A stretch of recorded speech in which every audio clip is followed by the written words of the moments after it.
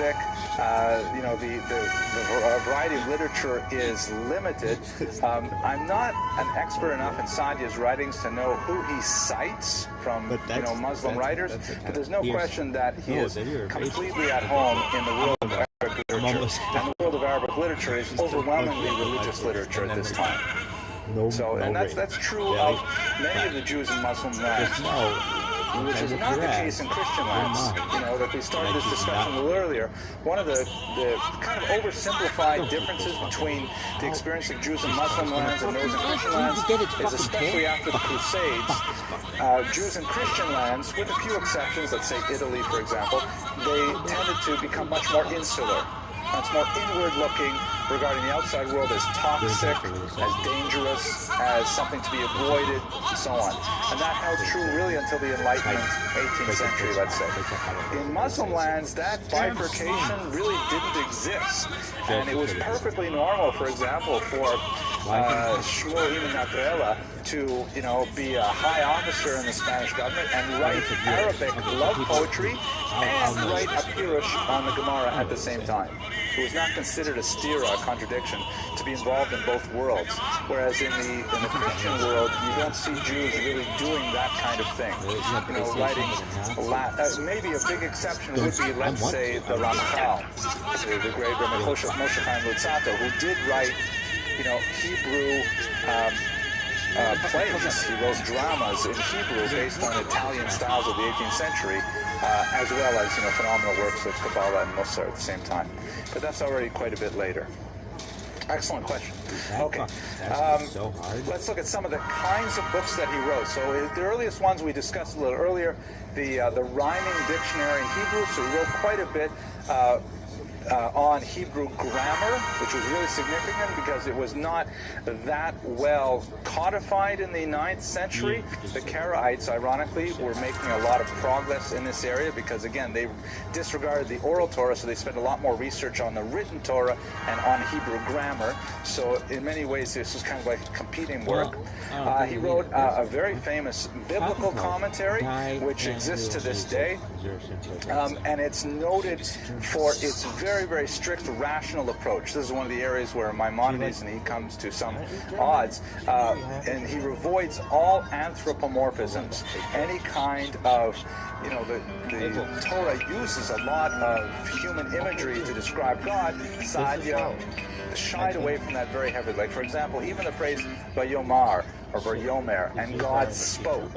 Speaking, of course, involves some kind of speech and involves, you know, articulation of breath and of your tongue and your teeth and things like that, and that's an anthropomorphism, even a fairly mild one. So he would render that as, and he willed, as God willed, as opposed to as God spoke, because he wanted to avoid even those anthropomorphisms. Yes, Ms. Abramson.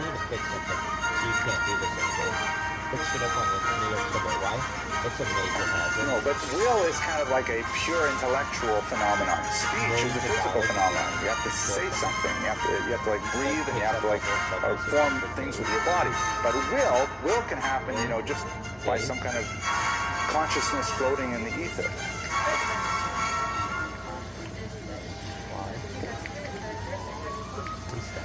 Yeah, well, God, I think they would fair to say, can have consciousness without being anthropomorphic. Okay, don't argue with me later. Okay, yes, Rabbi.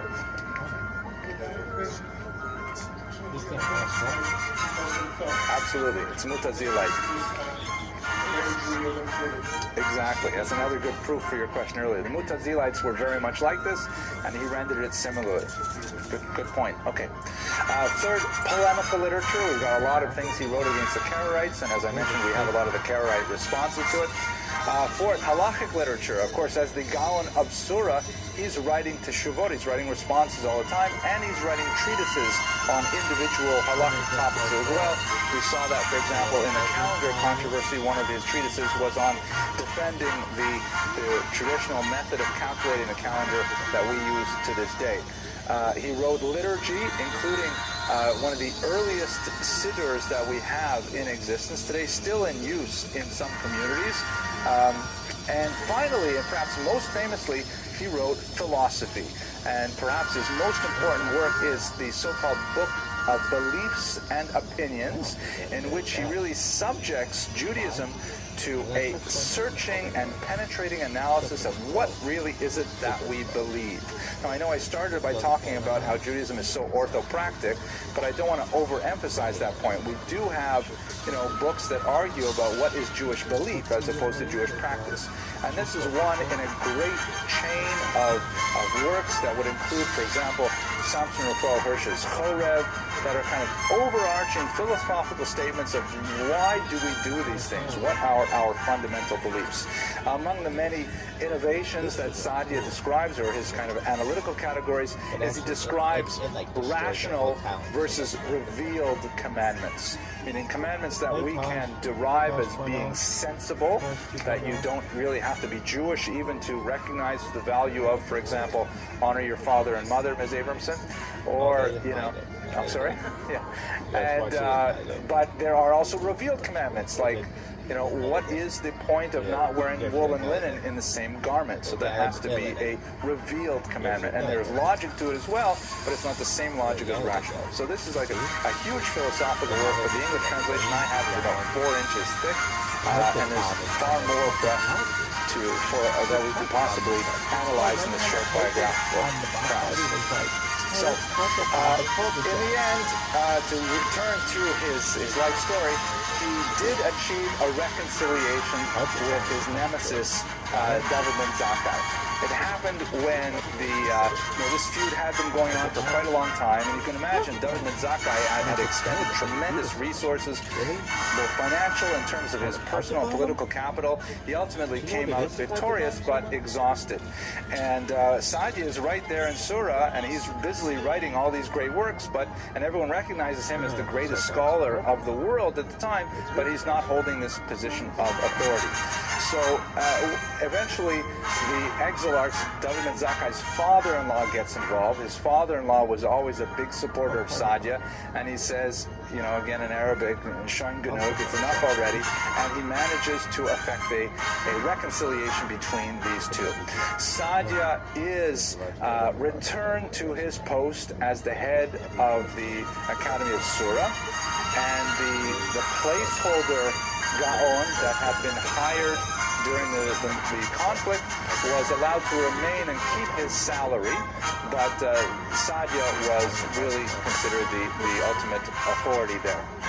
The exilarch, exhausted by the struggle, died soon afterwards, and to indicate how complete their reconciliation was, Saadia adopted his son, the son of his erstwhile enemy, and raised him in his own home out of love for him. Tells you something about his character as well. So the legacy of Saadia Gaon, again, this is not a picture of Saadia Gaon.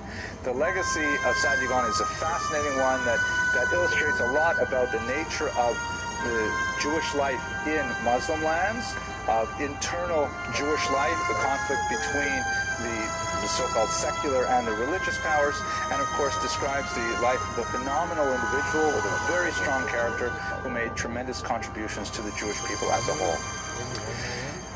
Next week, I have an amazingly bizarre topic to discuss. I hope you'll be able to join me. We're going to talk about the very strange story of the Jews of Khazaria, which is a small territory, actually at the time it was a very large territory, in the Caspian Sea region, where in the 8th century, it was well tested by multiple authorities, the entire kingdom converted to Judaism. So we have to figure out what was all this about? Where did they go? If there's so many Khazarians converted to Judaism, where are they now? What kind of Judaism did they practice? So we'll talk about that, God willing, next week. In the meantime, thank you very much for your attention and your indulgence. It was like the worst.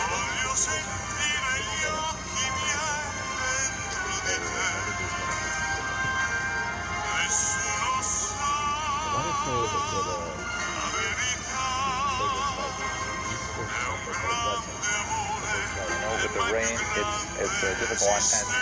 the topic for tonight is not necessarily a large draw, Sharira Gaon. I mean, many people are familiar with his twin brother, Vilna. Thank you, Elise. I got a little bit of a laugh, right? Vilna Gaon, no. Right? Okay, the joke is satisfied. Thank you. It's not a topic that I know a lot about, but I'm trying to sort of cover a broad swath of chronological periods in this course, so I thought we should definitely look at it, and we'll take a little bit more broad approach than I would normally for this. But let's start. First of all, we're very grateful to have an anonymous donor for this sponsorship for this lecture. Your presence here, as I really want to emphasize, is sponsorship in itself, but it's really great to be able to help out the shul for heat and light, and to eventually be able to move into our new facility. So every sponsorship helps. The shul likes to get $200 for a full sponsorship, and that just takes care of promoting these things overall. And we're grateful for all of your efforts in this. I have something very special and good and welfare. I'm not going to take very long to do it today, but this is a really significant thing. Many of you have come to appreciate the fine work of Mr. Rodriguez, who is here filming for us. Let's give him a big hand. Okay. Mr. Rodriguez is a graduate school at Florida International University, where he is studying in the Department of Religious Studies, hoping to become a chaplain for the U.S. Armed Forces. He's actually a veteran of the forces, and in fact, he is our first student at Touro College South who attended on the GI Bill. So we're really pleased to have him. He graduated in June, and cap and gown, full convocation, and so on. But it always takes a while to print out the diplomas. So I know it's a little unofficial, but Mr. Rodriguez, would you come up here and accept your diploma, please? There it is. This is his bachelor's diploma. There you go, Mr. Rodriguez. Okay, smile for the internet comments there. Okay, very good. Okay, all right, great. Thank you. Well done. Okay, so that was kind of a fun, good and welfare thing. Let's go directly to our material. Okay, so Sharira Gaon, his years are 906 to 1006. He lived a century. Obviously, the dates are not exactly precise, but it appears he had a very long and productive life. And interestingly enough, the last 3 decades of his life were by far the most productive. I mean, what he did before he was 70 years old was significant, but nothing like what he did after he was 70. I was looking for pictures to stick up here to illustrate things, so I put in this is a shameless self-promotion here.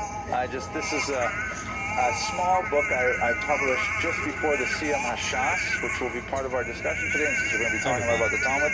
This is actually, I think this day was the second closest I've ever come to divorce in my entire married career. When I came back upstairs after the photo shoot, and my wife said, "You wore the tuxedo into the ocean?" But, it was like the metaphor of the sea of Talmud. This is not Photoshop. This is actual live photography. But I put on the inside of the book, it says, "No Gemara volumes were harmed during this photo shoot." And also, I made a special thanks to the dry cleaners who not only cleaned the tux perfectly, but what I didn't realize what would happen besides getting wet with salt water is that, my pants are hemmed. And the hems were full of sand by the time I got out of the water. The sand actually got right in there, so they had to unstitch the hems. Right, anyways. I did not shrink, no, at least I didn't notice. So he's at a very crucial period in Jewish history. Sharira Gaon represents one of the last of the Geonim. The term Gaon means pride. It's an honorific. It's a great title. It is used today very, very sparingly to refer to great rabbis. One of the most famous, of course, is the Vilna Gaon, or the Gaon of Vilna, the city Vilnius. His first name was actually Sharira, and Gaon was just the title given to him. It comes from the word Ga'ava, which means pride, like the pride of the Jewish people, so to speak. That's the sense of the term. And it's usually used in its traditional context to refer to the heads of the Talmudic academies in Babylon. where they had, the pride of place in the Jewish intellectual world from, let's say, about the 7th century through the 9th century, went into some decline, and Shvira Gaon was able to shore up that decline in a manner that we will discuss shortly, and really cement it as one of the high points, the high watermarks of Jewish intellectual history. We know more about him, we know comparatively little about many of these figures, but we know a little more about Shvira Gaon because of a famous letter he wrote, the Igeris de Rav Shvira Gaon, the letter of Rav Shvira Gaon, that is basically a short, so 20-page history of the transmission of oral Torah from the time of the Mishnah to the time of the Gaonim in the end of the first millennium. It's a crucial historiographic source because it speaks to Jewish self-understanding of the unfolding of the oral Torah. It's obviously a problematic source because he didn't have at his disposal the same kind of historical tools that modern historians would have, but nevertheless it is sort of the canonical view of exactly how the Talmud was formed. So my goal for today is to say a little bit about the development of the Talmud, and specifically to the period of the Gaonates, speak a little bit more about Shvira Gaon and his biography, and then speak a little bit about his legacy as well. Okay, that's the plan for today. Let's see how it goes. Okay. So, since I was doing a shameless self-promotion with one book, I said I got to do one more, so I'm throwing in, I don't know why I do these things, but this is another book I wrote, and I just republished it a little while ago before Yom Kippur. I like this cover. This is actually my son Alexander, and he went a year and a half ago. This is wintertime. For those of you who are native to Florida, this is actually what they call snow. It has it's white, it's cold, and so on. And my grandparents, his great-grandparents, are buried in a very, very remote cemetery in northern Canada. And we had to hike in about a mile to get to the actual cemetery, and he broke the snow for me so I could go in and follow him. Anyways, totally irrelevant, and I won't do that anymore. Sorry. So, as I mentioned, he wrote this great letter. The letter. The letter was in itself a teshuvah. This is a technical term. It means literally answer, but it is an example of a genre of rabbinic literature that is crucially important. And in fact, the Gaonim were the preeminent creators of this genre. Specifically, once the more or less the canon of the Talmud was formed, once there was sort of like an agreement among Jews worldwide that, okay, this is the Talmud, this is our greatest authoritative text of Jewish law, and I hope to speak in a few minutes about what's inside the Talmud, how does it get to that place. It was nowhere near finished. The oral Torah, so to speak, is constantly unfolding, and there are all kinds of social and technological innovations that require ongoing rabbinical assistance. And so the way that this was dealt with is communities would typically send the she'elot, questions, to the great rabbis. They would send it, let's say, to their local rabbi. If their local rabbi was unable to answer it, they would pass it up to a bigger rabbi, and eventually it would get to the yeshivot in Babylon, where they would provide an answer. The answer was called a teshuvah, response, and altogether this becomes known in Latin as the responsa literature, plural of response in Latin, or the she'elot u'tshuvot, question and answer literature. So this is a classic example of it. In this case, the question is not halachic, like it could be something that's very practical. Like, let's say, for example,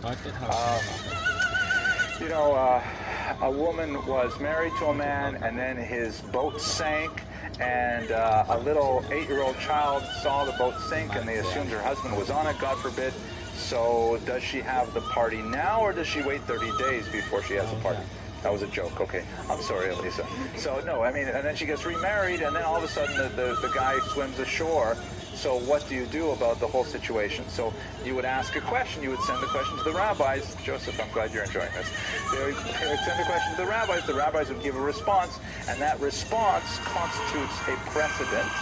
and is used in the development of later law. And so they will be consulting historical teshuvot that can go back literally. I mean, when we write teshuvot today, rabbis are still writing teshuvot in the 21st century, and they will be relying on teshuvot that were written easily 1,200 years ago. So it's a serious genre of literature.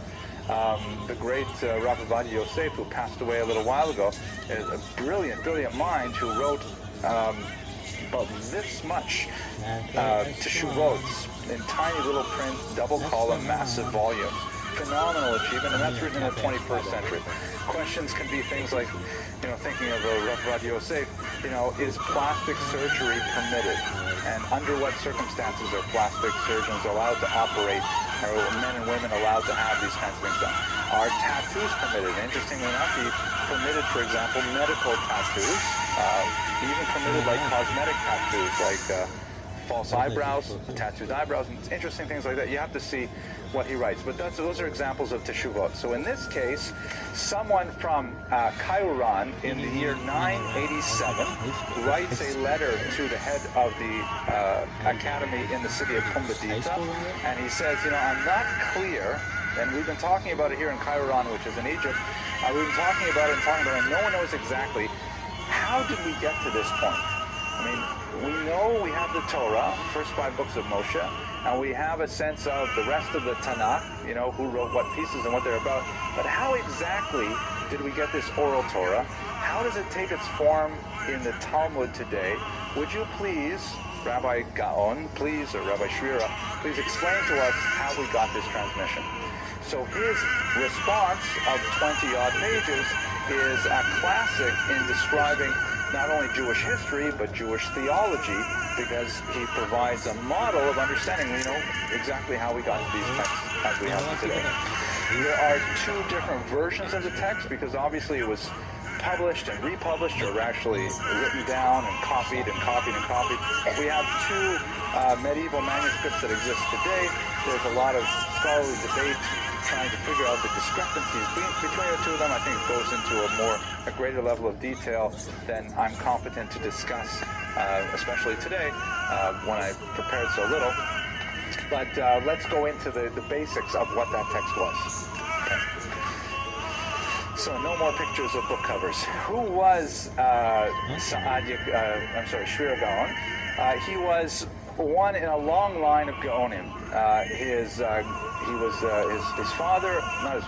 grandfather was one of the Gaonim, one of the heads of the academies, and he traces his own lineage very far back, as recorded in one of the greatest historians of the time, Abraham and Daud. He goes all the way back, really, to the ancient period in his yichus, so to speak. After Shvira Gaon, in fact, took that position, he would later hand it off to his son Hai Gaon, and so they would continue this dynasty afterwards, and both of them are really very well known for their roles at this time.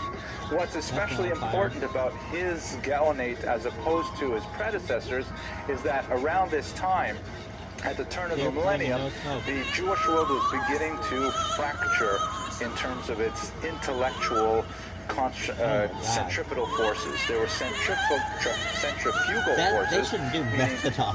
The center of the Jewish intellectual world was really spreading out. There were increasing activity of Jews in places like North Africa, Morocco, Spain, and even in the Rhineland, where you have a lot of very powerful Jewish minds engaging in Talmudic study and engaging in the codification of Jewish law. And Babylon was sort of in decline. To a large degree, Shvira felt that this was due to the poor performance of his predecessor, his immediate predecessor, who he felt had kind of like let go of the stick when he should have been maintaining the centrality of Babylon. And so feeling the lack of direction from the core of the Jewish population, a lot of the outlying populations were essentially taking matters into their own hands. Spain in particular, I mean, think about the great distance between Babylon and Spain is huge. So Spain was sort of setting off on its own. Some great scholars like Shmuel ibn Nagrela and others who are writing great Talmudic commentaries. And Shvira felt that no, everything has to come back to center, and everything has to recognize the greatness of the city of New York. I mean, Pumbedita, right? That's really what he was thinking of. And we'll speak about how he did that shortly. He was also a very prominent student of pre-Zoharic Kabbalah, meaning the esoteric wisdom of Judaism. His writings in this area are cited, but are unfortunately not extant, so we don't know too much about his work in that field, but we know that he had a huge reputation among the medieval scholars for that. I'm going now a little bit further back to understand the address. So do I have any specific, not too hard questions that we can start with? Easy questions. Ms. Abramson? No, easy questions. Oh, please, an easy question. Good. Obviously, after the second expulsion. Yes. Exile. Correct. The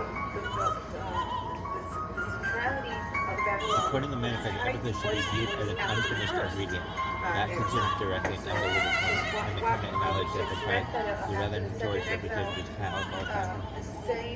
Any nutriment regulated organization to dilute mixing it with water or other ingredients until alcohol strength is no more dangerous than other spirits. You're actually an excellent question. The answer is basically yes. The Babylon did develop first as the second center after Jerusalem was destroyed, and that was primarily because of latter migration.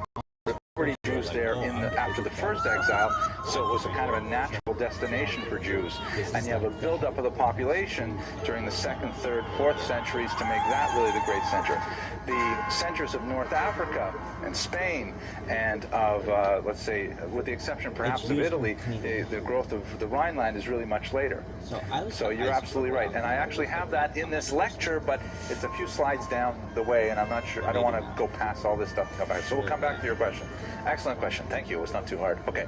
So here we go. Let's just do a little basic stuff. I apologize if it's too simple, but we're talking now about the oral Torah. So let's understand what is the oral Torah in brief.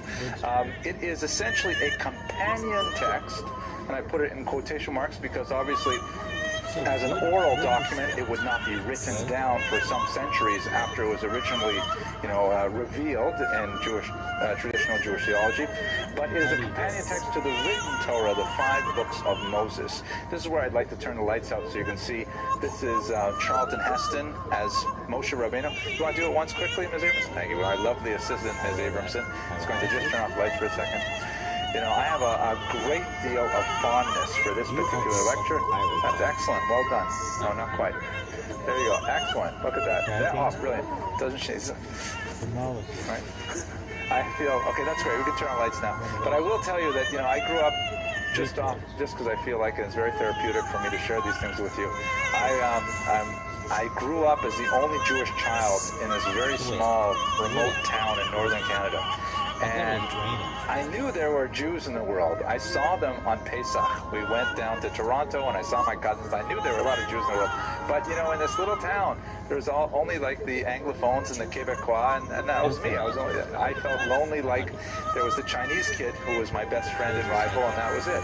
But then they had a theater back then, the Cinequa, and they brought in Cecil B. DeMille's The 10 Commandments. I was about 8 years old when I showed there, and I was like, this movie's about me. This movie's about my people. I just could not believe it. It's like a 3-hour movie, and I just sat there as an 8-year-old, completely overwhelmed with it. And even to this day, that one scene where it's completely made up, but it's a cool scene, where the old man who's like preparing the mortar for the bricks, and he gets whipped and he's going to die, and Charlton Heston bends down and says to him, how do you feel about the NRA? No, he says, how do you feel? He says to him, what's the matter, old man? And the old man started crying and said, I believe that I just prayed that one day before I died, my eyes would behold the Redeemer. And of course he's looking at Charlton Heston right there. Oh my gosh, I get teared up even now. It's a bit powerful. It changed my life. Anyways, there is the oral Torah is the companion text to the written Torah, the 5 books of Moses. And it can be understood as 3 distinct, slightly interrelated bodies of information. The first is Midrash. Midrash is translated appropriately into the Greek term exegesis, which means, look at this, I'm tearing up thinking about that scene. The exegesis, which means basically deriving meaning from the biblical text. Looking at the written Torah, you'll find, hundreds of grammatical infelicities, even spelling mistakes, weird conventions like letters printed upside down, letters broken in half, all verb subject discontinuities, all kinds of strange things if you just read the text. Now, if you're a copy editor, you'd be tempted to fix things, virtually every third or fourth paragraph. So Midrash, among other things, analyzes all of those slight inconsistencies in the text and derives profound and very beautiful meaning from them. It's almost in a very poetic fashion. Midrash takes the text and develops a much larger depth of functionality to what the text is really saying. And it has become so well ingrained in the Jewish tradition that many children, for example, especially if they're not really paying attention in school, they grow up, and when they finally come to read the Torah properly, and they say, hey, where's all this other stuff that I learned in school? It's just ingrained right into our understanding of the text. It's impossible for Jews to really understand Torah without Midrash, even though they are really totally separate documents. One of the reasons why Rashi is such a classic commentator is because he is a genius at bringing in selected Midrashim to his commentary on the text. And with Rashi, you get a good anthology of the oral Torah, the Midrash, on the text itself. Midrash comes in two distinct flavors, so-called halachic Midrash, which essentially derives laws of behavior, of function from the text, or Agadic Midrash, which is much better known, which derives, extra stories, extra plot line, extra dialogue that may not be entirely present in the text. To a certain degree, it is open-ended because, as the Talmud says, the Torah has 70 faces, but there are limits to it. There is a canonical body of texts called Midrash today. They were not published until well into the Middle Ages, really, but you can't just like in traditional theology, you can't create a Midrash. That's very popular among non-Orthodox congregations to write Midrash, but that's not at all considered an appropriate way to handle a text from traditional background. Like, for example, here, also from the Ten Commandments, right? That's and Yul Brynner in the performance of his life actually attracted to Charlton Heston. That was like, to use a Latin term, Bobomyces, right? We don't have anything like that in the Midrash, but that's kind of like the direction that Midrash can be taken to its absurdity. The Midrash that we have today is absolutely brilliant, fascinating, puzzling, and it really adds tremendous depth to the text. So that's part of oral Torah handed down from Moshe to his students to the present day as traditional theology would have it. The second element of oral Torah is the esoteric or mystical wisdom that is known as Kabbalah. This is a much more controversial body of information, largely because the central text of the Kabbalah, one of the most important texts, but there are several, is the Zohar, which doesn't appear on the Jewish scene publicly until the 13th century. And traditionalists argue that, in fact, it was authored by Rabbi Shimon Bar Yochai already in the ancient period and kept hidden until the 13th century. Many modern critics, already in the Age of Enlightenment, were saying, no, it was actually written in the 13th century. Not our place here to engage in that debate, but there's no question that there are lots of other texts which are much early that follow in this vein.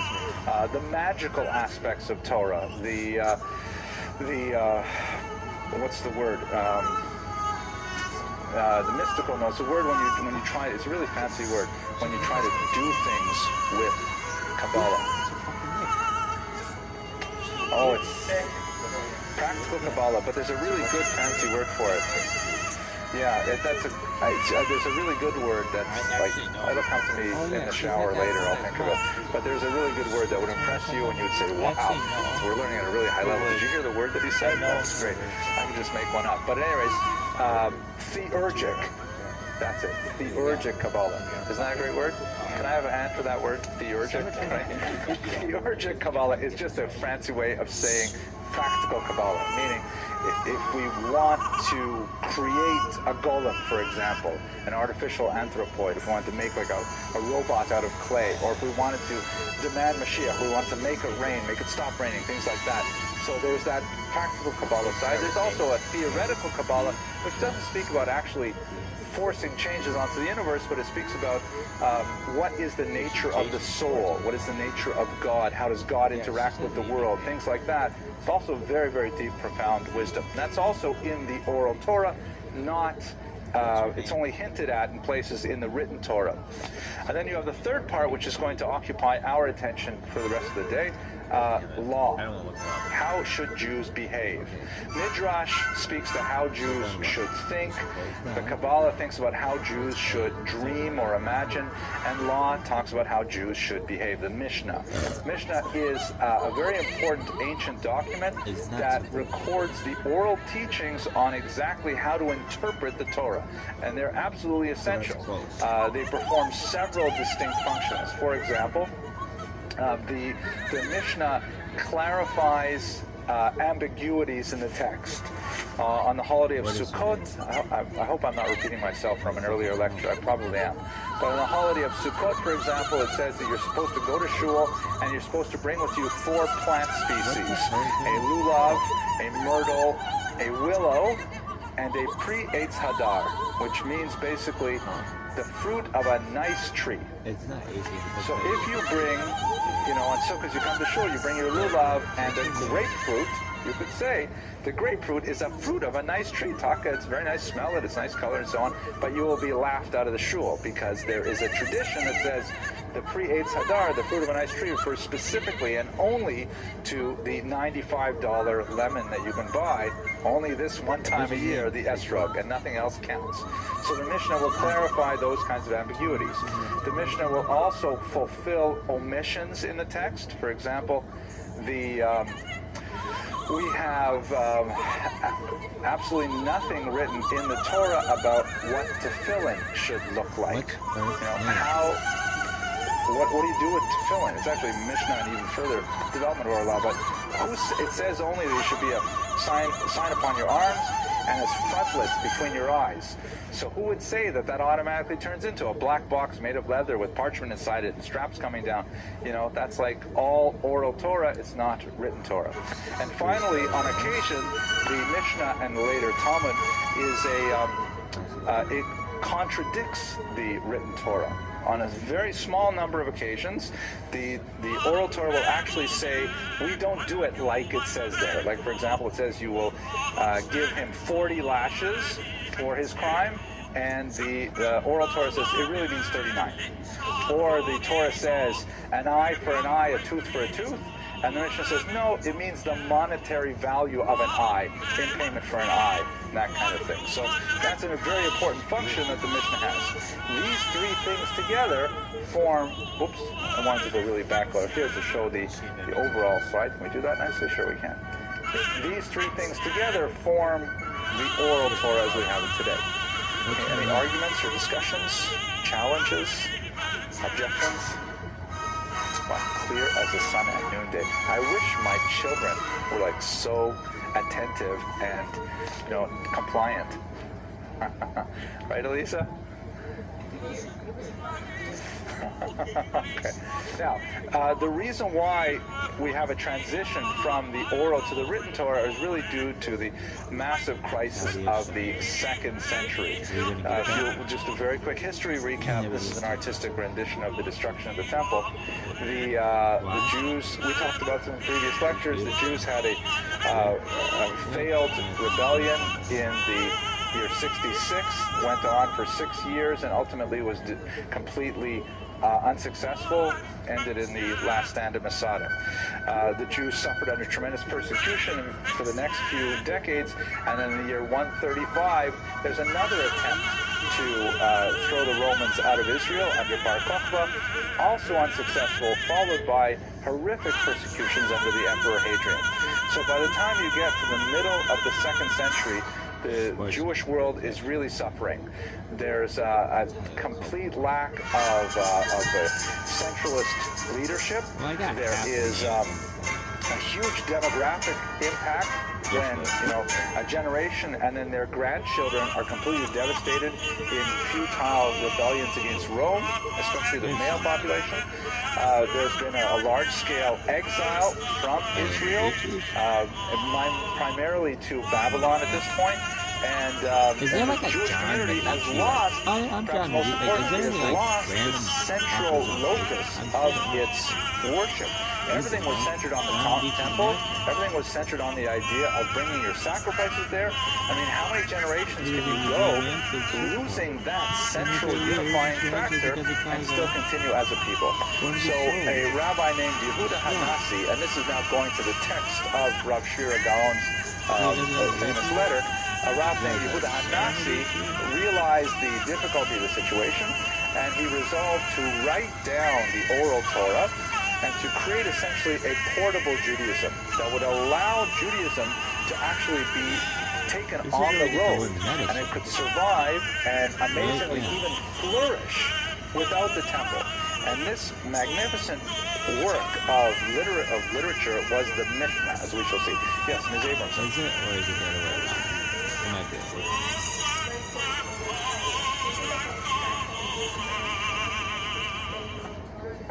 Tehillah. So they took the name That Tehillah. is a brilliant question. I'm so glad you asked that.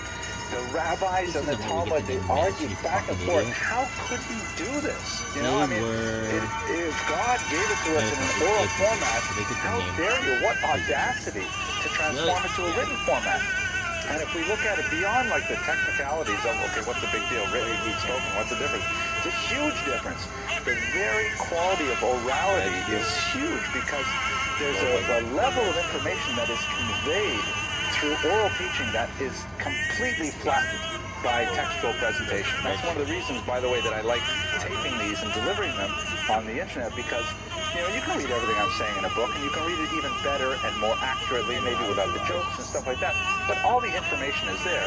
The learning is not necessarily there. The features of an oral presentation, even one that's fairly, where I do most of the talking and you do most of the listening, unlike a partnership of Chevrusas, is that, you know, you see my tonality, you see my facial expressions, my body language, you see where I emphasize, what I don't emphasize.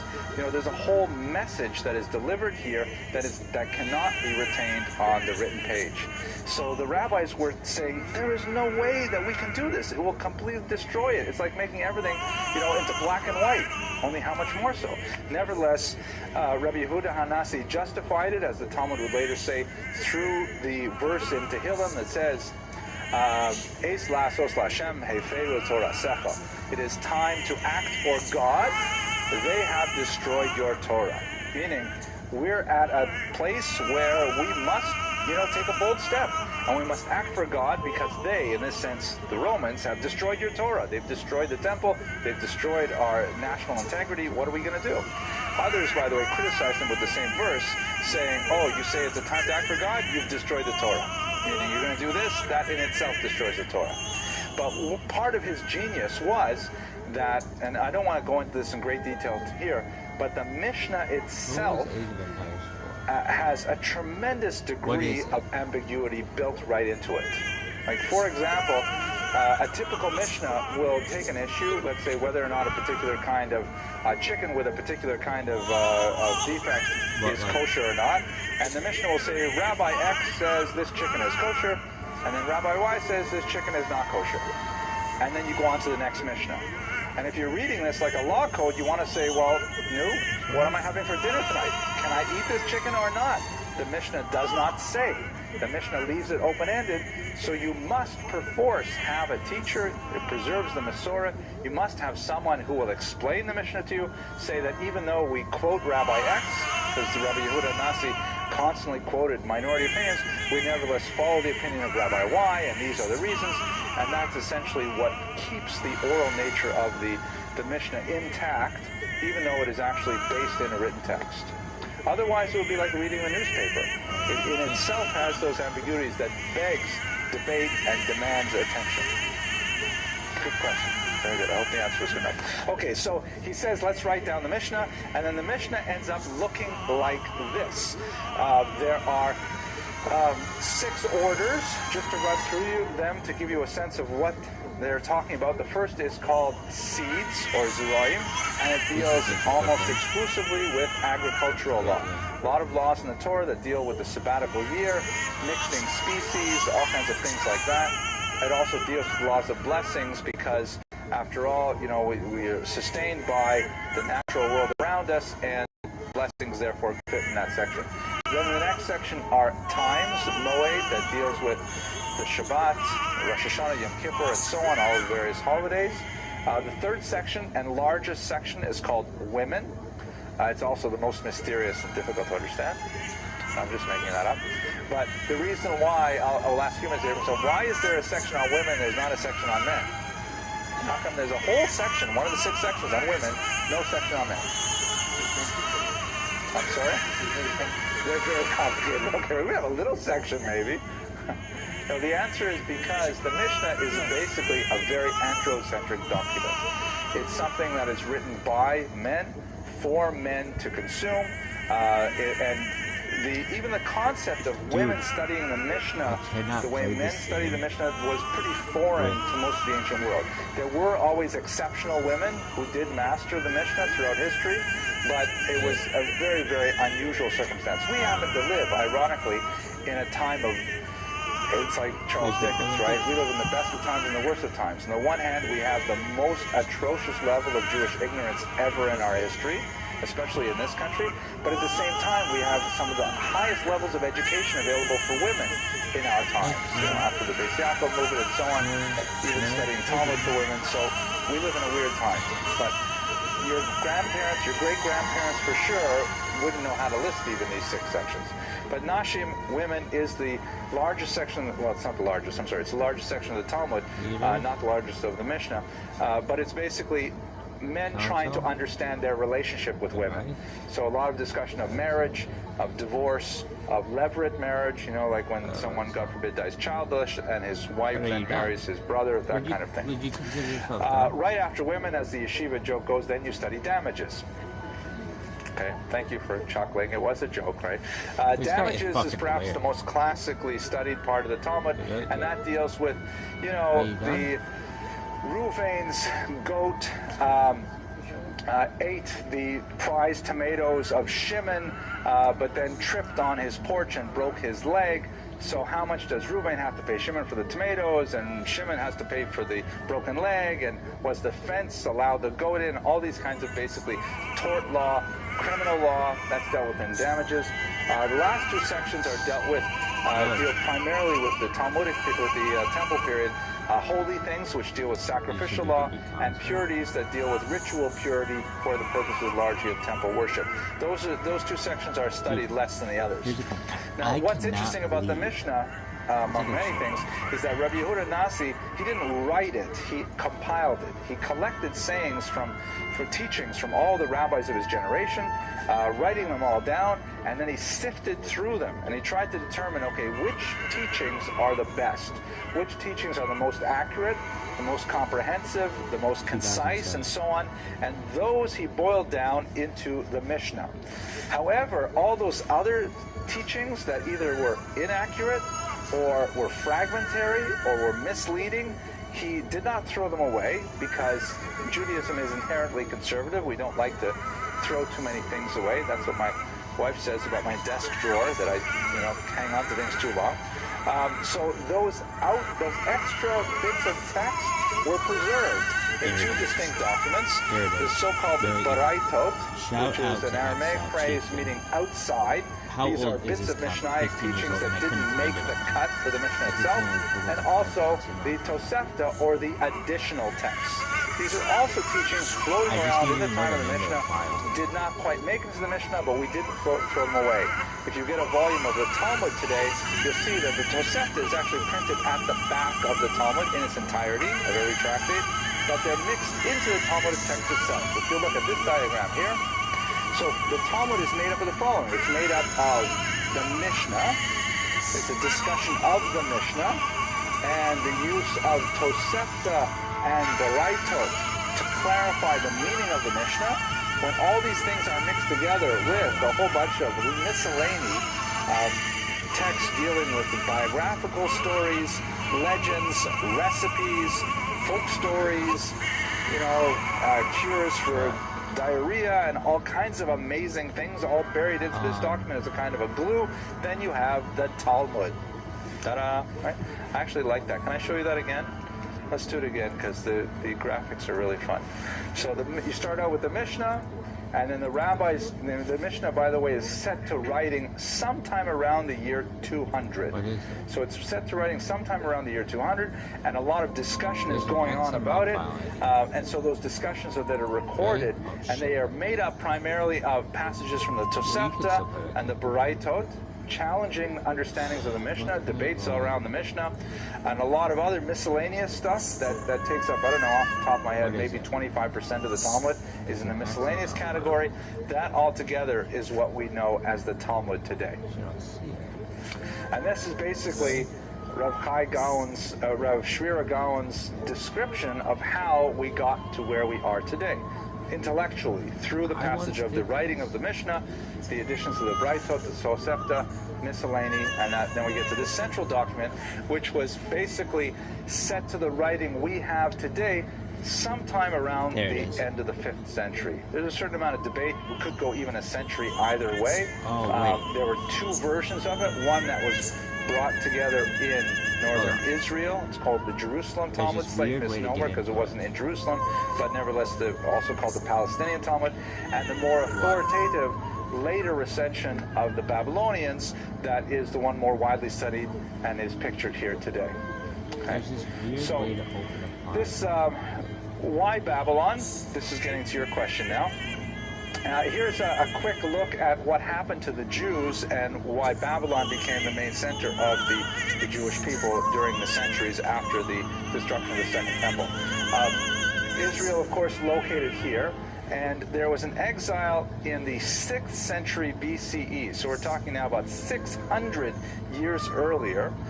It was not a very deep exile. It didn't reach deep into the demographic pool of the Jewish people. It tended to exile primarily the leadership, but they were sent all the way out here to the that's how people were. Mesopotamian region, so-called Mesopotamians because it's from between the rivers. Potamos is rivers in Greek. The two very important rivers of the Euphrates and Tigris rivers that here take a lot of the silt from the mountainous regions here, and the rivers flow downward into the Persian Gulf, bringing regular flows of nitrogen-rich soil that once the Babylonians, already in the Assyrian period, learned how to create, the Sumerian period, learned how to create dams to control the flooding, this became like Silicon Valley of the ancient world, because they had all of this new soil coming down every year. It was amazing for agriculture, and it created a replenishable, renewable resource that was a tremendous economic engine. So this is really a very, very wealthy area historically. This is where Abraham came from originally, and he wandered all the way over here to the only country in the Middle East without any natural reserves of oil. And then eventually the Jews went. That was a joke. No one caught it, right? I was done. Thank you, Escadel. Appreciate it. So the Jews during the first expulsion made their way over here, and there was not a long expulsion. It was less than a century that the Jews were forced to live there. And again, most Jews didn't even leave. Most Jews were still in Israel at that time. The leadership was over there. And then under Cyrus, they were allowed to return. Only a small minority returned to Israel. Most of them were very comfortable, thank you very much, in Babylon and decided to stay. So that means you have a strong diaspora community that had been in existence for 600 years by the time you get to the destruction of the Second Temple. Again, if we think of our historical scope, right here, Jews have been in America for a little more than 300 years. And, you know, the idea of how cemented Jews are to this country, if you can imagine that our exile was twice that length, 600 years in Babylon, and it's a very, very ancient community. So it stands to reason that when the Jews were exiled the second time, In the 1st century, it was a natural destination. They knew that here in the lower Tigris-Euphrates River Valley, there are going to be Jewish establishments, Jewish settlements, and so gradually Jews made their way over there. There was also a movement along the coast of North Africa, across the Mediterranean to Italy itself, and eventually up into Spain. You already have Jewish populations in Spain by the 5th and 6th century, but the largest center was certainly in the well-established region of Babylon. Throughout the Talmudic period, by that I mean the period between the Mishnah and, let's say, the closing of the Talmud, let's say at the outside about the year 600, there's a lot of description of Jews moving back and forth between these regions and a certain amount of friendly rivalry between them, but there's no question that the Mesopotamian River Valley was like the New York of those days. It was the major center of the Jewish people, if demographically, intellectually, economically, if not necessarily spiritually. Okay, let's go on a little further. What can we say about these Jews in Babylon? As I mentioned, there's kind of like an ongoing rivalry between them. When you read the Talmud, they speak about when he came over here, meaning like when there was a rabbi from Israel who came to Babylon, or vice versa. The Jerusalem Talmud talk about when they came by us, and they always have like slight disdain for each other depending on the context. But at the same time, a huge symbiosis. The fact that there is a traffic of scholars moving back and forth indicates that there's sufficient communities in both places. And I mentioned how they both wrote Talmuds, but the Jerusalem Talmud ultimately was eclipsed by the later Babylonian Talmud for many reasons. One of the most important is that the Babylonian Talmud was written later, so it was able to consult the opinions of the Jerusalem Talmud. Another is because the Jews of Israel found themselves under very different kind of leadership from the outside world, the Roman Empire, than they had in Babylon, and in some degree the Babylonians had it much easier. They did not have, for example, the Christian interference with Jewish rituals and activities. The Jews in Babylon lived in various periods under the Sasanians, for example, and the influence of the Zoroastrian faith, which is seen in the Talmud occasionally, how Jews have to deal with it, but it was minor compared to what the Jews had to deal with in Israel. They also had a much stronger political system. They had an institution called the Exilarch, or the Reish Galuta, the head of the exile, which was occupied by someone who was descended from the line of David, the Davidic dynasty. And so they had a significant amount of self-rule, self-government in Babylon that they did not enjoy in Israel. Up until the 5th century, that's when they really established their primacy with the creation of the Talmud, one of the greatest literary achievements of the Jews ever. And they maintained that for another 500 years, but it was going to a steep decline by the time you get to Sharira Gaon, which takes us back to our main topic. Yes? No, please, go ahead. The 2nd century, the Mishnah was written because of an emergency. And the Mishnah was written through the compilation of what was that there were the Tosfos of the Brighton, etc. But then sort of like it happens that the public is written. What is it written? What does it mean that that's an excellent question. I'm glad you asked, because I could feel myself as I was saying it. I was kind of rushing through it. Basically, it's like this. The Mishnah itself is hard to understand, right? It doesn't have clear direction in a lot of ways.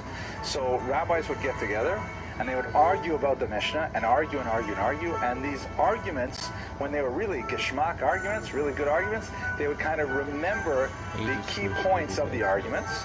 And somehow, over the course of centuries, these arguments were boiled down to the code words, or just little codified phrases. And then he said this, and you have to remember really what that all meant. And that was eventually, all these like memorized debates were then set to writing. And that set to writing debates is the Talmud. So good question. Well, it involves hundreds of rabbis, right? They're like, over the period of several centuries, there are lots of voices in the Talmud, hundreds of voices. And there's some debate as to exactly which rabbis were the people who closed the Talmud. The traditional view is Ravina and Ravashi, but there's a lot of debate over were they given credit and it really happened later, it really happened earlier. But basically the story as given by Rav Shira Gaon is, they would memorize these debates, and then they finally said, let's set them down to writing, and that's the canonical text we have known as the Talmud. It's a long, extended debate on the meaning of the Mishnah, with lots of citations from the outside sources to try to bolster a point of view. But it most importantly reminds me of a joke. So I'll tell you this joke very quickly. So I mentioned how the arguments were codified, right? People are like rolling their eyes, but it's almost over. I have to say these jokes. Otherwise, I just go home and I feel very frustrated. So the joke goes like this. There are people in a prison who are living together for a long time, right? Of course, they're incarcerated. And they don't see other people until one day a new prisoner is put into the jail. And he sits down in the mess hall with them, and they're sitting and eating. And then one of the prisoners says, 52. The other prisoners all break out laughing. And then another prisoner says, 37. And then they all fall on the floor laughing. And this goes on for a while. So the new prisoner says, what's going on? And they say, well, you see, the thing is, we've been in prison together for so many years. We all know each other's jokes so well that we just gave each joke numbers. And whenever we want to tell a joke, we just say the number and we remember the joke and we laugh, right? That's what we do. So he says, wow, that's great. Can I try it? And they say, sure, go ahead. So he's looking around at all the other prisoners at the table and he says to them, 16, stone-faced. He says, 22, no reaction. Finally, the guy leans over and says, listen, he says, you're telling them all wrong. Okay, so that's essentially like the Talmud is written, is all these really tightly coded phrases where if you just read it without the oral tradition, without a Masorah, without a rabbi, you would say, what could this possibly mean? Compounding this fact is the truism that the Talmud has no punctuation. So you don't even know with reliability when one phrase ends and the next one begins. It really takes a tremendous amount of highly specialized study, years of practice to be able to decode even a single page of the Talmud. Once you get it, once you can really do, let's say, I don't know off the top of my head, if you can learn 50 pages on your own, then you're pretty much well set to do the entire Talmud. But just learning those 50 pages, it may take you 5-6 years to learn how to do it. It's a very difficult process. Anyways, Shri Gaon. So he was a Gaon in one of the prime cities of Babylon, the city of Pumbedita. There were about half a dozen cities that were especially important. Pumbedita was one of the two most important. The other was Sura, a certain amount of rivalry between those two cities. He got into a certain amount of trouble because he was the chief judge of the rabbinical court, and he did not agree that they should appoint Nehemiah to be the Gaon before him, and he refused to consent to the appointment of one Nehemiah. We don't know too much about the reasons for it, but based on his later activity, it appears that Nehemiah was perhaps responsible for not taking control of the situation and centralizing rule in Babylon in respect for Babylonian scholarship. So that got him into quite a bit of hot water in the year 960. 8 years later, when Sharira was already a man of 70, Nehemiah passed away, and so the mantle of the leadership fell onto Shri Gaon at this time. And then he devoted the next 3 decades of his life, he lived an entire century, he devoted the next 3 decades of his life to specifically shoring up the reputation of Babylon, reaching out to far-flung communities throughout the Mediterranean basin, and making sure that they directed their questions to the yeshiva, the academy in Pumbedita. And it appears that many of the communities throughout the world felt that they were really lacking this leadership. They needed someone to stand up and say, yes, we have the answers, you can just send them to us and we will respond. And we will respond with sensitivity and understanding for your local conditions. And so there was a huge surge of response and popularity. He also took the distant leaders to task, saying that, why are you distant? this place where we built up so many hundreds of years of education? Why are you simply ignoring us? You should definitely show your allegiance intellectually to Babylon. And it made a tremendous difference for at least another century. His literary achievements are similarly long-lasting. We've spent the better part of the hour talking about the so-called Igeret, or letter, which is just one of his teshuvot. In fact, together with his son Haigon, who also was an extremely powerful leader, they authored about half of all of the teshuvot that exist in the Galilean period, which means for about 400 years, half of all of these responses come from either Shmira or his son Haigon. A tremendous number of responses. If you can imagine, he's sitting at his desk getting these letters every day, writing out by hand his detailed analytical comments based on his knowledge of the Talmud, sending them out. It was incredibly important. It was like, well, I won't give a trite answer. We know that he wrote a biblical commentary. It is no longer extant, but it is referred to by other writers from the period. And we know we have some pieces of a massive Talmudic commentary that unfortunately has not survived as well. And finally, he wrote a book called Megillat Sitarim, which appears to be a commentary on the non-legal aspects of the Talmud. Unfortunately, that text is lost. The most famous of his texts is the Zigeret, where we learn almost everything we know about Shiragon and some of his contemporaries. In his life, however, despite the tremendous burdens he took upon himself, he was not in the year 998, some of his rivals, perhaps, we don't know the nature of the controversy. It's not recorded in the historical accounts at that time, but apparently some of his rivals denounced him to the Caliph. In the sense of the tenuous situation of the Jewish leadership, because ultimately we were a minority within a country, even though we would have significant self-rule and self-government, still we had the handship to the secular authorities. And so the Caliph of the time arrested Shira and his son, who was then the head of the court, and imprisoned him for almost a full year.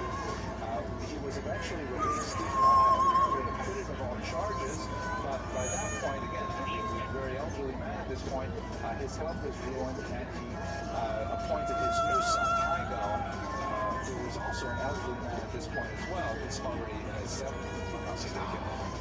So he stepped down from his position in favor of his son at that time. So to speak to his legacy, we can evaluate in many different ways. One way to be sure is that he really consolidated for a millennium the centrality of the Talmud, explaining directly how it flowed from the Mishnah. He upheld the value of the Mishnah as a central text in the Pharisaic tradition that we have today, the rabbinic tradition. And the study of the Talmud was enshrined as the central activity of Jews intellectually for the next 1,000 years.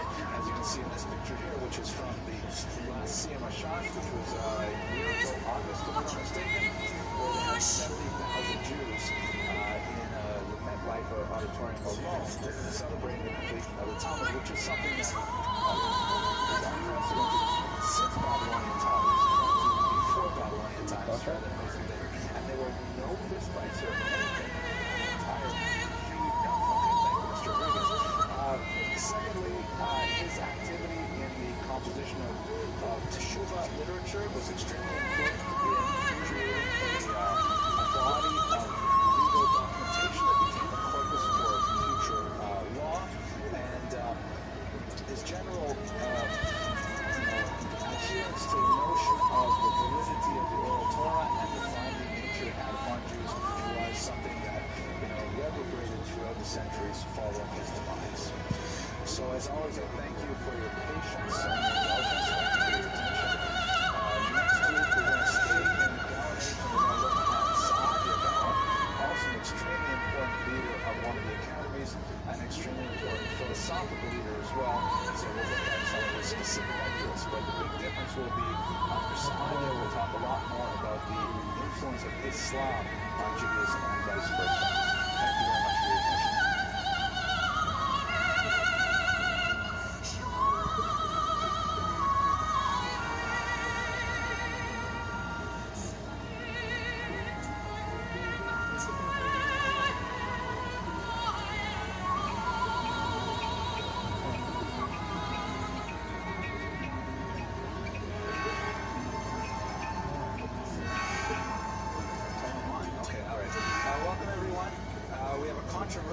controversial and difficult lecture tonight.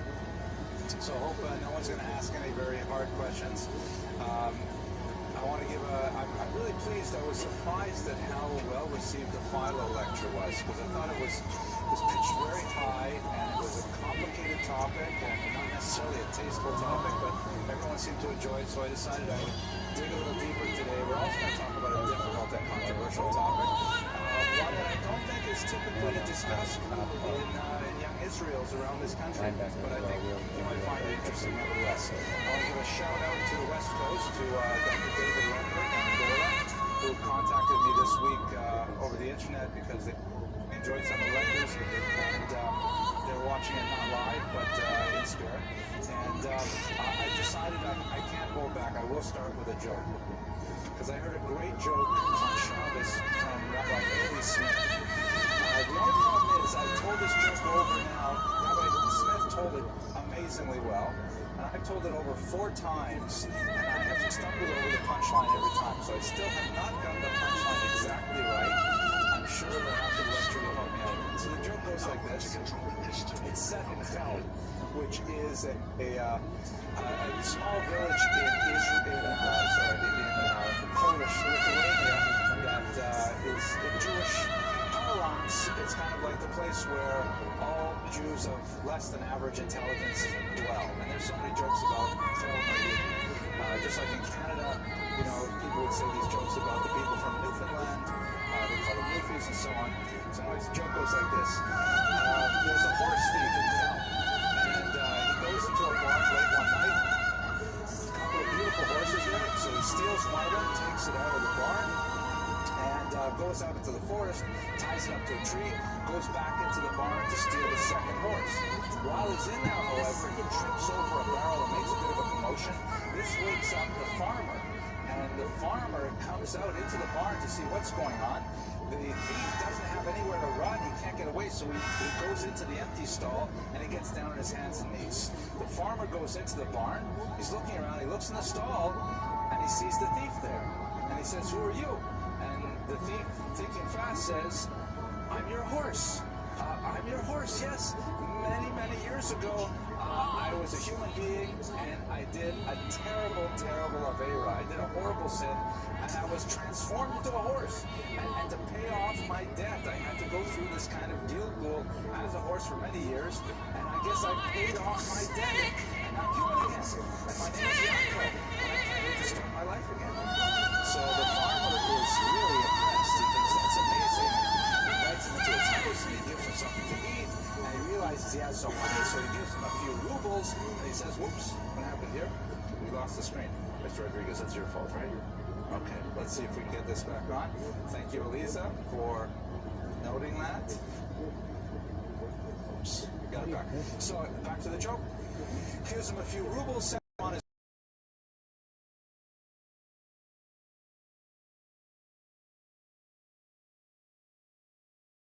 horses, and he sees one. Just still, and he walks up to it, and he looks in its eyes, and he looks at its teeth, and he looks under the left ear where there was a little scratch, and there it is. And he looks at the horse and he says, "Yanko, it was only a few hours. Did you do it again?" All right. So it's only been a few days since our last class, and I hope that we'll be able to get back to where we are. Tonight's lecture is on Paul of Tarsus, also known as Saint Paul, certainly the most important of the apostles, and of course Jewish by origin and Jewish by complexity and by complexion. During his lifetime, he dealt with all things Jewish, but he was the 10 most influential Jews in world history. Clearly, highly responsible for the spread of Christianity. One might argue even more than Jesus himself. Paul was responsible for Christianity becoming as popular as it was. So it's a little bit of a controversial topic to discuss in a history class like this in young Israel, but I think that we're all very broad-minded people, and I think it's an important thing for us to understand this strange, if aberrant, part of the Jewish history that we all celebrate. Let me mention, first of all, thanks to Aaron and Susan Weinberg, who are sponsoring tonight's lecture. For our sponsors. just having your presence here is a tremendous sponsorship. I'm very grateful to have all of you here. But it is really nice to acknowledge the young Israel that does so much for this class, pays a small stipend to our wonderful greeter and for our technical help, and it makes it possible to put these things on the web, light, heat, and so on, and the cookies, of course. So we invite sponsorships with $200 for a lecture, and it goes directly to the synagogue, particularly towards the, we're hoping to build a new facility just across the street, so that involves a lot of costs, and hopefully we'll have a wonderful lecture hall with great lighting and stuff like that in the future. So please contact the Israel of Bell Harbor if you want to give online, and let's go straight to lecture then. Okay. So, speaking about Paul, as I mentioned, he is a hugely influential Jewish apostle, meaning he was one of the principal followers of Jesus in his lifetime and shortly thereafter.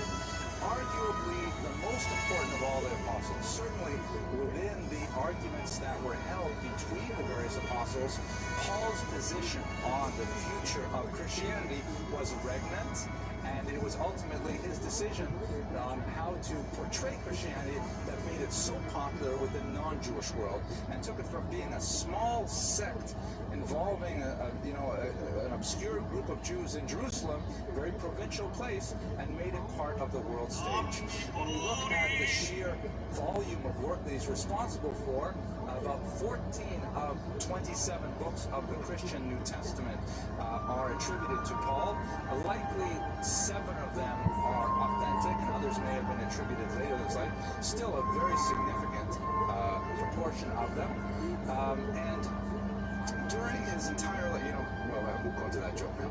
During his life, although he was obsessed and completely occupied with the spread of Christianity, he was also engaged in a very difficult internal dialogue that he was quite open about in the text of his various writings with the Torah, trying to understand what is the role of the Torah in this whole movement following Jesus. Now, we're going to spend a lot of time in the next 45-odd minutes exploring various aspects of this, but I'm going to just say in one sentence now before we return to it.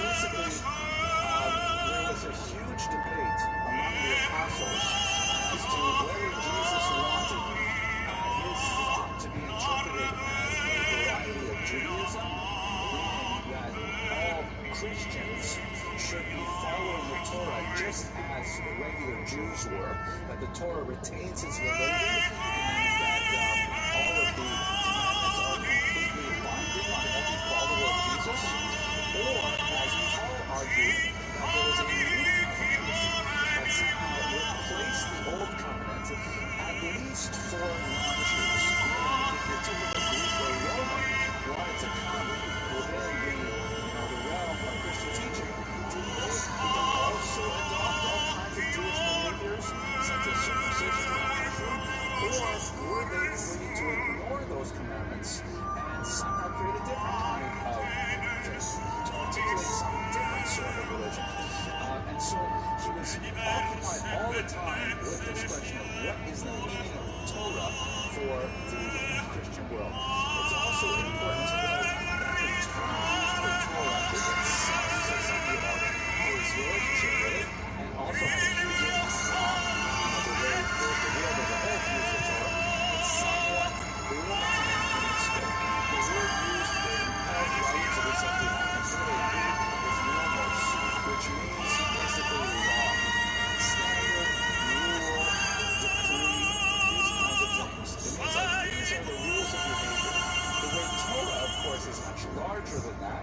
It comes from the root word hora'ah, which means instruction, teaching, direction, guidance, which is far more wide and broad than the idea of a narrow law. There's like a moral world, a moral kind of scope to things which cannot be bounded in a single, specific do this or do that. But nevertheless, the use of the word nomos, translated as law, says something about how people view the Torah through the lens of the Greek language. And of course, flowing from that is the fact that if Paul had a difficult time with the Torah, he certainly had a difficult time dealing with his Jewish origins. What was he himself supposed to be? What kind of identity as a Christian was he supposed to adopt? How was he supposed to portray that? How was he especially supposed to portray it to non-Jews? He is known as the apostle to the Gentiles because unlike the other apostles who basically wanted to keep it in the family, that Christianity was a Jewish affair, only for Israel, only for us, Paul argued that in fact Jesus' message was much larger and should be taken outside of the family to the larger world. Okay, so that's the quick introduction of Paul. Let's go on to the next slide here. He was born in Tarsus, so we can see over here he is roughly in modern-day Turkey in Asia Minor. Fairly wealthy family. He received a very strong classical Hellenistic education, fluent in Greek and most likely in Koine, the vernacular, as well as in Hebrew. He went by his Hebrew name Shaul, or Saul, and in fact it appears that he did not change his name from Shaul to Paul. He used these simultaneously. There are several references in the Christian Bible, things like Paul, the one who is called Saul, or the terms seem to be fairly interchangeable, although on the whole the name Paul is prominent. So I think it's a lot like what it is today. For example, my Hebrew name is Hillel, and what I like to call my slave name is Henry, and I use both of those interchangeably depending on the context of who I'm talking to and things like that. And then here's Paul of Tarsus, also known as Saul or Shaul of Tarsus. Use these identities simultaneously and could flip between the two of them. His family, as I mentioned, were wealthy and he held Roman citizenship by birth, but he never disavowed his Jewish origins. He never, for example, Jewish socialists of the early 20th century, some of whom would say things like, I am not a Jew, I am a communist, right? Or I am not a Jew, I am a Soviet citizen. That's not the kind of approach that Paul took. He definitely acknowledged his Jewish roots, and he refers to himself throughout the Bible in places like a Pharisee, son of a Pharisee. You recall the Pharisees, the Prussian, we spoke about them a couple weeks ago in terms of Jewish sectarianism, basically the rabbis. He refers to them as of the stock of Israel, of the tribe of Benjamin. Shaul was a common name among Benjaminites because of King Shaul. A Hebrew of the Hebrews. So he clearly places the locus of his identity within the sphere of Judaism. His family made their living through tent making, which sounds kind of obscure to us today, I guess. I don't know anyone who is a tent maker today, even though it is in the needle trade, or like my father would say, the schmata business. But back then, I guess tent making was probably something like being a contractor, being a developer, right? You say, we can put 20 tents out here. We have a lot of people coming from the 11th town, or not very funny. Okay.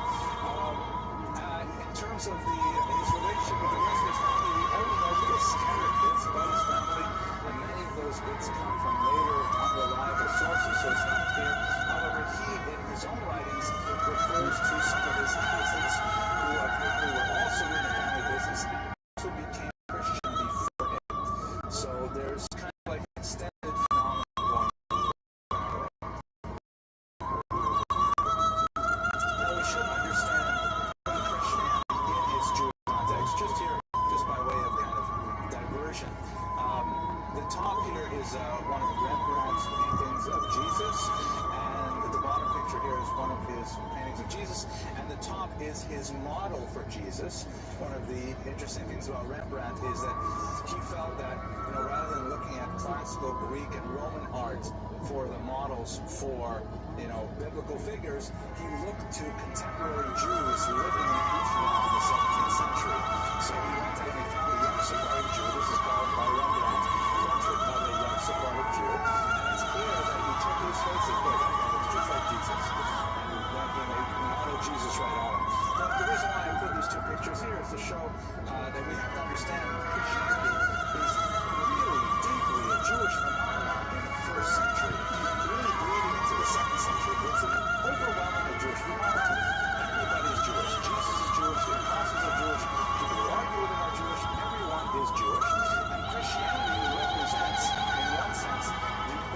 greatest and wildly successful breakaway minion of all time. You're probably familiar with that term, breakaway minion. It's when, you have a very successful shore, and it's so successful that someone has to complain about something, and so they get together, 10 guys, and they start another shore down the road. It's kind of like amoebas, replicating and things like that. So early Christianity is, in its origins though, it's just a breakaway minion. It's like a group of Jews who have a slightly different shita, a slightly different opinion about what the figure of Jesus means, and they decided to branch off on their own. But as we shall see, that branch grew dramatically wider over time. It did not heal as many of these breakaway minions will, as shores will coalesce and come back together based on social economic reasons. This teleported there, really took off and went in a different direction. And I hope to explore some of the reasons for that over the course of the next half hour or so. We should, however, place Jesus within his context, and this is a little bit more difficult. But if you recall, there are 4 basic socio-political religious orientations of Jews in the first century. You had the Sadducees, who were essentially capitulating to Rome. They tended to be the establishment, the man, Caiaphas, the high priest in the Christian Testament. You had the Pharisees, who were the rabbis, who were largely dispossessed of formal power structures, but had a great deal of popularity on the ground. Charismatic local leaders and so on. Then you have the zealots, who are kind of, angry and just looking for an opportunity to try and fight against Rome and against other Jews who disagree with their position. And you have the Essenes and various groups like them who sought, radical departure from society, living in the caves and things like that. So placing Jesus within that, its 4 quadrants, it is very clear that he is a rebellious Pharisee. His whole worldview is very Pharisaic in nature. His teachings are heavily dependent on rabbinic teachings, in particular that of Hillel. There's no question that he has a particular worldview that he looks at Pharisaic teachings. It tends to be very pacifistic, tends to be very, turning the other cheek. All of those things that Jesus is saying are really taken from early Jewish things, either in the written Torah or in the oral Torah. Yet he was rebellious, meaning he was not a Pharisee who kind of duly noted the teachings of his rabbis and went along with them and things like that. He fought against many of the teachings of the rabbis, and he felt that more should be done to change the status quo. Things like his tendency to be a great populist, like he used to hang out with the less desirable members of society, prostitutes, criminals, thieves, and so on. That was something that the Pharisees were not doing quite as much. And he occupied that kind of margin of acceptability in the Pharisaic community. We don't know really very much about what Jesus would have thought of this.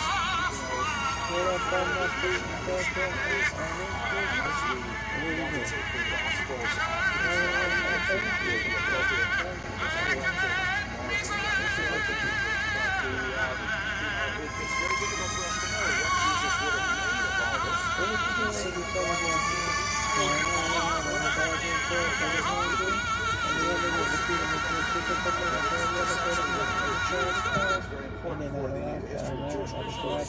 Is of course the passion, that is the trial and crucifixion of Jesus, which if you only take the gospel accounts,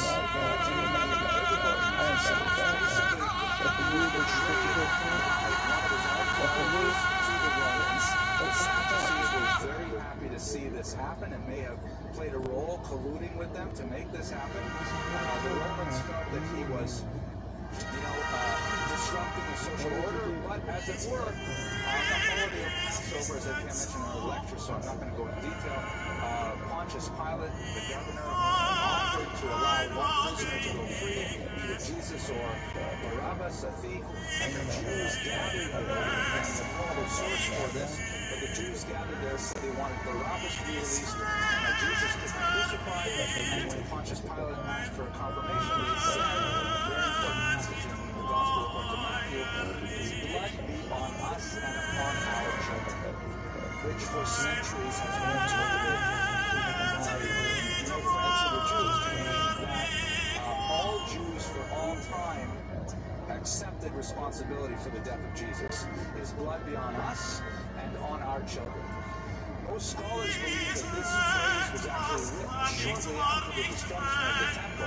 It was written in the sense that it was proving the reason for the destruction of the temple was the rejection of Jesus. The author did not mean all Jews like me and us, included within that statement, but nevertheless it's an open-ended statement that has been so interpreted. The kind of Mel Gibson take on the Passion, Jews very much involved in the torturing and in the whipping and things like that. None of that is present in the Gospels whatsoever.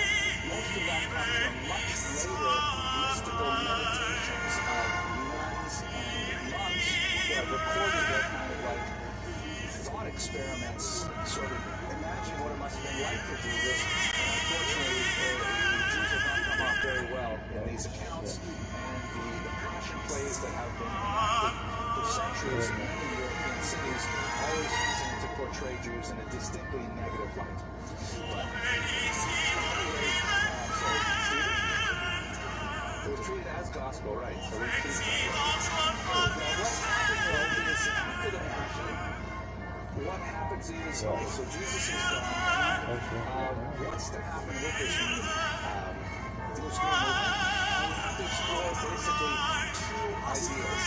One is, what is the church supposed to do? It's not a church yet, it's still a shul, it's still a group of Jews. What are they supposed to do with the growing number of non-Jews who are attracted to this movement? Isn't this a Jewish thing? Are we supposed to keep them in the shul? What do we do with them?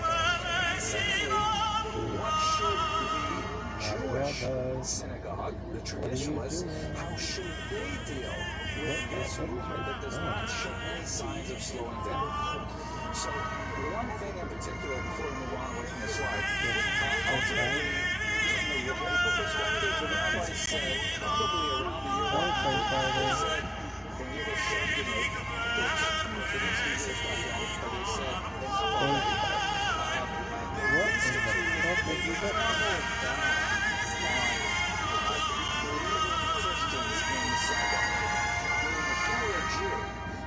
believe that Jesus was Messiah. And I should mention, by the way, there were at least half a dozen people who were competing for that title in the first century.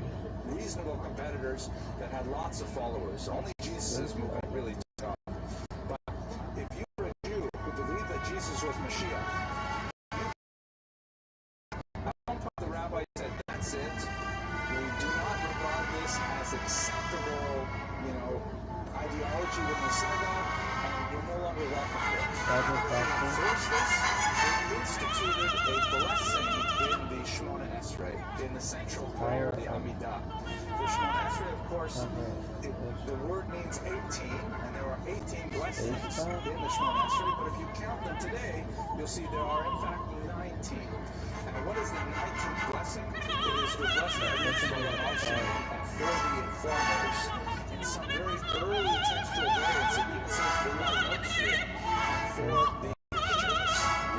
It says anyone has these things that they know, so forth. You read the actual text of it if you want. And the way that it would be implemented is,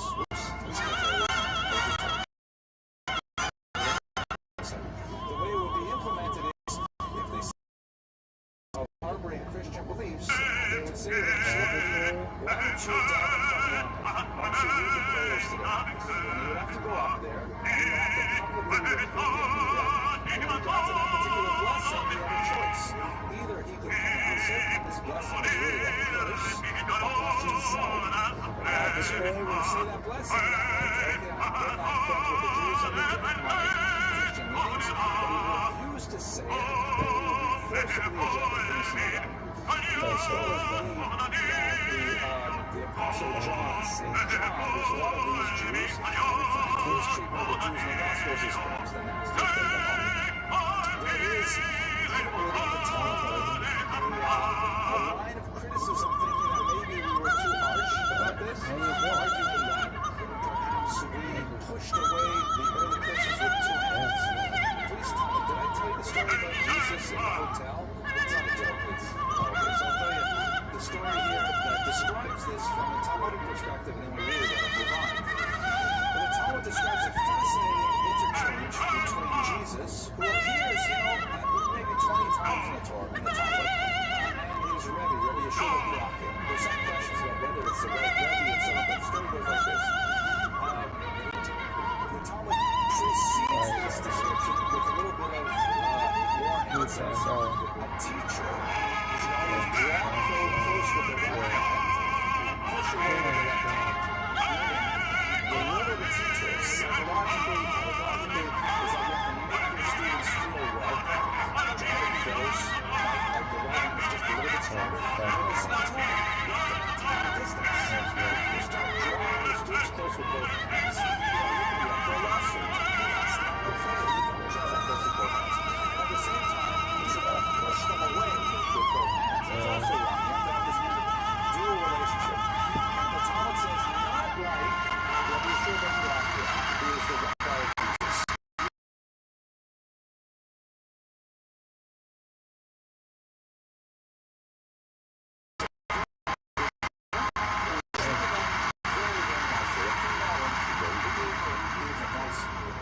To sleep in and beautiful food and so on. And so Rabbi ShareToBeAtrillionaire said to his student, he said, Kama na'a isha zo, which the word na'a can be translated a little bit differently. It can be translated as how beautiful is this woman, or how pleasant is this woman. Like na'im ha'od, we say in modern Hebrew, very pleasant to meet you.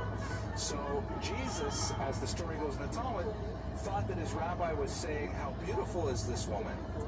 And so he offers his opinion. He says, nah, her eyes are a little too round, right? Like, she could lose a few pounds. He said something like physical about her, and the rabbi is so upset.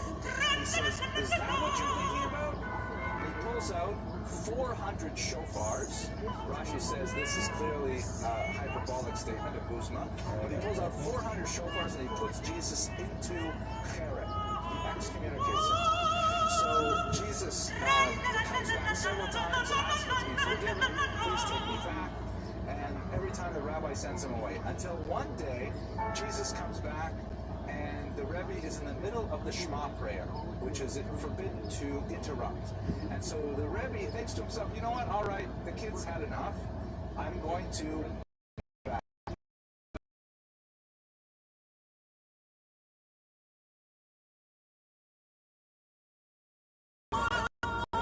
you. But once again, they have a terrible misinterpretation of communication. And Jesus thought he meant get away.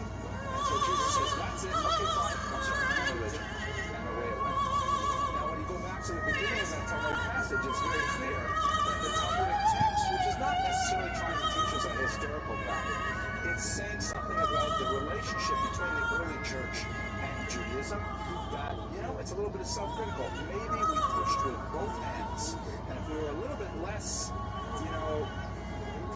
severe, perhaps things would have turned out differently. But interesting story. Let's go weiter because we have to talk about Paul's more. So his great experience has become real in English culture, English literature.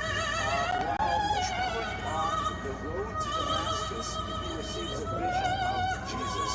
By the way, up until this point, he was a fanatical, self-described fanatical persecutor of Christians, and at every turn he was, enforcing bans and trying very hard to get them to change their ways. It is quite ironic to note that of all the apostles, Paul was clearly the most influential, and he was the only one never to meet Jesus alive. So the only encounter he had with Jesus was here on the road to Damascus. Jesus appears to him in a vision. If I'm not mistaken, I don't know my New Testament that well. I think it was after Jesus was already crucified. I guess it was. So he's not only not there, he's not alive either, but he has this amazing encounter with Jesus. He is blinded for 3 days. He can't see. He gropes his way into Damascus, and there he is healed. And his life is completely dramatically changed on that road to Damascus. And he begins proselytizing for the church, for Christianity. He goes into synagogue. captive audience. He thinks this is a Jewish thing. We'll go to Jews, we'll tell them, and the Jews are not buying it, and Jews are rejecting him and giving him really a lot of grief over his message, keeping him out of synagogue, something that would happen to him over and over and over again during his career. Nevertheless, he is perturbed by that initial repudiation by the Jewish community, and he goes on a massive campaign to spread Christianity. It looks like this. You can see that from his origins here, there's his first ministry up here in Damascus. He's traveling all over the western half of the Roman Empire, so the eastern half of the Roman Empire. He's going all through his home region there in modern Turkey. He's going up to Greece. He's going throughout Israel. Never quite makes it down to Egypt, but he also goes all the way up to Rome. So, and you think about it in the context of the ancient world, these are massive, ventures to travel such distances, and he's going everywhere spreading the gospel, and clearly he is going from Jewish community to Jewish community, but his audience is increasingly Gentile, that is non-Jewish, and that's changing a lot of the message that he has to deliver. So we're at the halfway point, and I've been talking pretty much a blue streak, so maybe I should pause and take some questions. Yes?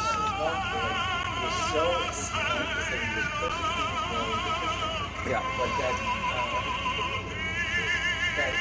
something that happened that he couldn't explain could change his mind so dramatically. It does seem strange. Was he sincere in his persecution of the early? I think so. I think absolutely he was sincere. He was sincere before and sincere after. There is this concept of the zeal, like all that spiritual energy is all jammed up. And it's not going in one direction very well, and it gets turned into another direction. It becomes tremendous over there as well. I mean, Judaism is replete with examples of phenomenal individuals who changed the course of Jewish history when they converted in, like, for example, Shammai and Abtalion, just off the top of my head. And unfortunately, it's replete with individuals who have been tremendous villains when they converted out, like Nicholas Donin, who we'll speak about later this year. It's funny, I remember when I was living in Binghamton, New York, where we often had difficulty getting a minion, and it was touch and go, especially Friday night. We didn't know, would you have a minion or not? And so it was one Friday night, and I look around the room, and I say, Rabbi, look at this, we have a minion, let's start, right? But as we're about to start, a man walks up to the bima, and he says, Rabbi, you can't start, I'm a convert. And the rabbi looks to him and says, in or out? Because he was converting in, we don't have a minion. Converting out, no problem. Sorry, did I see another question? Yeah. Yeah, you're taking it for granted that Jesus existed. Oh, it's most likely that.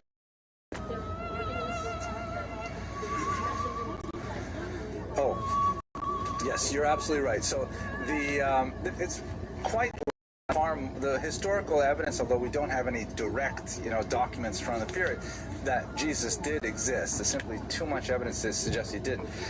Did he say exactly? And was he the same Jesus that's in the Talmud? That's a huge question. And actually, we'll talk about that later this year when we look at Nachmanides, because one of Nachmanides' most brilliant when he was charged in a disputation that the Talmud defames Jesus, lived too early to have been teaching in the first century. So that's more of a problem with this Talmud. And it's very we have to realize that the Talmud was very heavily edited by the church from the 13th century on, and even more importantly, self-edited, self-censored by Jewish printers who wanted to kind of slip it past the church censor so it get published. So the texts that we have today are very corrupted. We often have to look at Yemenite texts to try and reconstruct, because the Yemenites didn't have the same church censorship. They were under the Arabs, and the Muslim faith did not persecute the Talmud the same way. So sometimes he's referred to as Yesho. I believe Yehoshua in one way, that man or that student, and you have to know what it's talking about. so I kind of skip over them. Also, we got to talk about Paul anyways. Talking about Jesus is a little too controversial, I think. Paul is controversial enough. So what about this issue of Paul and the Torah? So I've mentioned already that he has this, it's always translated as nomos, as the law. So when he's talking Torah, he's talking the law. And it sounds like the rules. I really got to figure out about the rules. Are the rules important to me? And it's not clear exactly what Paul's position is on it. There's no question he's obsessed with it. A recent calculation indicated that 60% of the references to the word Torah or law in the Christian scripture are from Paul, and that's over 200 references. He's really talking about it a lot. Throw it out the window. He never says observe it completely. Jewish Christians. So, for example, there was the so-called incident at Antioch. Peter was, and we only have Paul's account. We only have his side of the story. We don't know what Peter would have to say about the argument. But Peter was apparently, according to Paul's account, he was not happy about sharing a meal with Gentile Christians because they didn't keep kosher. So, you know, what does that mean? It appears that Paul was saying to Peter, hey, Jesus, in which the commandments are not binding, at least on Gentiles. Is Christianity an ethnic faith, kind of like Judaism has a biological component to it? Or is Christianity a creed-based faith that is regardless of ethnicity? And they're still working this out. For about 200 years, they're still struggling with who is a Christian. You can't be Christian if you're not Jewish, according to some thinking. So he criticized Peter for wanting to keep kosher. You know? But at the other time, he's also spending a lot of his writing emphasizing that the only Jesus, and not through the observance of the mitzvah. And that's how you'll be evaluated. The criteria is in the Torah. These are the mitzvos. And he seems to indicate that that's not at all what is relevant. So he seems to be, as a whole, rather conflicted about what to do with the law. Perhaps more significantly than this, or what this leads to, is a question of what do we do with all of those passages in the Jewish Bible which refer to the so-called election of Israel. The term election is a technical term meaning that the Jews somehow get most favored nation status, right? That's the useful way. Most favored nation status. They're called the chosen people, the Am Segulah, the Mamlechet Kohanim, things like this. These are like positive terms. And what happens to that election of Israel? And it's a question that not only bothered Paul,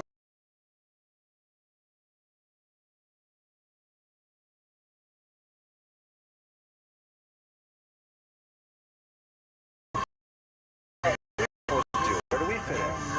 Ms. Abrams is ready for a brilliant question.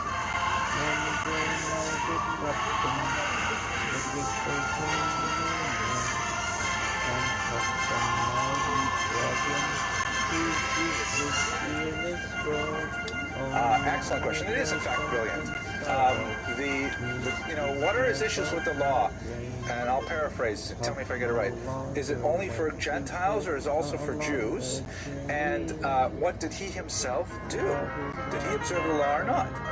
So the first two questions are exactly the question, and we don't have an answer for it. We don't know. He doesn't give us, any indication about whether he holds with the Peshitta. Reminds me of a joke. Did you hear? It's actually a very funny joke. It may be a little bit technical, but it's kind of funny. So let's see if I can remember exactly how it goes. There are two kavrusas who are sitting and learning Talmud, and one of them says to the other, I gotta make sure I get the punchline right in my head. I have to back this up. Everyone in this room is aware of these things, but there are people on the internet, so I have to give a little bit of background information. So one of the 39 categories of forbidden labor in the street, talking to the internet now, you're not allowed to carry your keys in a pocket on the street into the house. It's called hotzah or carrier. However, there is a way to construct a kind of environment. There's a way to construct a device called an eruv, which surrounds a community and declares it essentially one big courtyard, as it were. And with this device called an eruv, then people do carry, and it's very useful. You know, if you're a young woman with a baby stroller, for example, it's the only way you can do it. And you can come to shul, you can carry your talis, things like that. However, the eruvs are very controversial. They're not easy to make, and there's a lot of halakha. Shlomi, I have to tell you, I'm not Jewish. And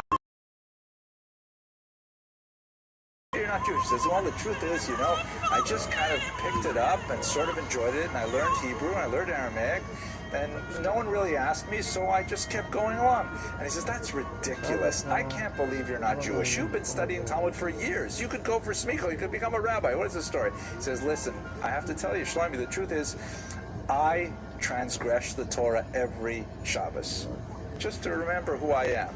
And he says to me, well, what are you talking about? He says, well, I carry on Shabbos. So Shlomi says, you can carry on Shabbos here. We have an eruv. And he says, yeah, but I don't hold by the eruv. All right. It's kind of a long, strange joke, right? Anyways, okay. So, but getting back to the whole question of the election, I'm going to show you a couple of images here, which are much later in origin, but they kind of express the Jews were the most favored nation, but they somehow lost that status because they betrayed God. So this is often expressed in the form of two female figures, one representing church and the other representing synagogue. This here is actually not the original, it's a reproduction of a massive monumental architecture outside the Cathedral of Strasbourg. They're sometimes called the Strasbourg Sisters. They stand about 12 feet high above eye level, really quite magnificent. This is a reproduction, I think, from Beit HaTfutzot. And you can see this is church here. And she has a few like symbolic elements that are repeated over and over again. She's got the chalice here, upright staff, and so on. And next to her is she's blindfolded, indicating that she's unaware of the truth of Christianity. Her staff is broken, meaning that, you know, she no longer has power. She's holding on to the Shnei Luchot HaBrit, the tablets of the law that are falling from her hands because she doesn't have a good strong hold on them. And the whole message is meant to indicate that the woman that represents Judaism, the synagogue, has betrayed God and is now a fallen woman. But the upright Christian woman is now taking her place as the righteous, you know, inheritor of God's favor. I happen to especially like this one, and I think it's become a classic because, in my humble opinion, I'm not an art historian, but the sculptures you would tend to identify with synagogue. Rhymes it with a different letter. She looks really nasty, you know. Here's another example. Sometimes this gets quite violent. Yes, that's the best. Yes, I repeat stuff like this over and over again. Yes, it was the same too. Just it was the original as opposed to the. I like the contrast here. You're not supposed to point out when I'm repetitive because then. Okay, all right. This was also in a display. This is a 14th century stained glass window from the German city of Verben, and it shows also the same idea of church and synagogue. This is also, you can imagine, you know, a beast with four heads, mystical, strong statement of approval. The synagogue, on the other hand, you've got the broken staff, she's blindfolded, the crown is knocked off her head, and in case you're not certain about God's opinion of her, there's a bloody sword driving into the top of her head from heaven. And so the whole message, and think, if you will, for a minute, if you are an illiterate peasant in an era where visual art like this is very rare. You know, we live in a visually saturated age where we're constantly bombarded with high quality 2D, 3D images. In the medieval world, you know, the Gothic period, the only people, when they got art, they actually put it inside closets. You would not put it on your wall. You know, they would really, it was like special. And the only place where a peasant would see art,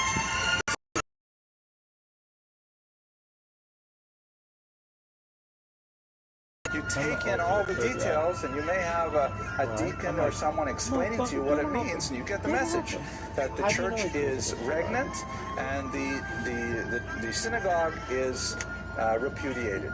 And this comes from this whole idea of the election, that it seems to be the natural. At least they did the right thing. We're on the wrong side.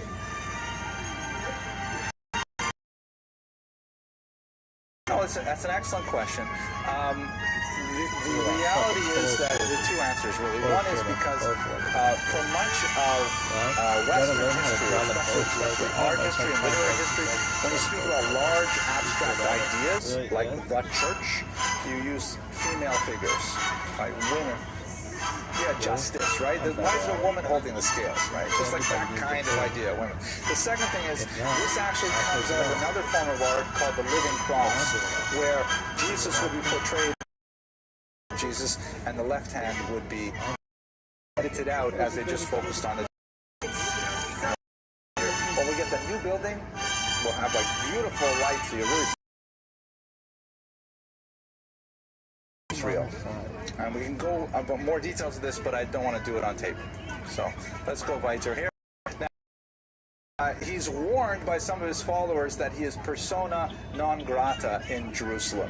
He's been traveling all over Asia Minor, people figure. So he nevertheless goes to Jerusalem, and he's apparently bringing some charitable funds there. And he is at some point so afraid of what might happen to him at the hands of the elders. Again, recall that he himself was a persecutor of Christians. He apparently turns himself over to the Romans for protective custody, awaiting trial.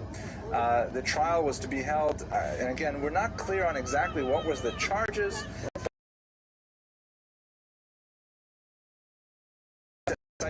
To all kinds of charges on. It looks like it's not going to go his way. So since he is a Roman citizen, he demands the right to appeal his case directly to the emperor, which is apparently part of the judicial process. So he is taken to, after 2 years imprisonment in Caesarea, he is taken to Rome, where he is placed once again under house arrest there for another 2 years. And then the trail disappears. We don't know exactly what happens to him after that.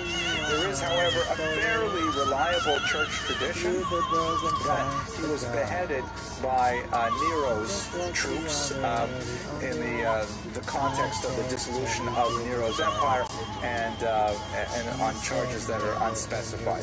So most likely he was killed sometime.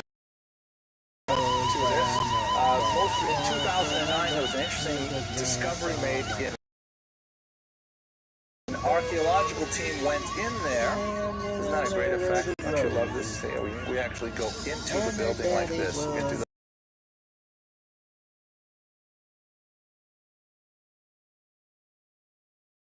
inside it. They did not open the sarcophagus, but they did some kind of whatever X-ray imaging, and they found that there is in fact a body in there, and some traces of what appear to be, pillow shrouds that would be consistent with the 1st century. And there is an inscription underneath that says, "Paul, Apostle, Martyr." Given that this particular basilica is reputed by church tradition to be his final resting place, they may actually have found the bones of Paul, and they're located here inside this crypt.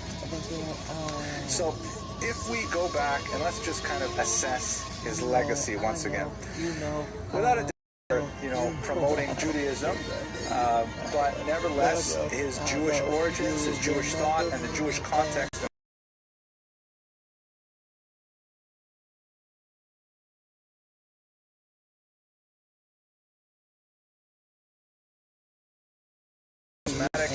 powerful teacher, unlikely that Jesus' teachings would have spread beyond the small environment of Jerusalem were it not for the tremendous, prodigious efforts of someone like Paul, who took Jesus' story on the road and transformed it to a Gentile faith, meaning appealed to the Greeks and the Romans, saying this is something that would interest you.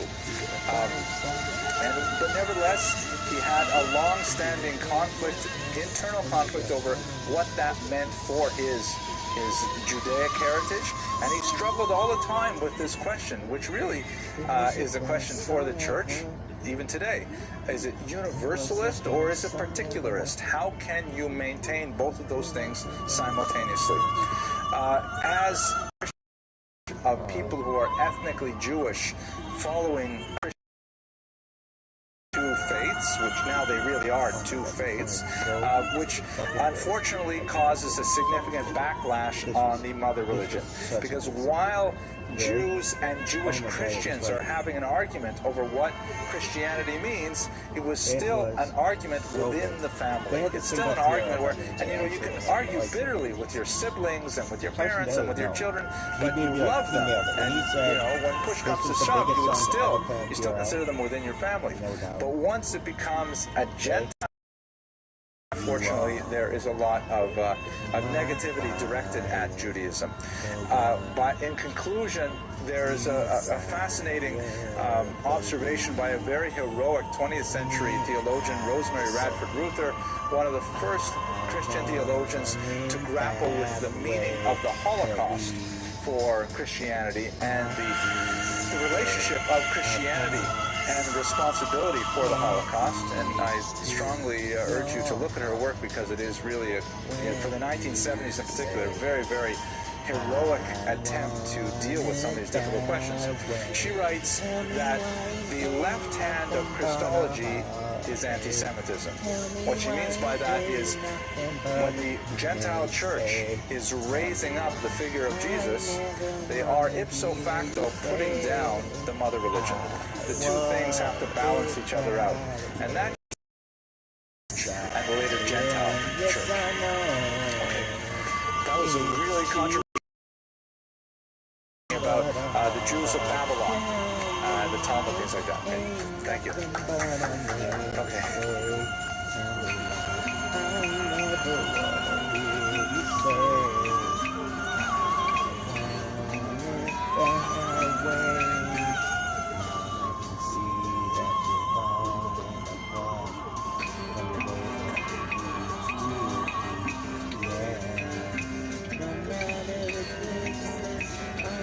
Today's lecture is a fascinating topic. I actually learned I had, but I want to start by saying that I can actually look at the YouTube page and see when people stop watching my videos.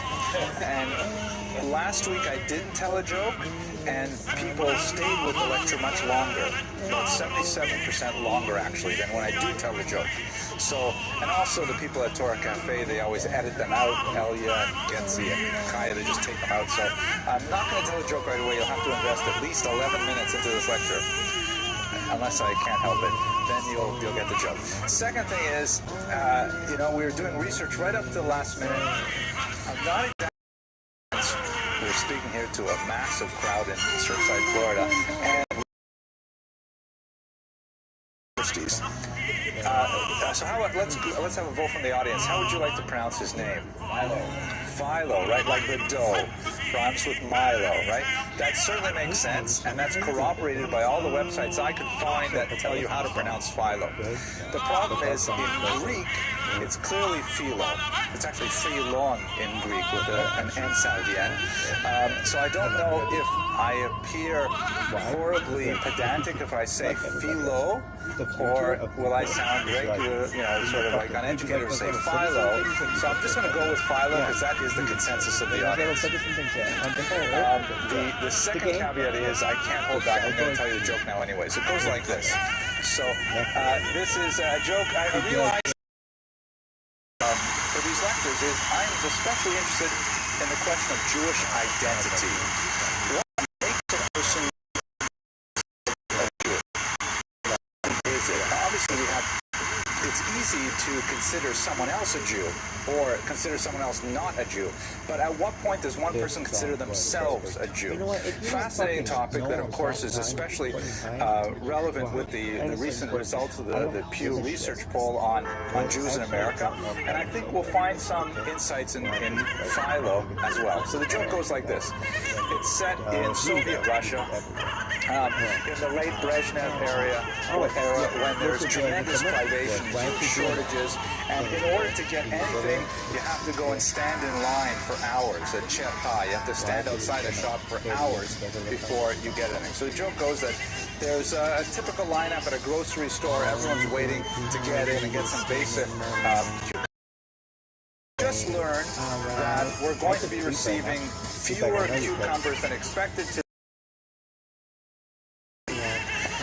Then, about 30 minutes later, they're all waiting outside. It's cold, you know. It's like December in Siberia, and they open up the window again, and they say, "We've just learned that one of the trucks bringing us cucumbers has broken down on the Trans-Siberian Highway.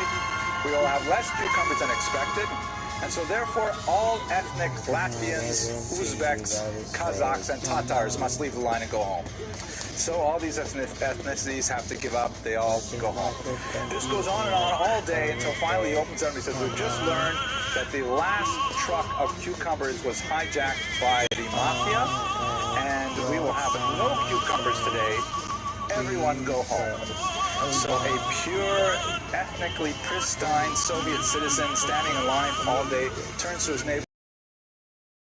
Our topic today, Philo of Alexandria, because he was extremely important, as we shall see, in Christian thought, particularly to the church fathers of the late ancient period.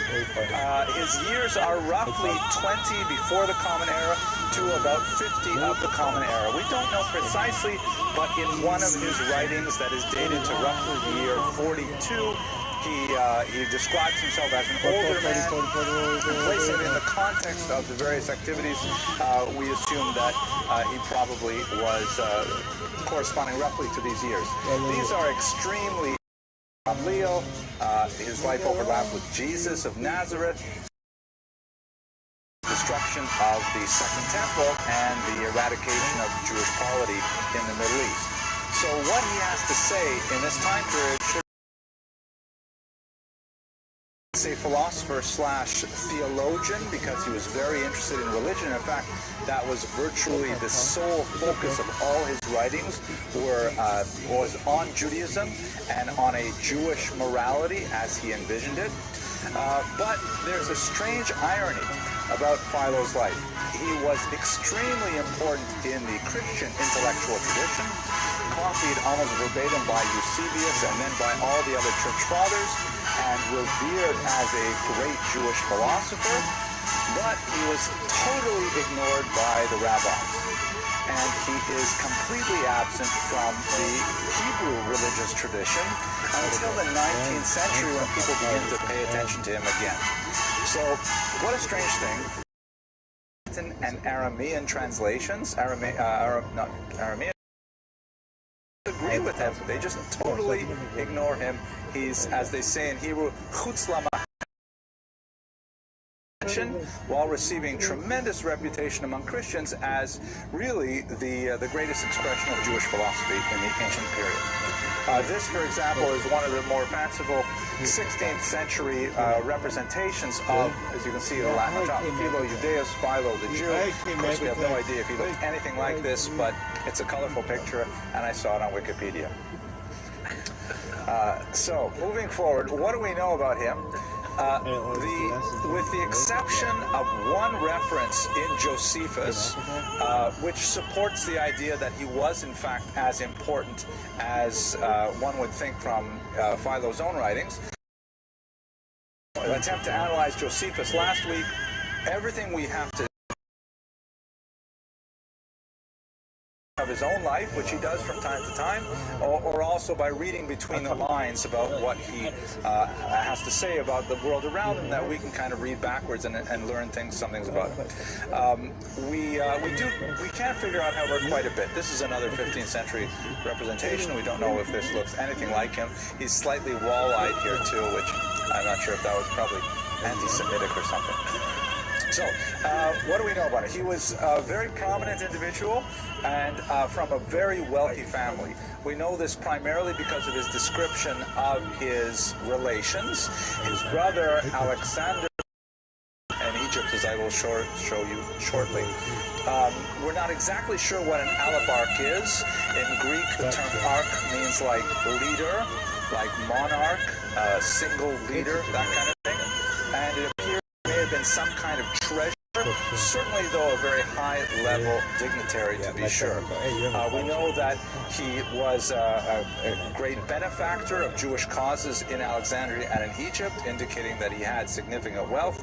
He did make a trip to Jerusalem to offer sacrifices, although it's interesting, he just mentions it in a passing offhand way, like talking about a totally different subject. He says, by the way, while I was going to Israel to offer sacrifices, this happened to me. And we don't know much else about his relationship to Israel and the temple. We know that he obviously had, based on his writings, an extremely strong Hellenistic education, which was a huge expense at the time. He definitely was educated. In fact, some authors believe, some scholars believe that he, and this view was duly repeated in many of the church fathers after him. But at any rate, clearly a very prominent individual. We'll give you some more evidence of that shortly. Very well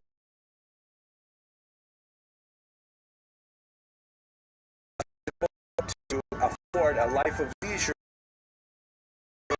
investigations and publications. His nephew also says something about his position in Jewish society. His nephew, Tiberius Julius Alexander, we don't know how to describe his religious affiliation, but he actually fought with the Roman soldiers on the wrong side in Jerusalem in the War of 70, in the Roman-Jewish War, meaning he was alongside Titus when the temple was destroyed, and not like Josephus as a captive, but in an administrative capacity. Some say he even led, and from some of Philo's writings,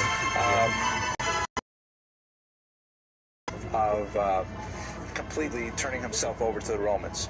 So we get a picture overall, though, of where Philo was in classical Alexandrian society: wealthy, prominent, well-connected, educated, literate, and, as we shall see, politically quite active. Any questions to this point? Yes, please. Not so much as a comment, just a couple of comments. Misogyny is named after a particular person, so if they credit him with being a misogynist, I would say perhaps, but I don't think he deserves the full credit. Secondly, Philo, if there's an association there. Or like the dog's name Fido, means, faithful dog. But Philo in Greek means I love, like philosophia, I love philosophy, I love wisdom. Philon means lover, but I think he was a writer, not a lover. Writer, not a lover. Perhaps. Okay, shall we go weiter? Yeah, let's go weiter. Okay, so his major work. So he wrote numerous tractates, many of which have been preserved. They are exclusively in Greek, some of which survive, as I mentioned, in Aramaic and in Latin translation. I should say Armenian. Did Philo actually know Hebrew? I mean, here he is writing exclusively on some references to Hebrew. His writings are chock full of references to the Bible. In fact, that's what he's mainly writing about, is the Bible. And from time to time, he will use Hebrew to explain an allegorical etymology. The problem is that about half of the time he's totally wrong. Half the time he's right, and so he knows a smattering of Hebrew, or perhaps he got this Hebrew information from someone else, and other times you know, his sort of discussions of like saying something like, yes, the root of this word in Hebrew means X, and it doesn't mean X at all. And you'd have to be an idiot to think it means X. To give him these little pointers, and others say that no,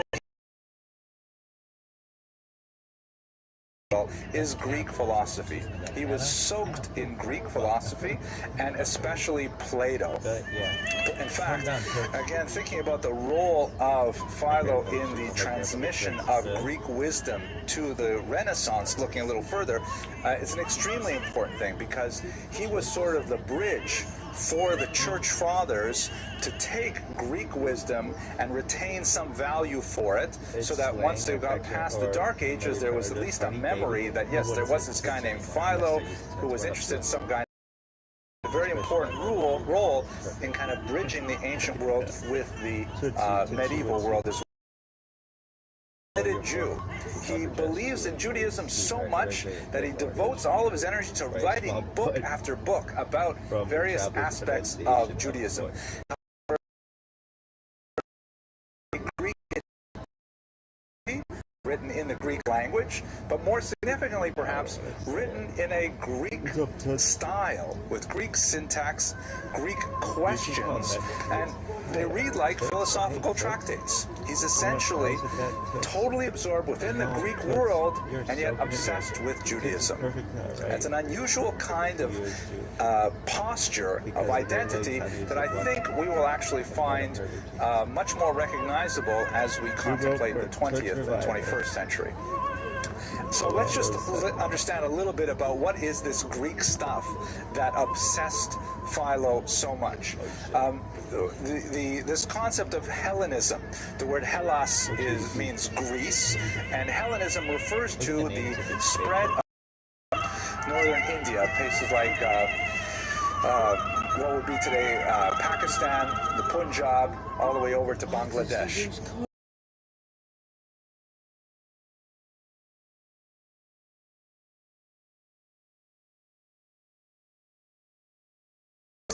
Completely devoted to the task of finding authentic Chinese food, and he kept on taking it was really difficult, but he moves all the way through, and one of the most phenomenal early conquests of the ancient world.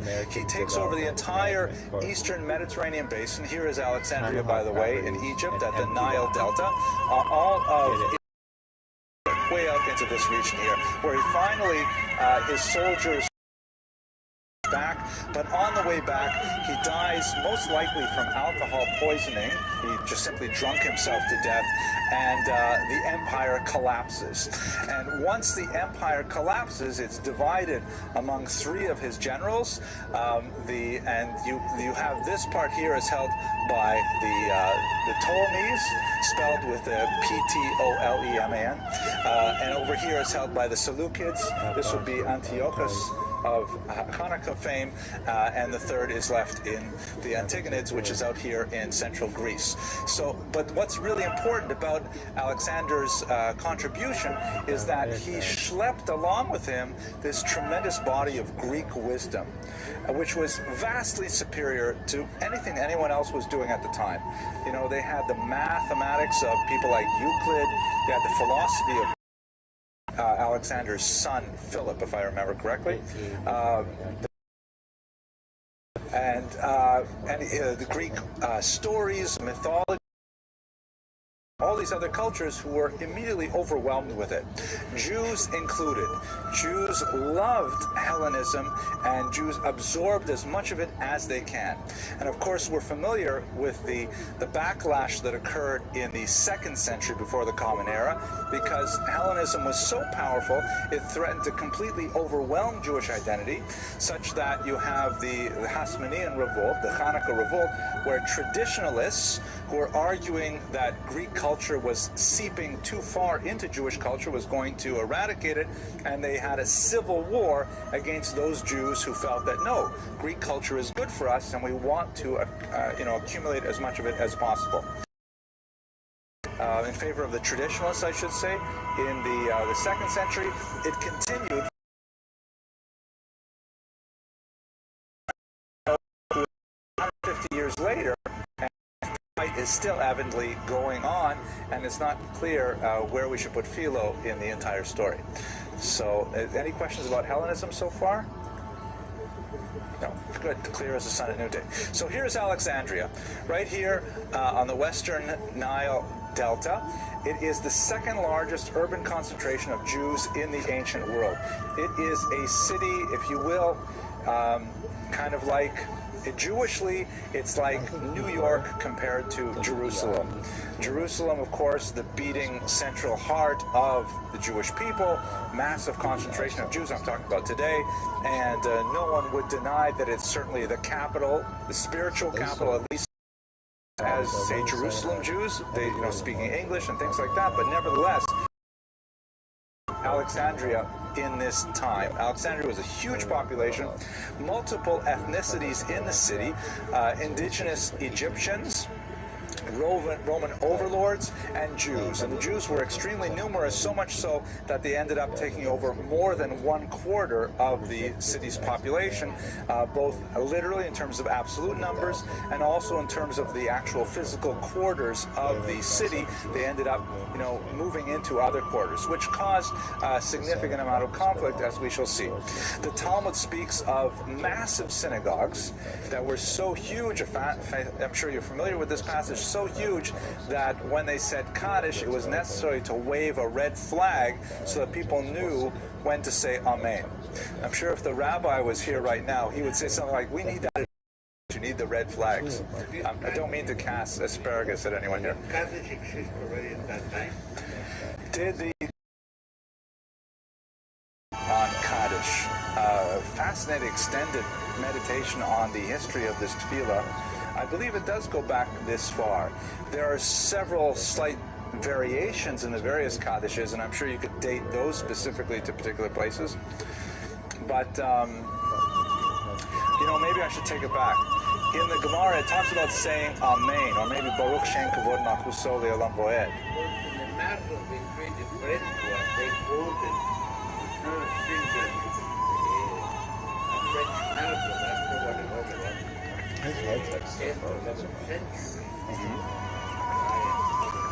think it goes back further because Aramaic is a language that Jews stopped using around 700, 800. But let me tell you a joke that reminds me of a joke that actually connects to this, believe it or not. It has to do with Jewish identity. It's actually one of the funniest jokes I have ever heard.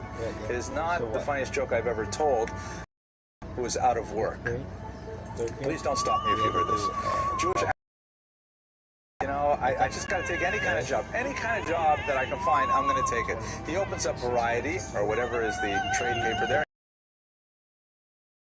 Not wait any more tables. He goes and he auditions for the job.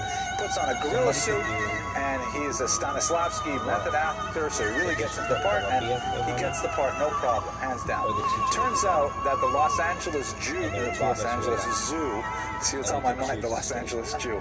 The zoo of the city had recently lost its last gorilla, and they would suffer a loss if they didn't have someone in the cage until people come. So he was filling in, and he found the kids come. The kids are squealing with delight. He enjoys performing for them. It's his divine, and he accidentally swings a little bit too hard, and he swings out of his area and lands in the neighboring.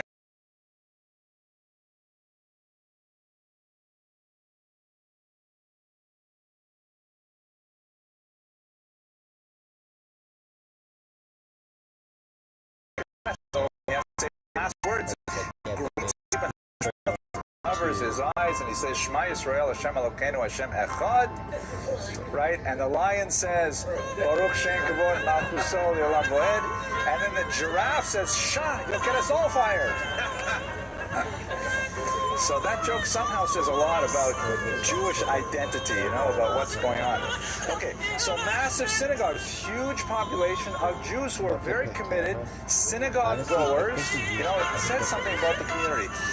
But the question is, what kind of Judaism are they really practicing? What is going on in those the same thing that they're doing in Jerusalem or not. Philo is a very ambiguous source. Is really a technique more than anything else. This is based on Samuel Sandmel's research. Allegory. He was a huge allegorist. Everything is a placeholder for something else in his works. So he's writing about the Bible, and he is, engaged very, very deeply in the story, but he is very cavalier with rabbinic sources. We, of course, have a huge intellectual interpretive tradition of the scriptures. Rashi is not especially original in this regard. He is essentially amounts of material, but Rashi is 95% faithful years ago. So we have a very long midrashic tradition of how to interpret the scriptures, and it's a huge range of, and occasionally Philo will dip into that huge amount of research. But more likely, he's going to go completely off on his own tangent in interpreting the scriptures. And he will interpret the scriptures within a Greek sensibility. For example, this is what we use as the let's take, for example, the description of Abraham's two wives, Hagar and Sarah.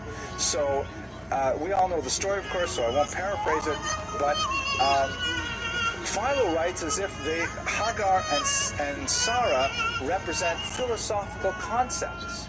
And while he doesn't want to completely come out and say they never existed, it's almost as if they didn't exist. All he cares about is this idea that Hagar represents instrumental job, whereas Sarah represents, her as so pure, in fact, that he refers to her as a virgin, which is totally bizarre because, after all, she's married to Abraham, and that gets us confused with another religion, which I'm sure was not his intention whatsoever. But he goes so far away from the Jewish biblical narrative that you can imagine if you're a rabbi, you were saying, what is this guy thinking about? Where is he coming from with these theoretical concepts that have nothing to do with our interpretive tradition? So he never wants to say something didn't happen, like, for example, the flood. He never wants to say the flood never happened, and like many others, he will schlep in Babylonian flood myths and things like that to reinforce that there was a historical flood. But the vast majority of his discussion is about how the flood represents a purge of all dross elements, how it represents like a striving for perfection. By the way, in a very is the imperfect imitation of that, and that the allegory and become excellent in a moral sense based on really Greek sensibilities. So he's writing essentially a Greek book using Jewish topics. That's really where he's coming from. Okay, questions, arguments to this point, please. So that's not really so unusual. For instance, if you go to elements of Greek mythology as well as the traditional Jewish. And if, for instance, the name Alexander itself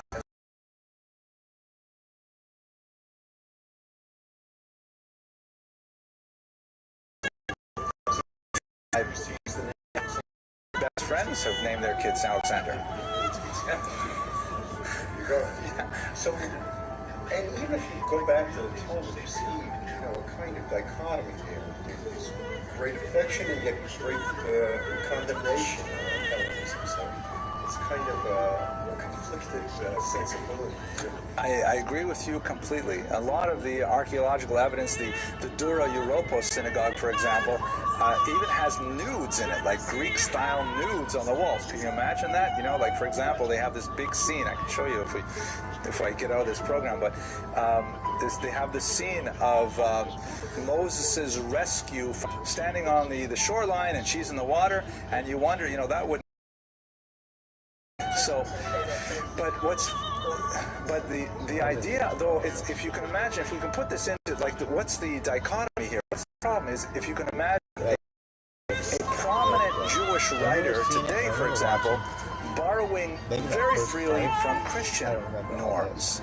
Speaking with Christian idiom of the Epiphany and of the Immaculate Conception and language like that, and especially ignoring traditional rabbinics completely, or effectively completely. You would say, well, is this a representative of the Jewish community? Is this an authentic kind of like mainstream idea? Because Philo is a mainstream guy. So what we have to think about is maybe that's the way all of Alexandrian Jews were, so heavily Hellenized. But let's take this back a step. This is like saying the Chashmonaim went on. This is not, the story that we get in days. Okay, let's go a little further. So what's fascinating to me as well is who exactly is reading Philo? Some readership, who exactly is reading and appreciating his materials?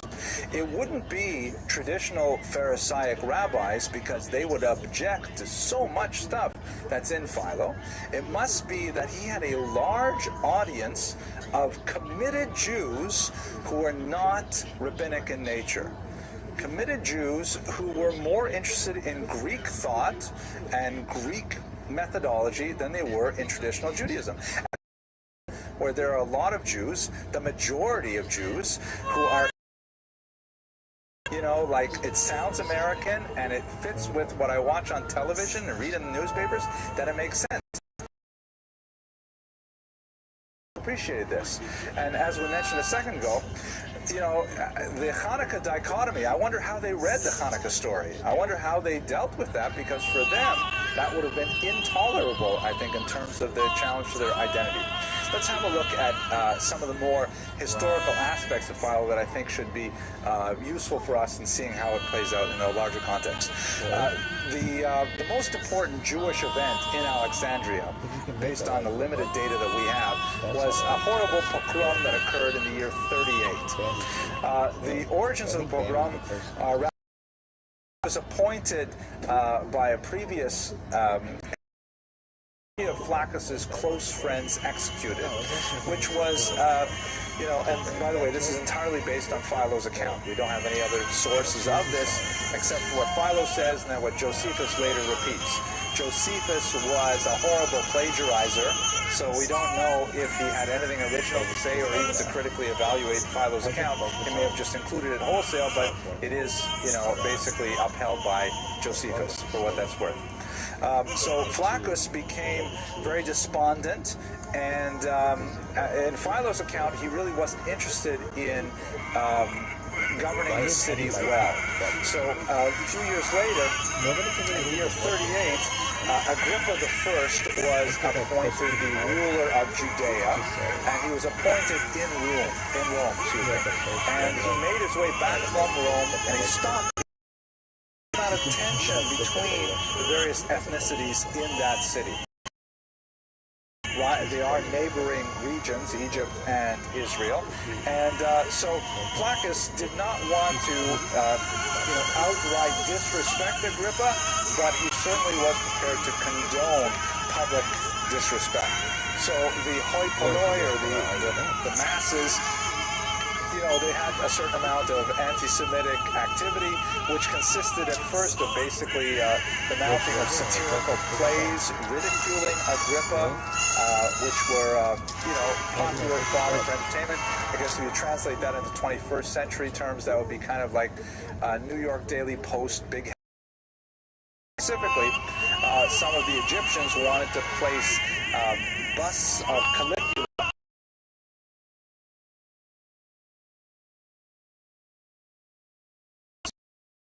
tolerates the amalgamation of their royal crest, and when the population saw, again Philo's account, when the population saw that there would be no punishment forthcoming, this eventually escalated to violence, into massive attacks on the Jewish population. And some of the soldiers were in fact involved in this as well. Everything really devolved from that point. Violence continued for a few days. However, it came to an end a few months later when the Jews complained to the emperor, and of course things take a while, news has to travel in the with the speed of boats and so on. They complained to Caligula, and this was guaranteed to get his attention, that they were enduring in Alexandria. So Caligula was incensed that he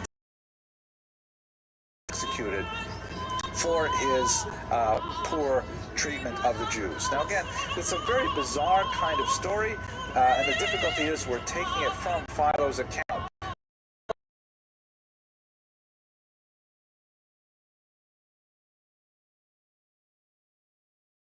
On this. One was called Against Flaccus, and the other one called Delegation to Gaius was actually an account written years later of his own delegation that he led to Caligula himself, Gaius Caligula, to explain the situation and to ameliorate it through to tell Alexandrian Jews not to speak with the emperor about this, and what Philo was trying to part of divine providence. Caligula did the right thing.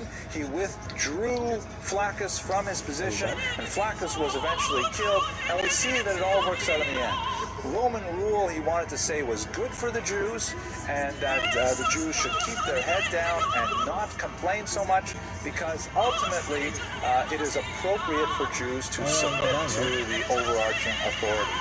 That's essentially what his message was in these two treatises, which were written for a Jewish audience to maintain their calm.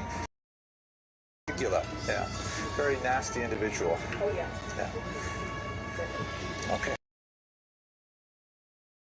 Unapologetic about the value of Judaism. He is a proud Jew. And again, it's hard not to make the comparisons with 20th century American Jews.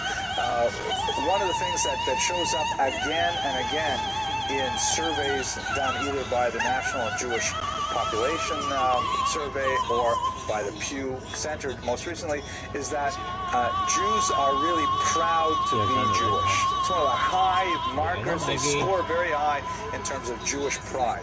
No one is ashamed to be Jewish. They score very low in terms of what do they do about it, like do they go to synagogue, a mailing list, because the only way to get out is through the FBI Witness Protection Program.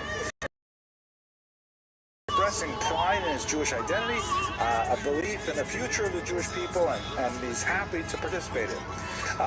In terms of his relationship to the rabbis, however, while he promotes adherence to halakha, he never ever says that one should adopt counter-normative halachic behavior. He always explains halakha in some completely non-normative sense. So, for example, the whole idea of kashrut is about health and self-discipline and about, learning to withhold oneself from forbidden foods, just for the sake of your own self-discipline, not for the idea of Brit Milah. We see this in other ones to curb your things that comes out of his work, which some scholars believe it's actually original to Philon, is this concept of the law of nature. This idea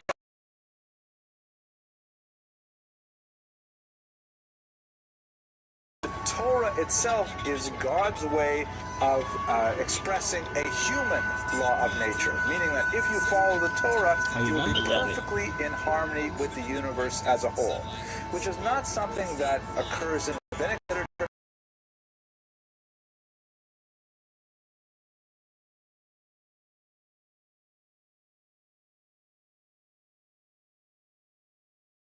Purposes, there's no question in his mind that the diaspora is a good thing. He never refers to the diaspora as some kind of negative galut. Actually, don't forget, this is before the second expulsion, right? Jews have been living in diaspora, officially since the 6th century before the Common Era with the destruction of the First Temple, but he's living outside of Israel, in Egypt of all places, and very, very comfortable there, with no interest whatsoever in moving to Israel, right? That sounds like American Jews too, right? If you're a New York Jew and you love Israel, that's great, but move to Israel, God forbid, so to speak. Chas v'shalom, please. It's interesting that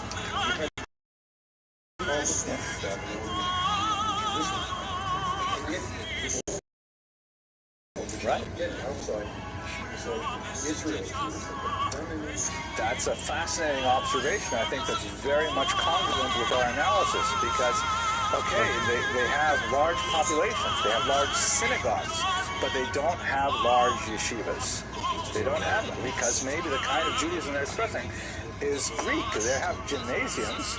They have gymnasiums probably with a lot of Jews studying there, but they don't have yeshivas. And I think one other important thing to remember is they don't have Jews after a point of time either. Right? Babylon continues. You have Jews in that region right up to the 20th century. But in Alexandria, forget about it. Yes. Okay. So he's not a Zionist. He supports Israel, and he's philanthropic towards the temple, and he Caligula from placing his own bus inside the temple as well, which I'm sure the Jews of Israel appreciated, so using his political muscle to do that. But all taken as a whole, it's hard to say that he's really doing rabbinic Judaism like everyone else. We can't use a different word for it because after all, he's still, in favor of observing halakha, but for entirely different reasons. So let's just think about his legacy for a few minutes. It's interesting because he gains, as I mentioned, and we should remember that the church fathers fairly early on lost the ability to. So before I say too much of legacy, the Septuagint is perhaps the greatest creation of the Hellenistic period. That is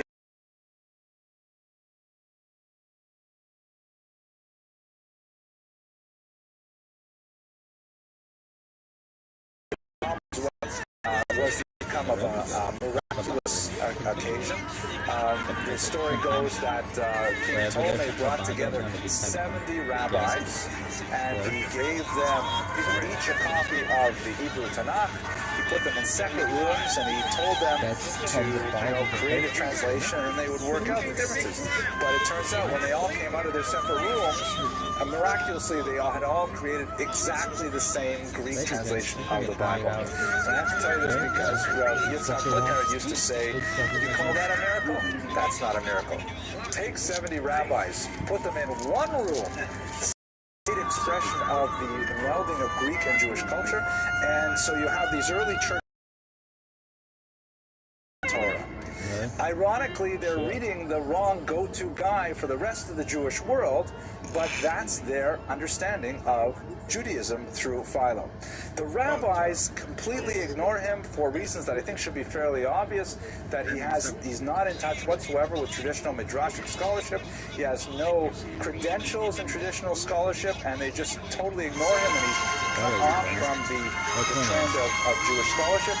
But there's a huge revival when you get to the 19th century, when in Germany there's this movement called the Wissenschaft des Judentums, the science of Judaism, which we will study, God willing, in about 6 months when we get to the 19th century, where there is this tremendous effort by German Jewish scholars to articulate a modality members of their own societies, and at the same time expressing their Judaism proudly.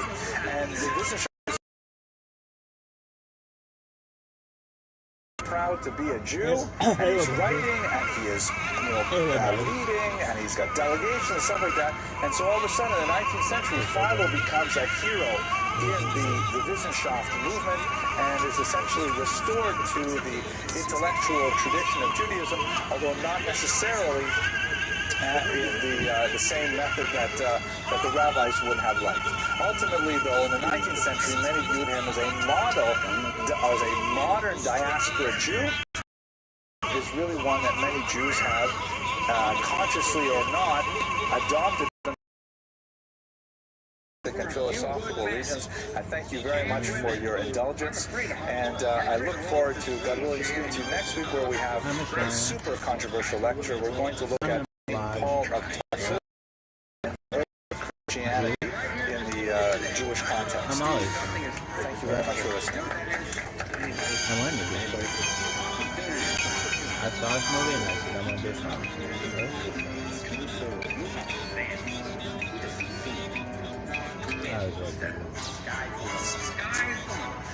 heard mixed reviews, but I really enjoy it. So today we're going to be talking about Flavius Josephus, and our first question to really address is, who was Josephus? The basics we certainly understand. Here is a bust of Josephus, which is believed to be accurate. I don't know, he sort of looks Jewish to me. Some features perhaps give it away, but we know he was born in the year 37. Jewish history is primarily a Jewish war, in which, of course, the Romans succeeded in destroying the Jewish state for another 2 millennia, and that's primarily how we know Josephus. However, enigma that makes it very difficult for us to really assess his role in Jewish history properly. And I hope to explore a little more of that, but the basic question that I want to pose today is, who was Josephus really? By the time we get to the end of this lecture, we may not have an authoritative point of view, or at least we'll have more of the data to be able to form some kind of an educated opinion about the nature of his affiliation with the Jewish people, the nature of his patriotism, the quality of his historical scholarship, and ultimately, you know, what do we know about the destruction of the temple through this analysis of this question. Let us remember, however, that for most of Josephus's career, he lived in Rome, and he was forced to the son of the Emperor Vespasian, who was ultimately responsible to memorialize and to commemorate the destruction of the Jewish polity. It is not precisely an anti-Semitic monument, although it's often, I believe, misinterpreted in that way. It's essentially a war monument that commemorates the defeat of the Jews by the overwhelmingly powerful Romans, and to that end, perhaps it's rather an absurd monument. But when you look at the scope of the Roman-Jewish conflict, you will know that the Jews actually put up a tremendous amount of fight to the Romans. They were incredible irritants, despite the huge disproportion between the size of the Jewish population, the Roman population, Roman might versus Jewish powerlessness. And so given Vietnam or perhaps Chechnya, the disparity between power is so great. Nevertheless, it was a tremendous achievement for the Romans to put down the chose to take a title that commemorated their victory. Neither of them wanted to be called Judaicus, which was very common. You'd be called, if you beat the Germans, you'd be called Germanicus, Germanicus, things like that. Nobody wanted to be called Judaicus, because with the ambiguity of the Latin language, it would sound like they were actually Jewish, or Judaized, meaning they had been influenced by the Jews, and this was viewed with considerable opprobrium in certain circles in Rome. At any rate, in fact, that's one of the cool things about Presby. You can sort of zoom in. So if we zoom in here, this is what it's like standing underneath the arch, looking up. According to Italian Jewish tradition, Jews never actually walked under this arch after it was constructed out of the shame at their. And on the right-hand side over here is a very important bas relief I'll show you in a second, a much larger review, that depicts specifically the destruction of Jerusalem and the bringing of Jewish captives to Rome, along with the spoils from the temple. It reminds me that, you know, I'm of a certain age that I know how words change over time, and I remember specifically when I used to give a lecture on the world civilization at Florida Atlantic University. I had like 250 undergraduates in a big room like this, and I would talk about how Rome used to sack a particular city, and then they would take away the spoils. But I didn't always used to say spoils. I used to say, and then they would take booty. But as the years went by, more and more of the students were laughing, and I could not figure out what's wrong with saying that the Romans came and took booty. But eventually there we go. This is the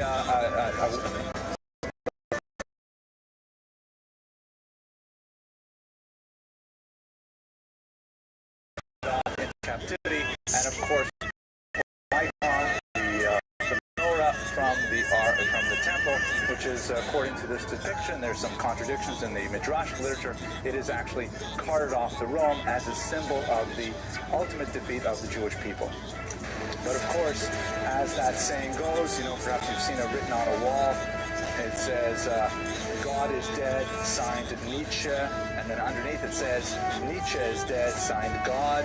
Right? So the Roman civilization is dead, but we are still here, Baruch Hashem, talking about this history. So let's go back to Josephus in particular. So what do we know about him? By his own self-testament, and he also wrote quite a bit about himself in his other work. One of the Ma'amadim, one of the cycles of families that were assigned to do duties in the temple. His father was of some importance in Jerusalem and was frequently consulted. Amazingly, when Josephus defected to the out of respect for the stature of Josephus's family. He was age 14, he was a child prodigy, and all of the great rabbis in Jerusalem would come to him for advice and for guidance on how to rule in matters in Jewish law. We know this is most likely false, not only because a 14-year-old instructing rabbis in Jerusalem is highly unreasonable, but also because of his own writings, particularly in the Antiquities, which we'll discuss later. He makes a lot of mistakes in basic halakha, indicating that his grasp of Jewish tradition was intellectual establishment in Israel. In terms of situating, there's some scholarly debate that indicates he may have actually been closer to the Sadducees in his own outlook and in his position. So what exactly are those sects? Let's have a quick look at them. And by the way, much of this information comes from Josephus himself. So we are reliant on him largely as one of our primary sources to understand the internal political debate. The overall context of the time that the Hasmonean dynasty that was a few hundred years before, celebrated in the Hanukkah ritual every December, or I should say every Kislev would be more appropriate, although it's ironic that it falls out right there in December. I'm not going to look pained, am I? It's, I thought I was saying something that you don't say that, please don't say that. It says Vespasian, something, and Fortuna, and I think it says here Augusta, or August.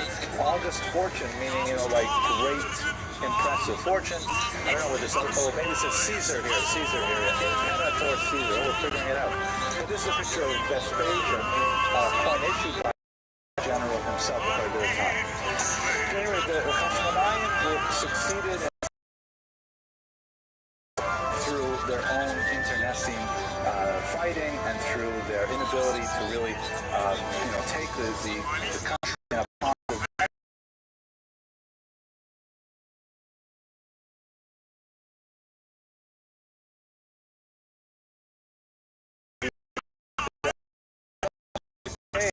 of the Romans, who were the world power, the emerging world power in those 2 centuries.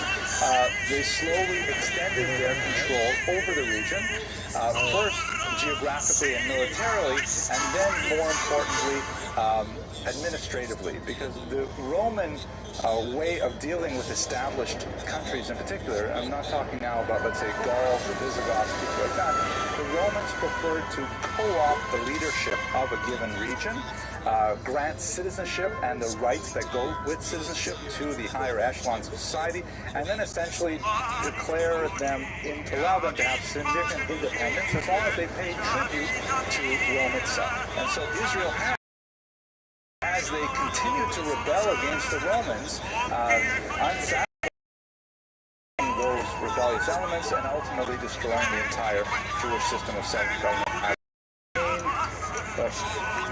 not at the sentence yet. I think one of the most important things to understand in the Roman-Jewish conflict is that it was a Kulturkampf. This is a very impressive German word that you can use with your friends to, indicate how you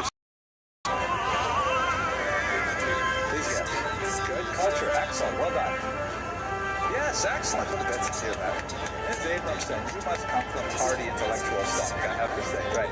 Kampf, right? How did you guess Kampf was war or struggle or fight? Oh, okay. Good. Internal literary. Mr. Rodriguez, how would you guess? Mein Kampf. Right. Hitler's autobiography, Mein Kampf, right? My Struggle. Excellent. So here's the word, Kulturkampf. It means a culture war. Romans and Jews just did not see things eye to eye.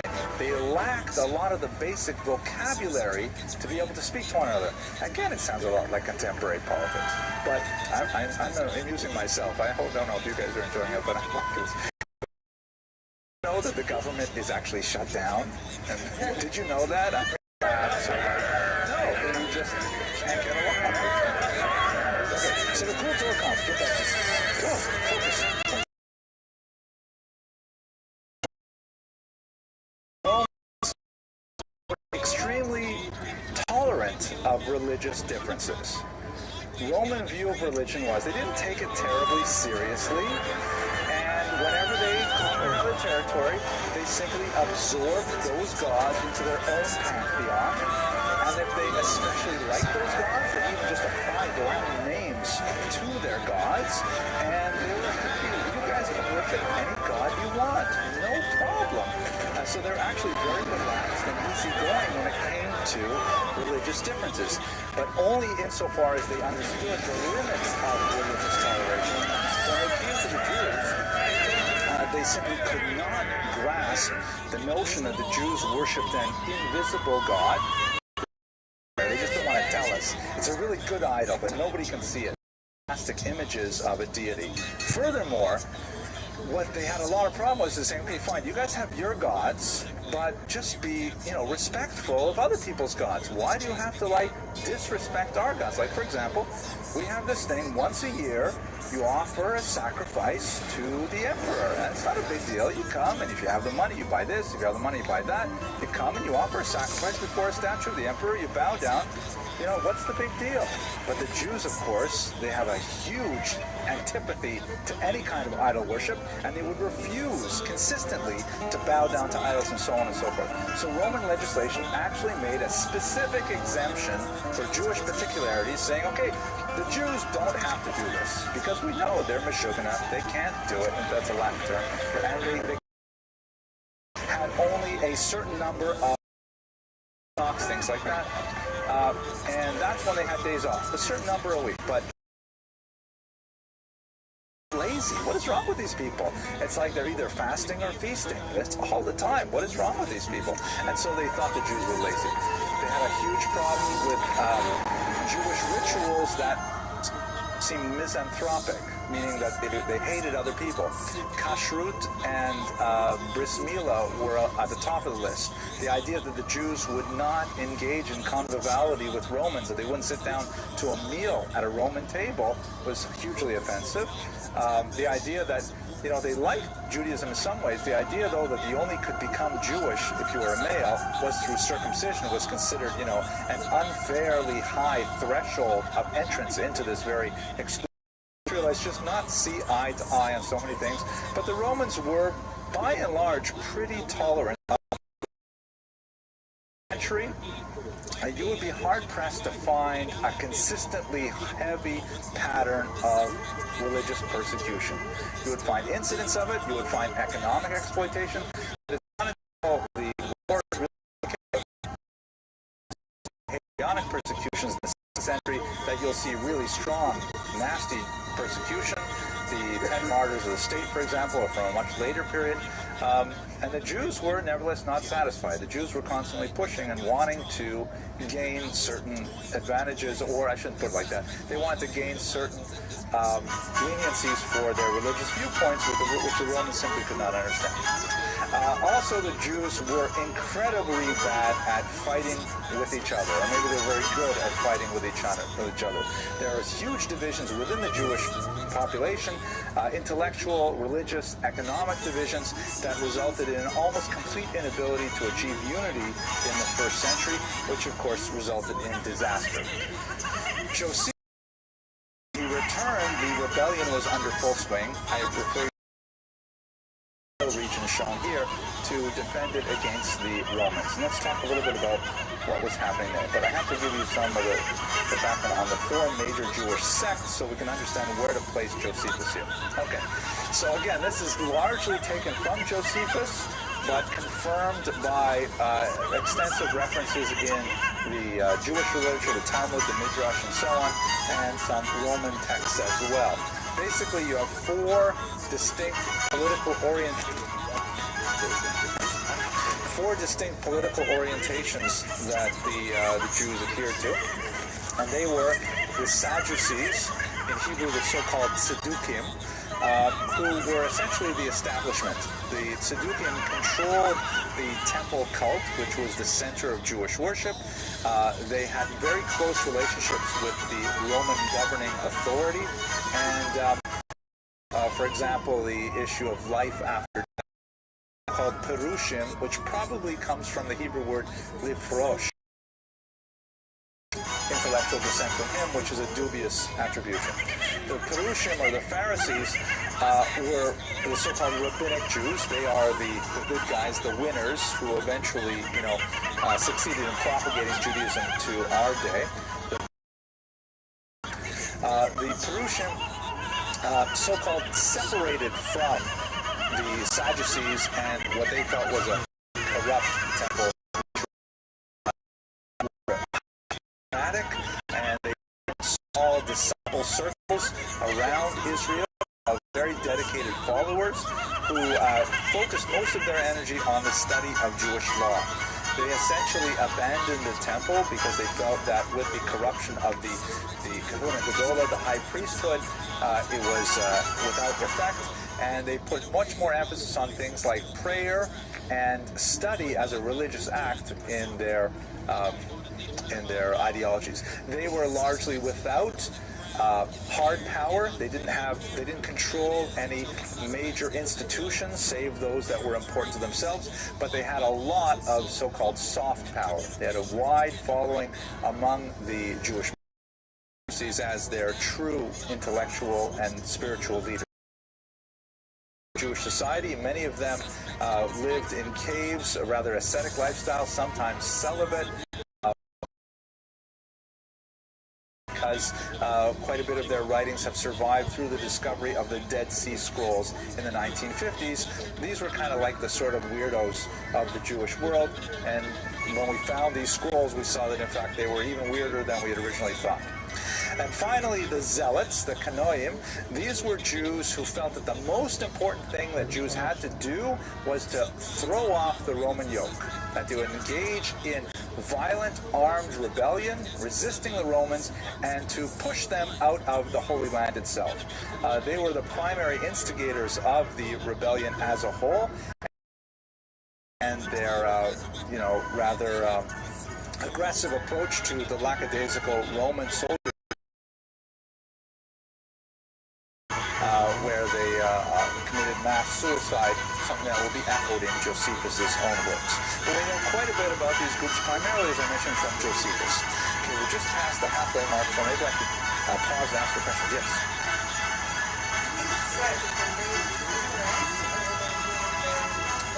Oh, they absolutely, very good question. They did interact. They have a very lively debate. Agreed with their point of view. Very famous scene would not release him from the city which he was located in. They were besieged. So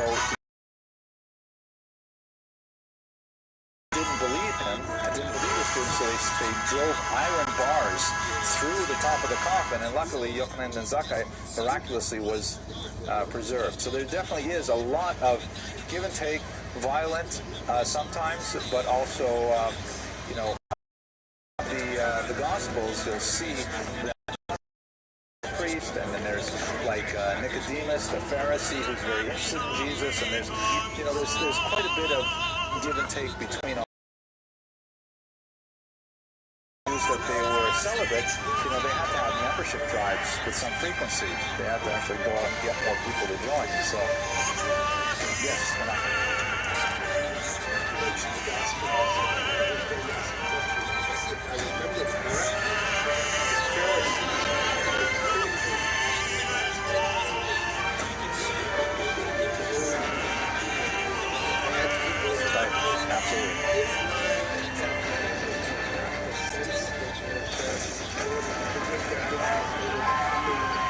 the trend to get introduced.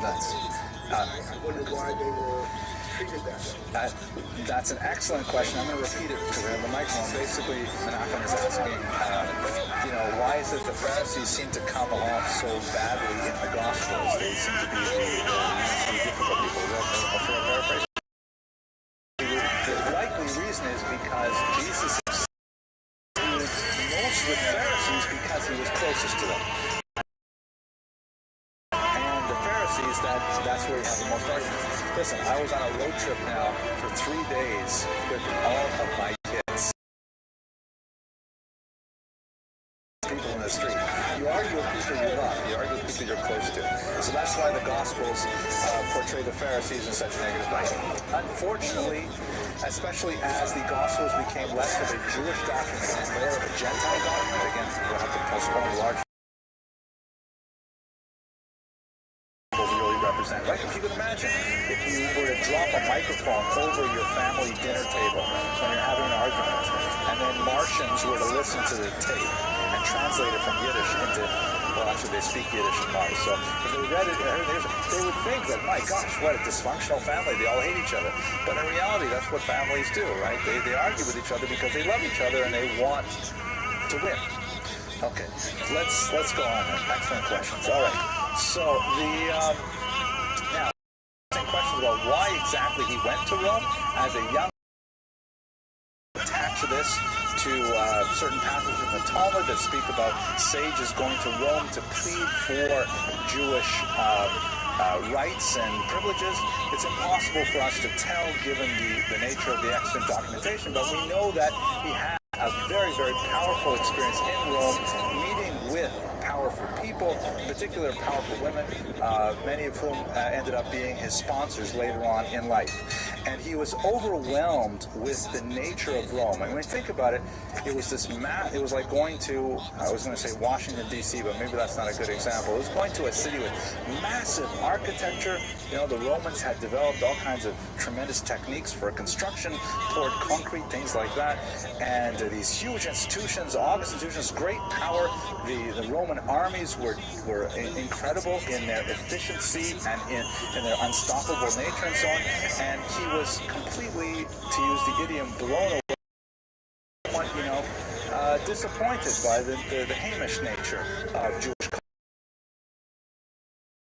Into service and told, okay, Josephus, you're a young man, prominent family, educated. We are putting you in charge of a small city in the Galilee, which he managed horribly. The town is known in Latin as Yotapata. The Hebrew, it still extends today, is called Yotfat. Both of those names sound really strange, but anyway, this is it. He was an exceptionally poor commander. He was told, and this is one of the questions, well, what exactly was his position? If he was a Pharisee, why is he placed in charge of soldiers? That's not really what the Pharisees do.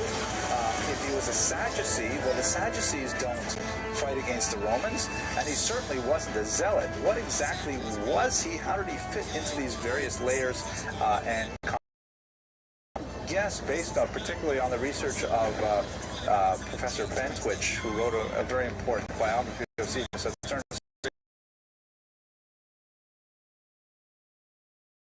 of nevertheless moving in the circles of Sadducees, and he was not ideologically committed to any position. So much so that when the Zealots began this rebellion, and the other groups were in one level or another forced to go along with it, that's how he found himself at the head of a city in the Galilee. I recommend you comment on this when you see the video version, or those of you in Norway or Hungary, please do. At any rate, Josephus failed to capture the loyalty of the surrounding Jewish population. He was constantly involved in complaints against his rule. There were rivals to his rule to follow his command. His command was also quite unenthusiastic. And as a result, his performance was highly lackluster.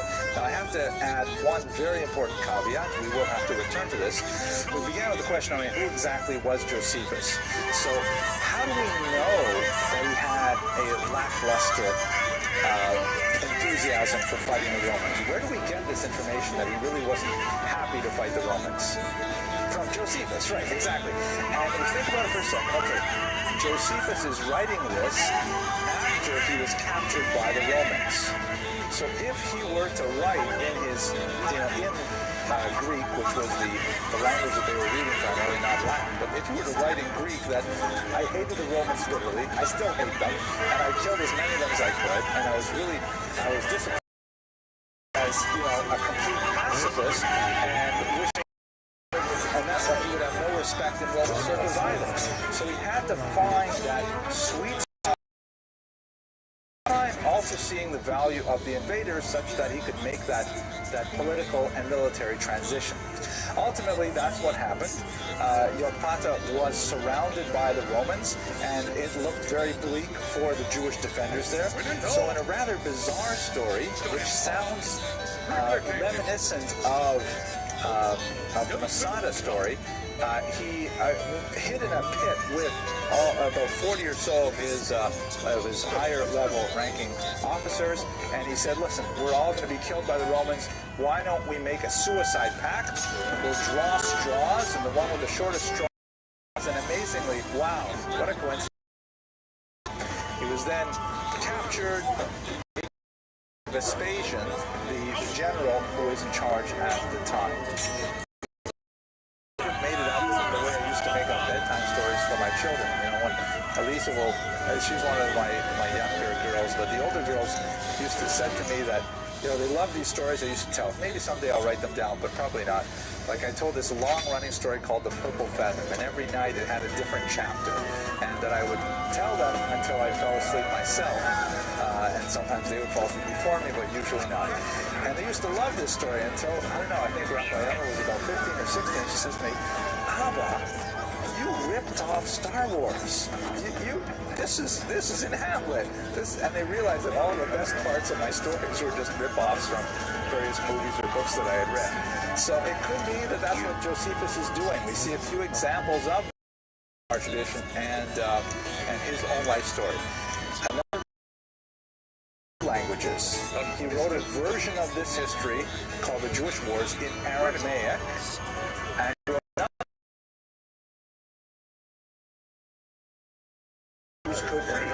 unfortunately it is lost. It has not survived, and we don't know what he said in Aramaic. Chances are it might have been very, very different from the Greek version. The Greek version, for a few reasons that I'll explore shortly, did survive. And so we only have the version of the story that he's telling the Romans. And so it's very difficult for us to penetrate that version, reading it through the lens of the intended Roman audience to try to understand the author himself. Again, that invasion for a couple of years, actually, which indicates going encounter with Vespasian himself, and he says to him that he's received a prophecy that Vespasian will become emperor. And that, of course, immediately comes to pass as Vespasian is called back to Rome to assume the royal purple, and he places his son Titus in charge. Now, that sounds kind of familiar, right? What are you thinking of here? Exactly. You started the Yochanan ben Zakkai. I mentioned earlier where he got out of the city and he went up to Vespasian and says, guess what? You are going to be emperor. Vespasian says, no. He says, yes, you are going to be emperor. And immediately they get the news. Vespasian, they want you to come back to Rome. They think you're going to be emperor. So he says, that's amazing. How did you know? He says, well, I'm Jewish. I can build fish. And he says, please give me 3 things. And Yochanan ben Zakkai asked for 3 specific requests. The most of Yavneh and its sages. And that's for scholars to study Judaism. And now it's exactly the story that Josephus tells about in Judaism for sure. But anyway, that's how we know it. Vespasian goes to Rome and he says, okay, Josephus, very interesting. I want you to be the Jewish advisor to my son Titus. By the way, this is a bust of Vespasian himself. And Josephus then spends the next couple of years by Titus's side as Titus besieges Jerusalem Josephus gives him information and advice on how best to defeat the Jewish armies, and ultimately Titus is successful, resulting in the destruction of the Second Temple. Account of Josephus. The versions in the Talmud that we menu of agenda items, and Josephus gives us a much more historical first-hand account of how the temple was destroyed.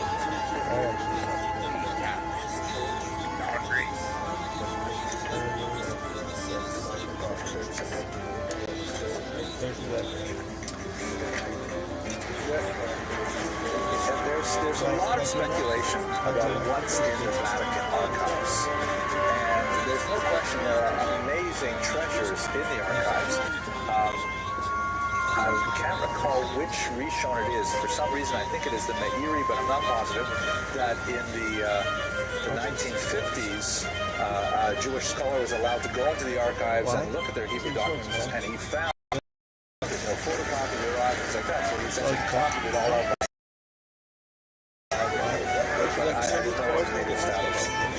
Okay, let's go right to his career in Rome. So after he writes the Jewish War, it's an amazing success at the beginning. He receives the approval of his captors, Vespasian and Titus.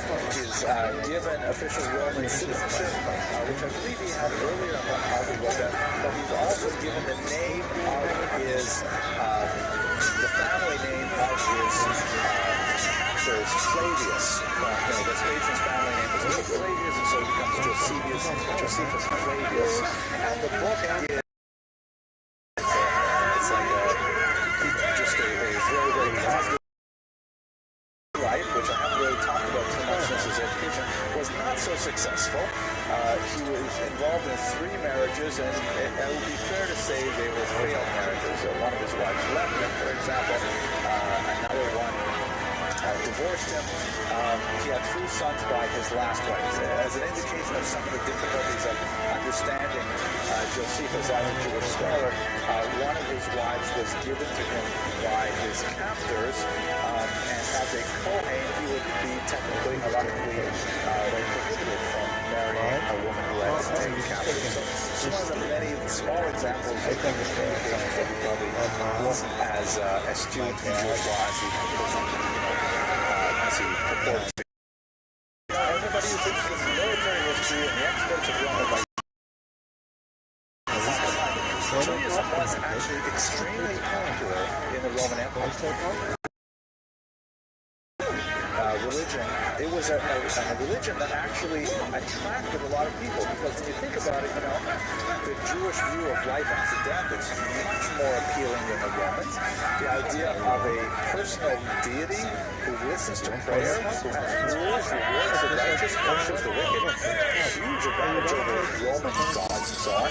And so there was wide-scale conversion to Judaism at many different levels in Roman society. I hate to use the word faddish. I think that's a little bit too strong. And if you think that's crazy, just think about Kabbalah today. Some who postulate that Josephus' readership were Roman. He was a very prolific writer and a very powerful writer in many ways. And much of the things that he wrote may have found that particular audience. Still, there's some ambiguities about that, but perhaps the most important one for us to consider, most important work for us to consider, if we move away from the rebellion in particular, is a massive work of 20 volumes called Jewish Antiquities. And this is essentially a book he wrote, which is Judaism 101. It is a history of Judaism and the Jewish people, and it's a miniature encyclopedia. Is a giveaway for one of the most important aspects of a tradition of this country that could go way, way back, and you could document it going way, way back. That was considered a mark of honor, prestige, and authenticity. The Romans could not claim the same antiquity. Their empire was nowhere near as old as Judaism. The Greek Empire is also not knew he was a Roman, and so people were fascinated. What is this strange religion? Why does it have such longevity and so on? So this particular book, in many ways, eclipsed his study of the Jewish world and fell into it. However, it's not too accurate, and it is plagiarized from many, many different sources. The literary analysis of the Antiquities portrays that he just simply borrowed whole scale from one when he is plagiarizing, and weakest event is weak, fascinating for its larger implications. I'm actually going on to a different thing, so let me just change topics here. So why do Josephus of manuscripts of Josephus going way, way back, and it's been translated into so many languages? What is it really about? Well, first of all, we have the imperial approval that, the Romans, Vespasian, this is a book about Vespasian, it's a book about his son Titus, everybody loves that, so it should go into the official library. But beyond that, there is a key reference to Jesus buried in his works, and that made Josephus all of a sudden way more popular in the Christian era. Now, what does that reference say? Well, before most likely a later interpolation which appeared in the 3rd century, and it suddenly appears in the 3rd century, and then it becomes quoted all the time. So probably, right? You must know something about him. So let's have a look at what that passage says. I'll read it out loud because it's in this funny blueprint. Now there lived about this time Jesus, a wise man, if it be lawful to call him a man, for he was a doer of wonderful works, a teacher of such men as received the truth with pleasure. He drew over to him both many of the Jews and many of the Gentiles. He was the Christ, and amongst us had condemned him to the cross. Divine promise had foretold these and 10,000 other. You think about this on a literary level, it's kind of a nuclear bomb. It's a huge text about the Jewish about. Oh, and by the way, the Son of God appeared on earth. It's like a support. What are you talking about? You're really saying something like this. Stop the presses. This is the whole story, right? So this is most likely something added in later. And it was not Josephus' original writing. However, thankfully for us, that's one of the reasons why it became a treasured volume in many Christian libraries, because here's a text that talks about Jesus, so it's kosher, it gets the imprimatur, so to speak, and it has a lot of information about Jesus' time, what it was like to live in Jesus' era. So his legacy was, I mentioned very briefly, he wrote a couple other works, his Vita, his biography, which is not especially helpful. He apologizes for Judaism was as a Jew. On the one hand, he was a traitor. He went over to the Romans.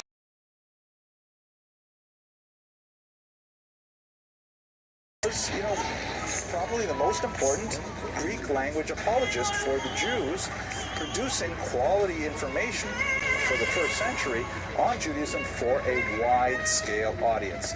So it's difficult to understand him as a man. Was he a traitor? Was he a patriot? Was he a pious Jew? Was he a sacrilegious Jew? Very complex, very difficult to really tease out. But I thank you for speaking about him with me for the last 60 minutes, and I look forward to speaking with you next week when we look at Philo of Alexandria, very important figure in early Jewish philosophy. Thank you very much.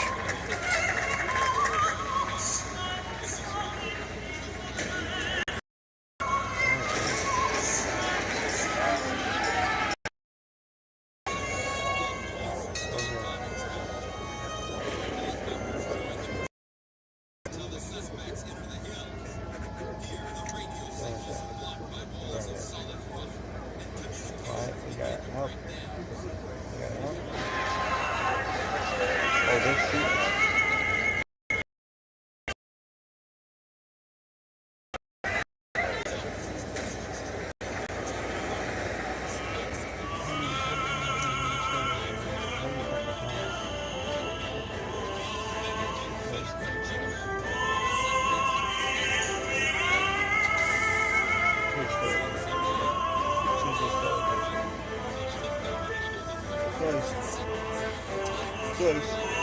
There you go. Fast.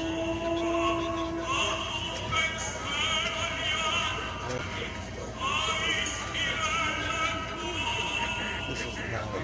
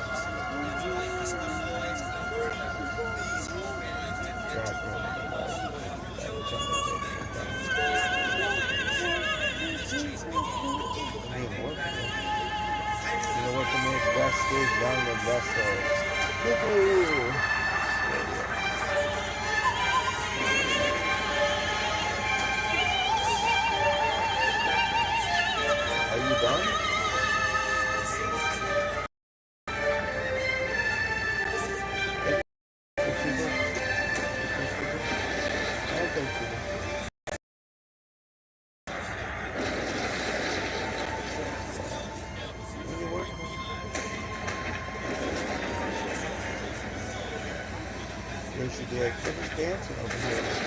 They're just dancing over here.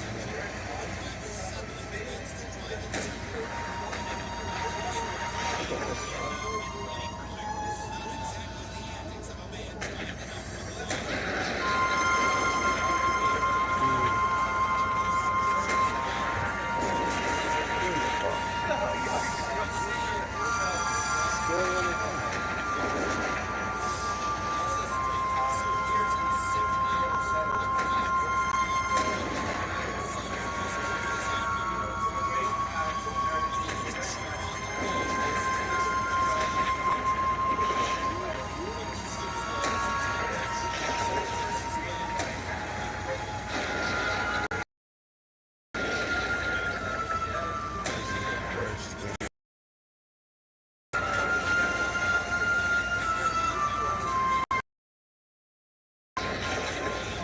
Get it.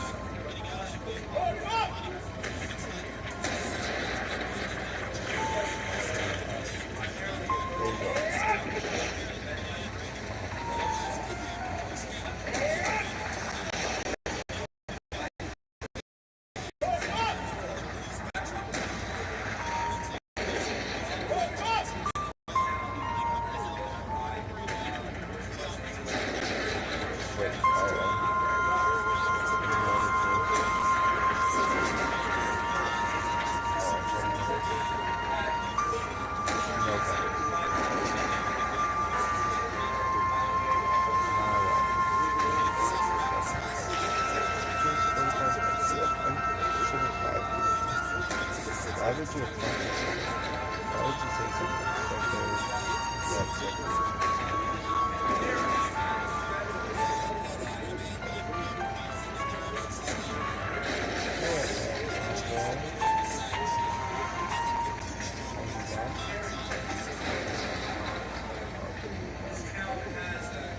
this is when we started like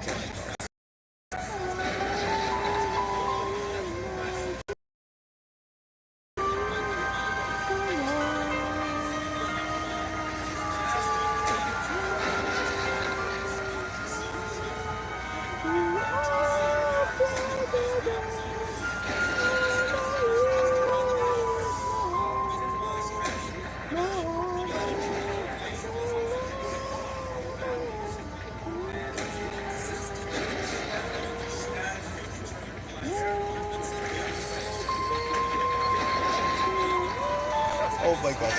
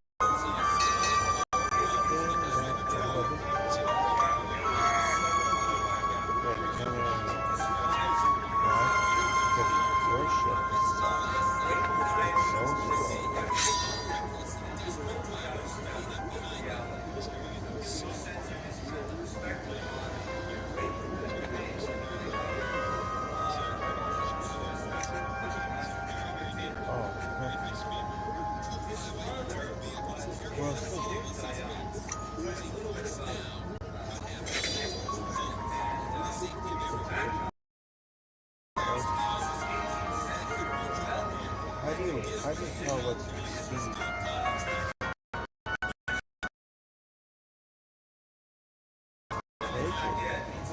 Something more.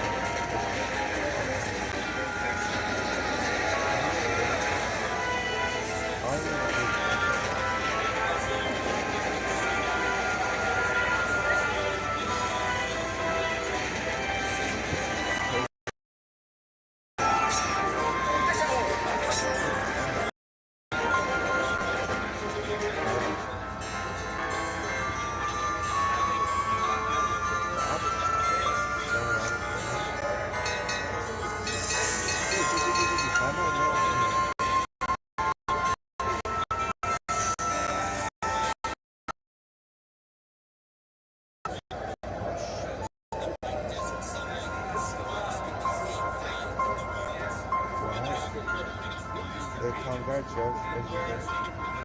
Watch out for the town guards. Oh, dude, that was a great move. That was good. Run, bitch. What thing goes run, bitch? Run, bro. That climb over this thing?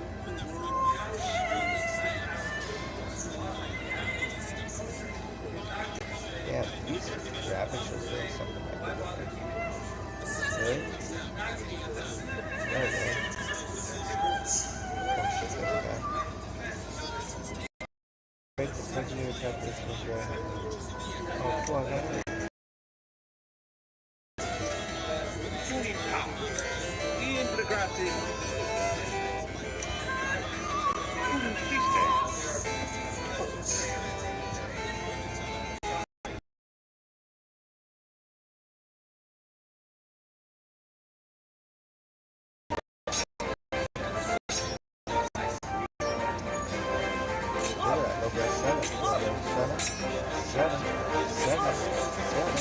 What you know about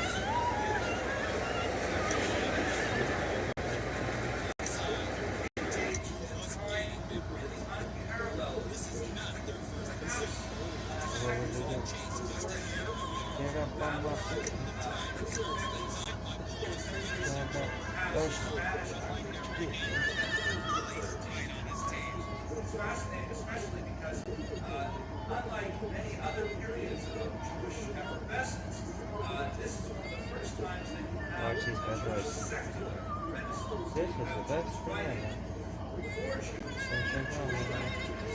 about non-religious forms.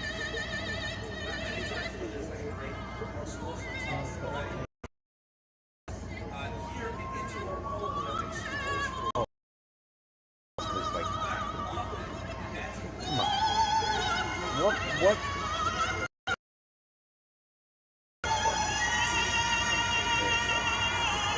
So that's what it was.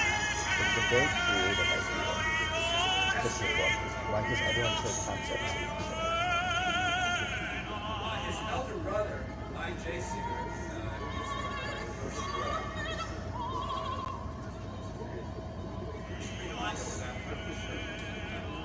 This is always this giant ball.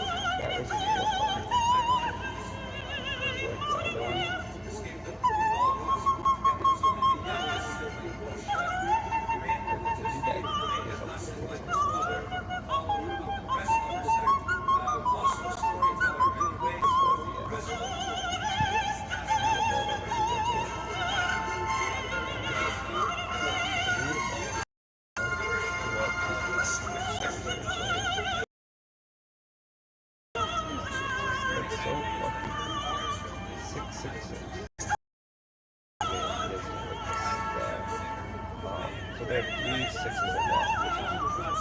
There's a reverse one with the W.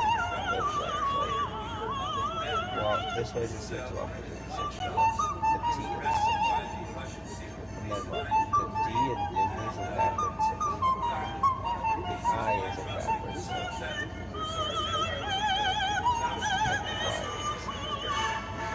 Good?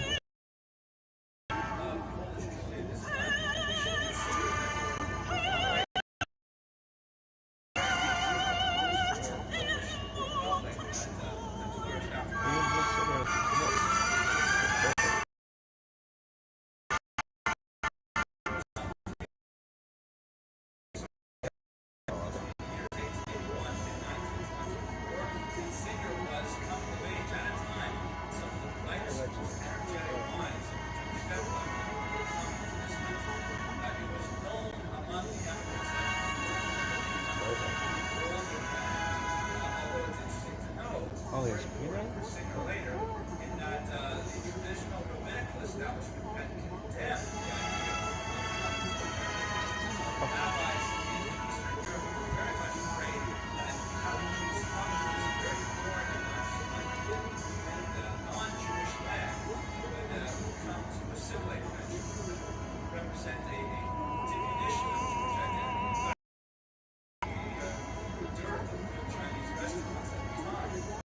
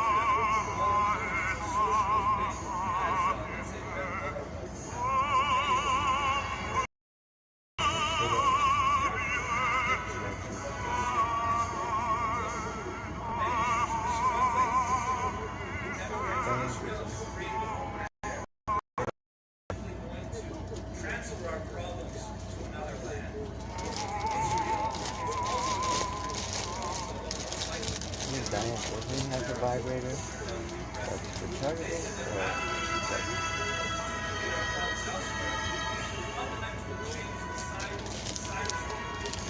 you can plug it on the bell. Good? You got it, coach. How you doing? You know. Some more moderate forms of socialism, such as communism. So Jews were very much caught up into this anti-clerical movement of change in society on a very basic level through socialism. Finally, on a somewhat smaller scale, enshrined in a state constitution within the countries in which they live. Gave a parliament of Jews, which would then have representation in the overall government of Poland, the Federated Russia, several countries actually did attempt this to one degree or another during the imperial period, including Ukraine, Poland had a version of it, Lithuania, Latvia, and Estonia had the most extensive versions of these diaspora nationalist schemes. They were not especially successful in Eastern Europe, but the United Jewish Appeal and the Federation of this country brought the auto of these diaspora nationalists. One of the significant exceptions, though, is to know that in the case of the diaspora nationalists, taxation of look how many lives. services, we don't have such a mandatory tax in America.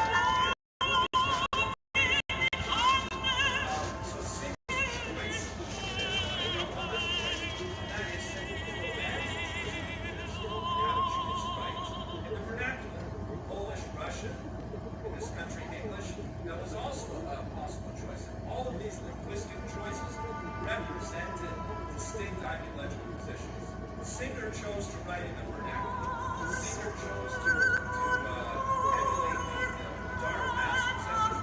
When it comes to writing,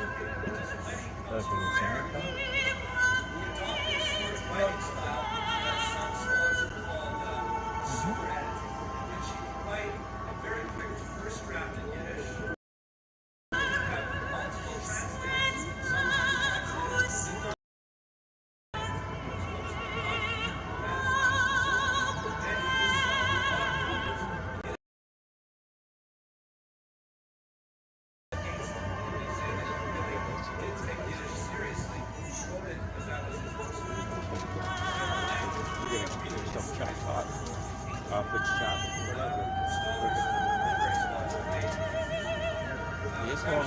Maybe?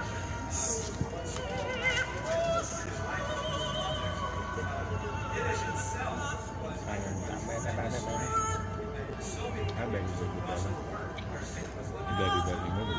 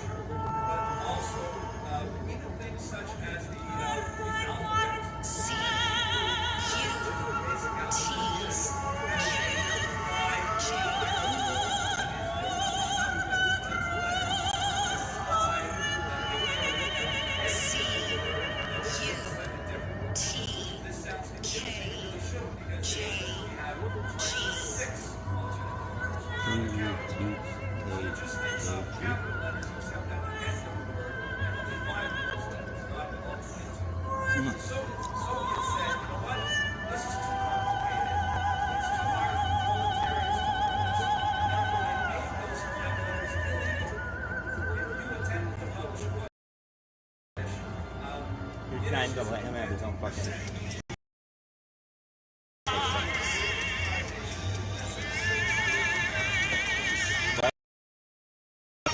I think that guy's dead. What do you mean? He's dead because he can't live every day.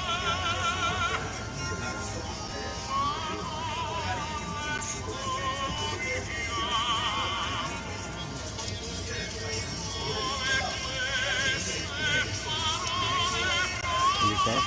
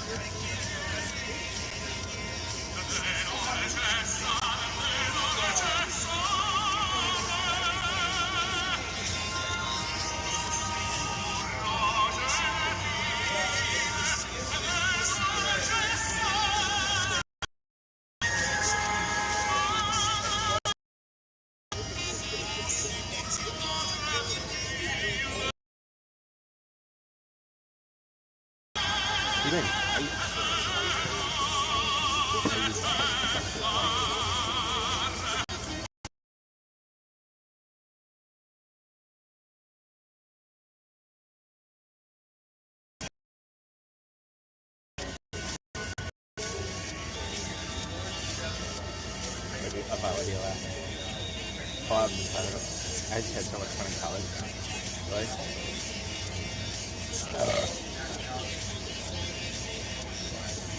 Really? Yeah.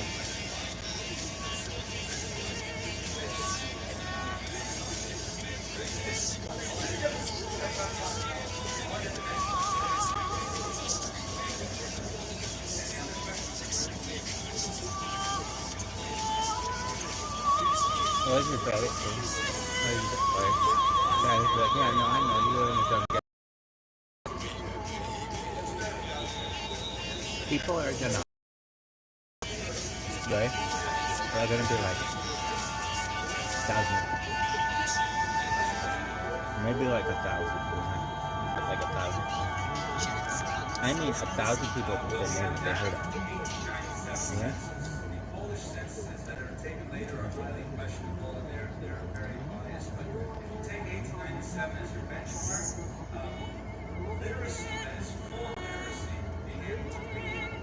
Hey, Toast. What? I didn't think those two were related. Are they? No. Well, kind of.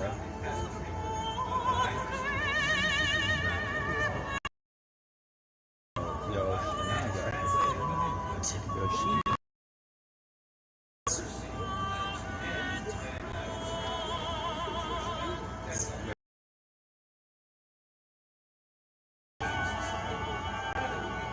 Yeah, toast. Like toast? Like toast? Like toast? Like toast. Really? like toes or toes. What? Like toes or toes.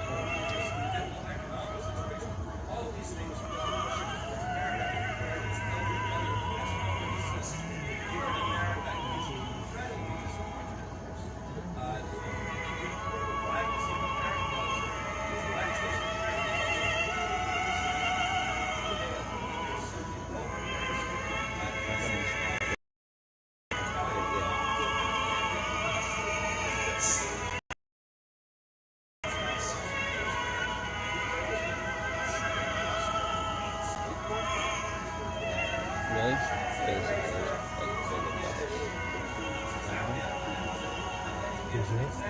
Alright.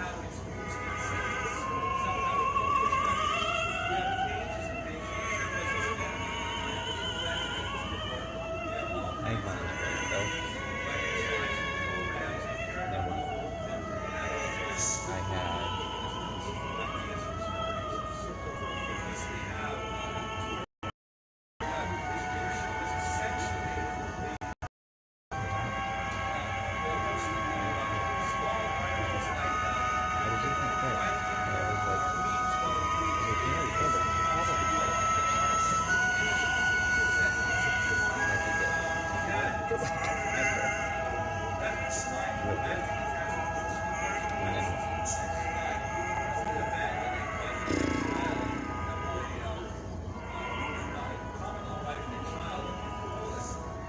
I had Florida had that was the ones that got sleepers. Just half of them. What did it look like? I think it looked like this, but I think it had all really good.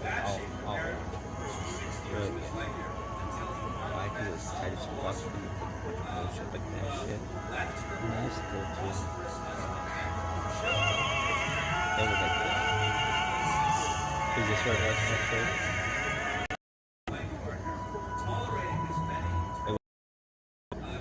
They were super cool. And it was a cool state. It was just anything to be different.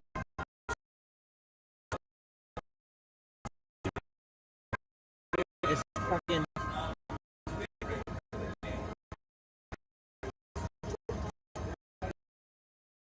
about Florida? Florida, yeah. Really? Florida? Fuck me, man. Florida? Florida? Yeah, Florida, yours, somebody.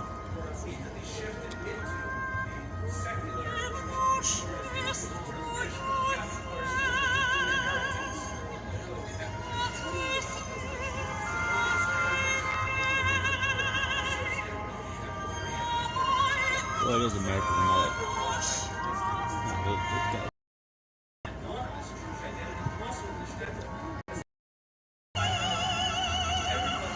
That's funny putting tweets on a t-shirt.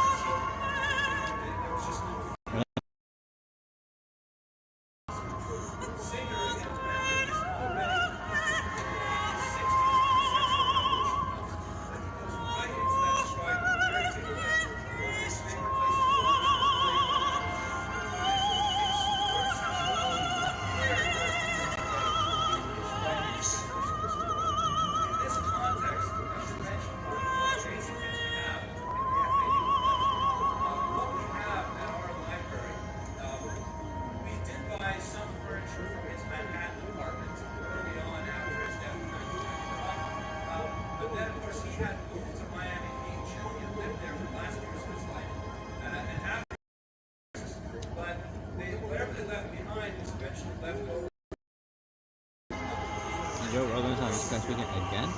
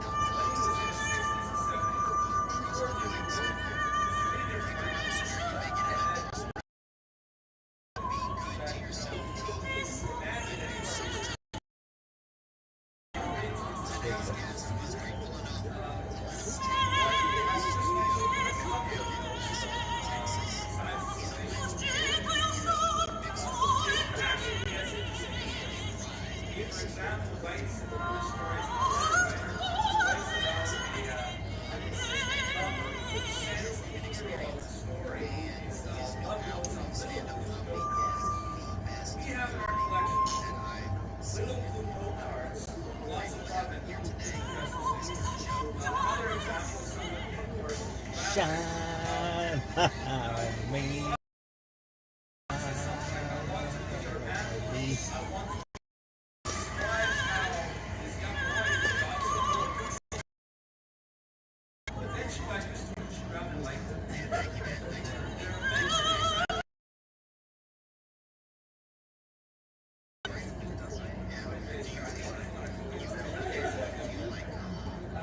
There is smaller in our local journals like the Bureau, who is currently working with these documents in Polish and Yiddish and English. We may see more published research on this data.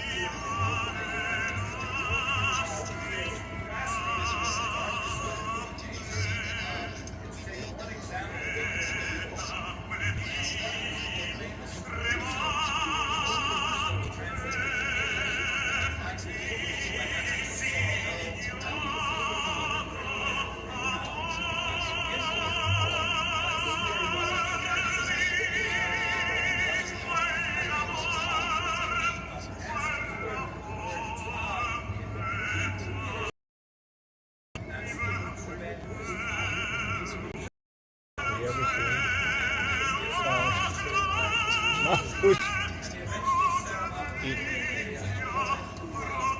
like 12 packs tomorrow. Dragon eggs? feel like that's a lot.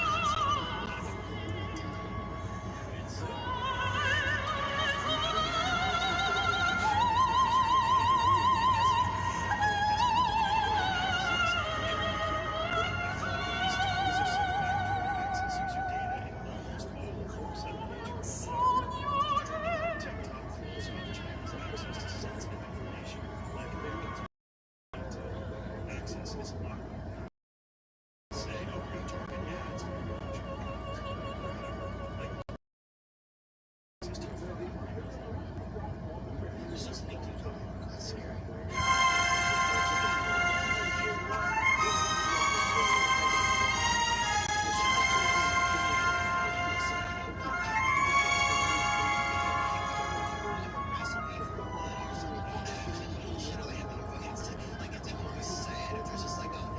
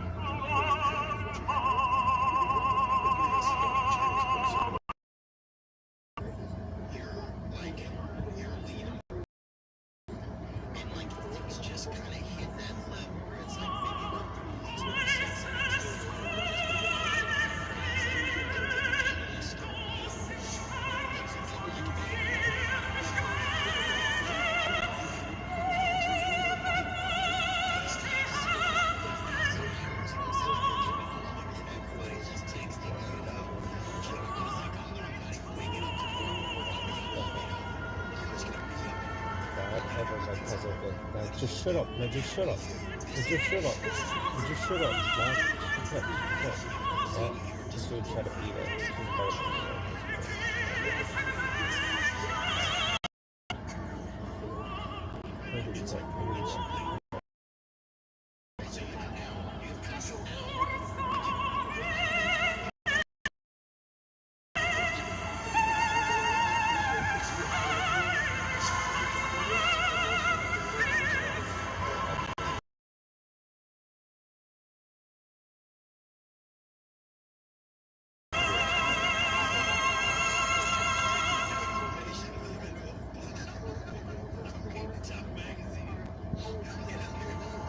I had to tell that joke about my uncle.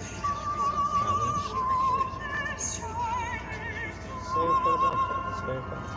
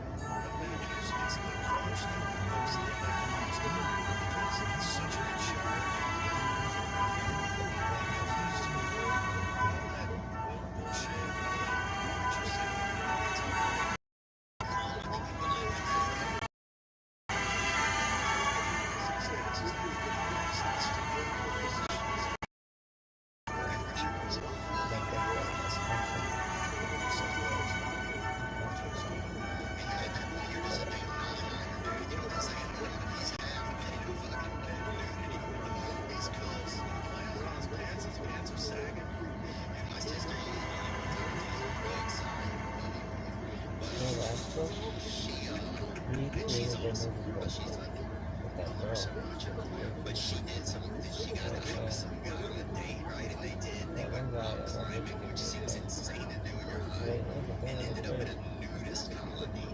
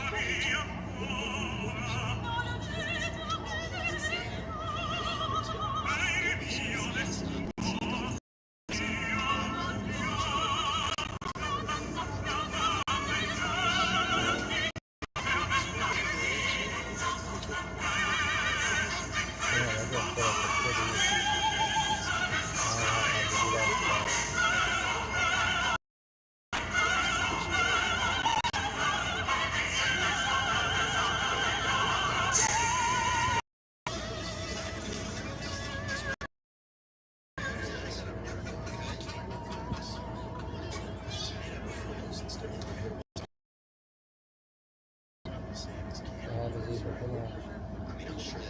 Crocodile.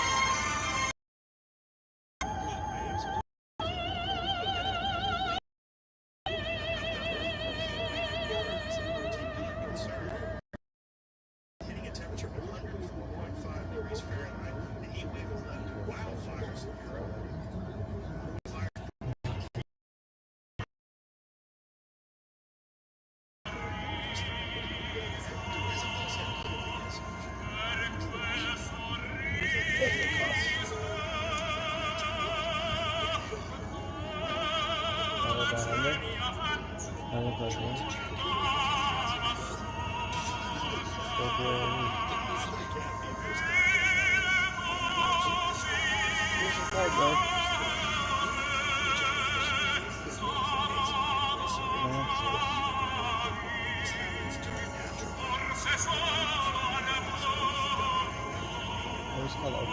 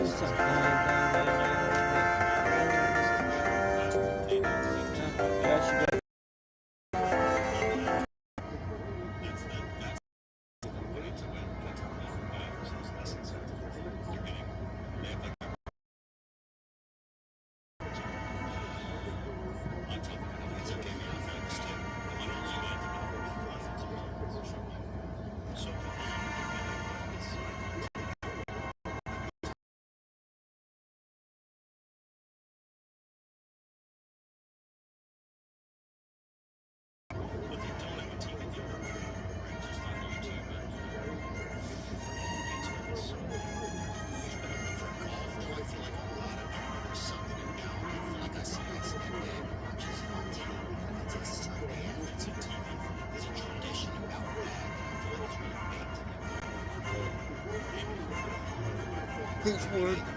Word.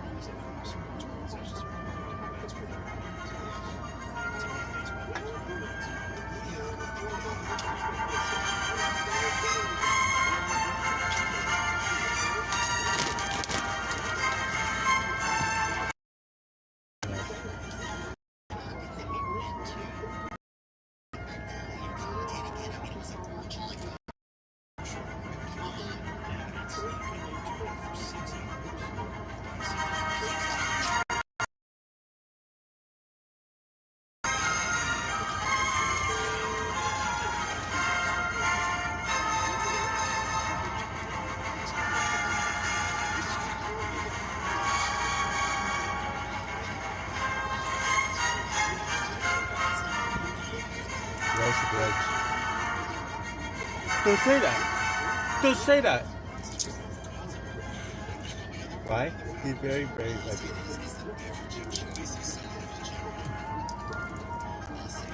Don't say that. Why? He'd be like, we don't all beat our wives.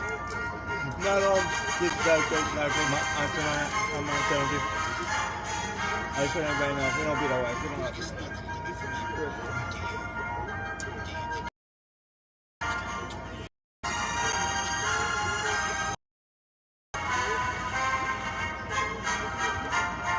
Largest fish.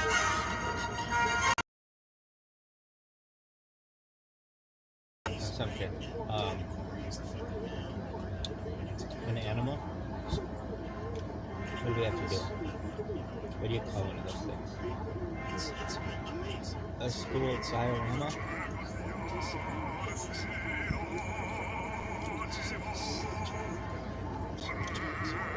Like you're all the fucking around town. Thanks, baby.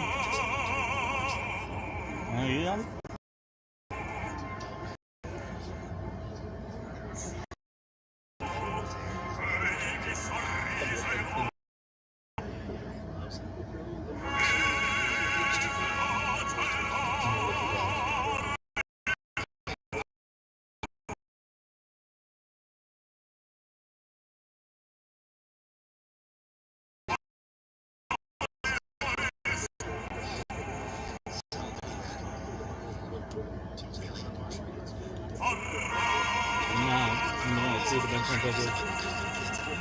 Either a miniature or as a large scale museum.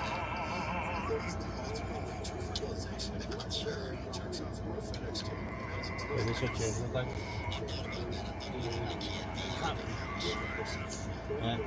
What was it?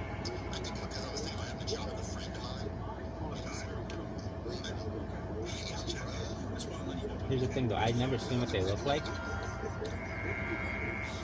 But I was just going to let my parents remember.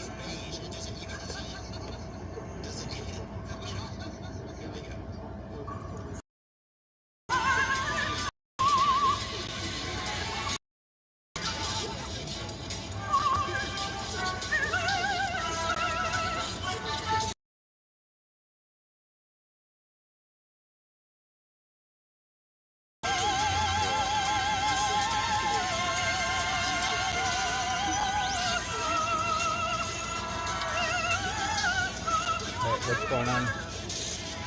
What is that girl with the party? What's that girl? So, what is she with the party? Horrible. What? What the fuck happened? Hey, Corey, what happened?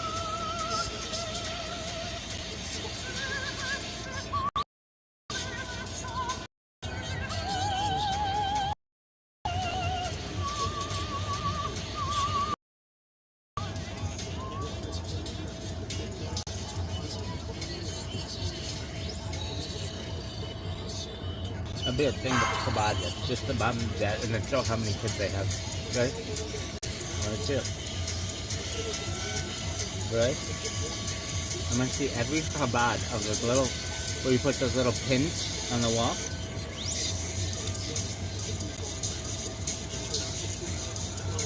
What if a guy doesn't have one? Then he can have his tool, right?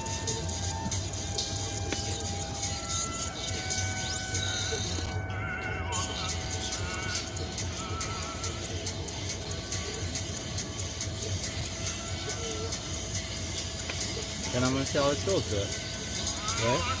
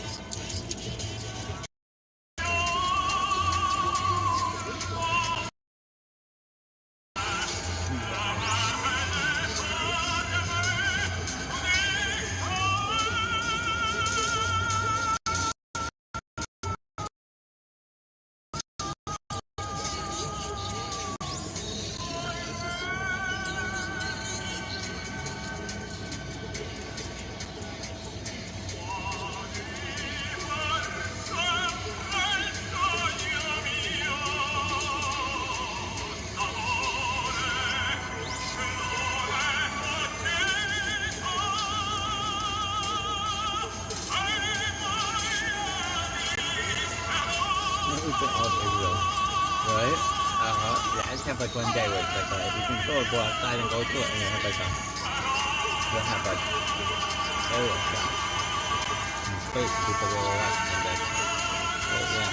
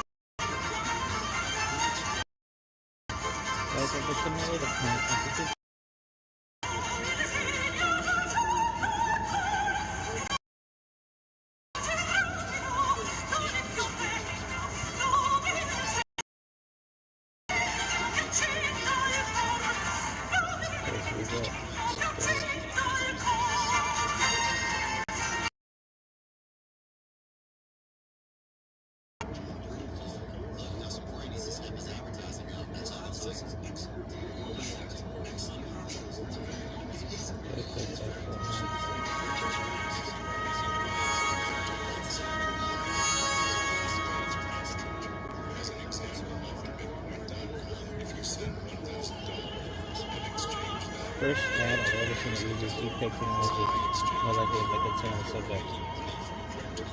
That's sweet.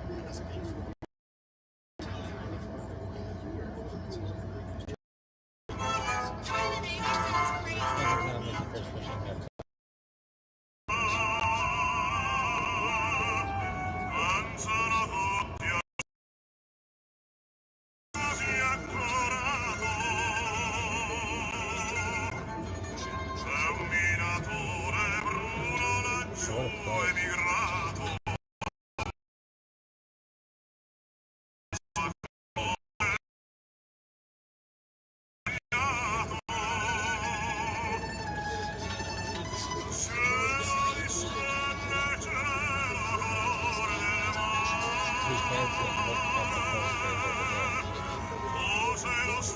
over there.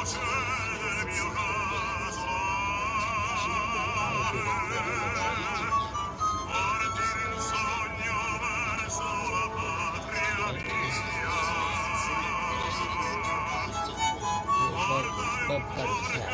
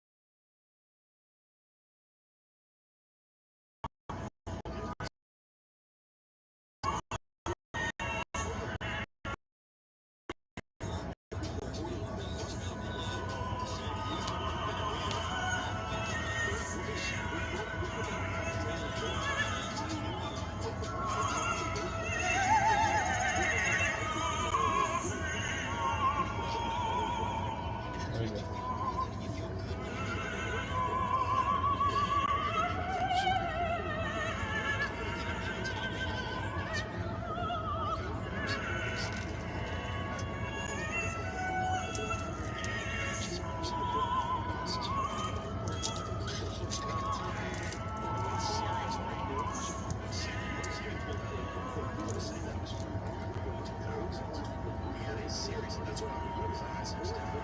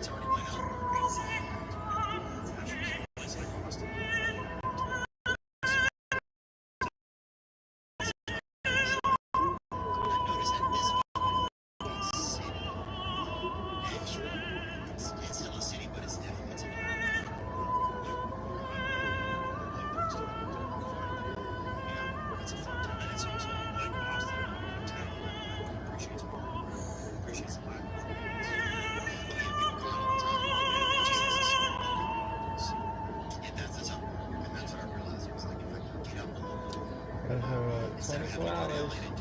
He's gonna be big.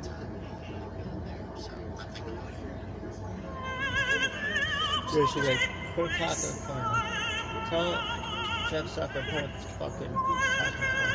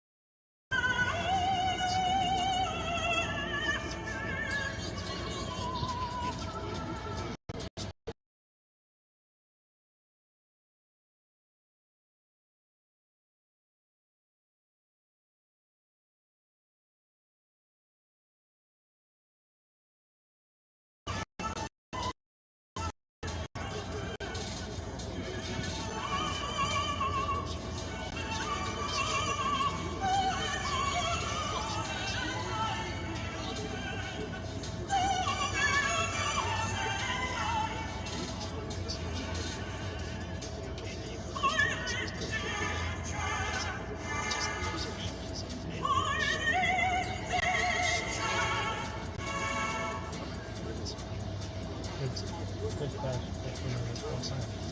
Why would you put that on?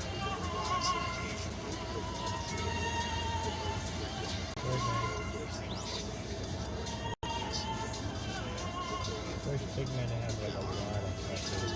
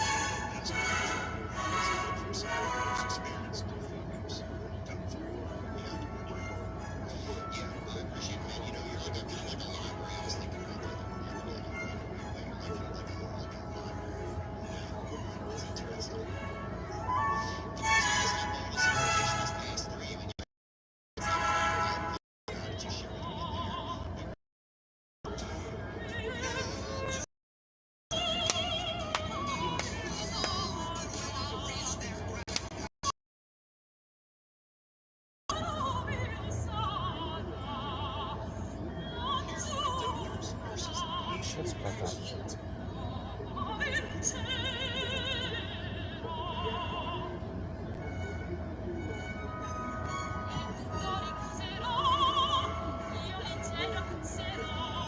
Oh, she didn't think it's gonna post?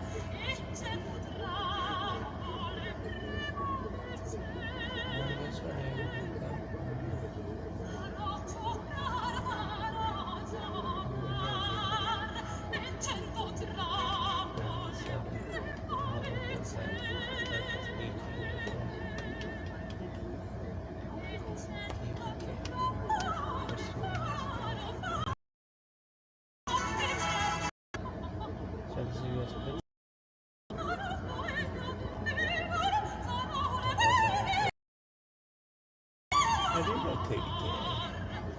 Like this oldest radio station in the fucking world. Why doesn't it say that?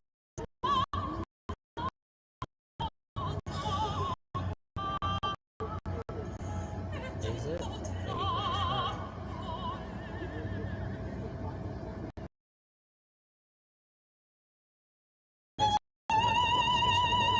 It is considered the first commercially licensed radio station, initially using the temporarily assigned special Emirates call sign of ATC, and traces began to its department for 100 times presidential election results on the evening of November 2nd, 1920. So why wouldn't you say that at the beginning?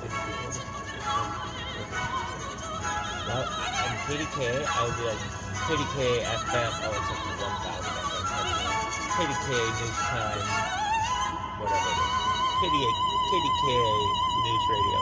KDK, what's the difference between news radio? I used to get down and News Talk.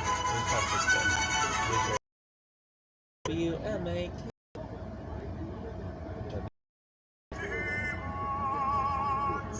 Jingle.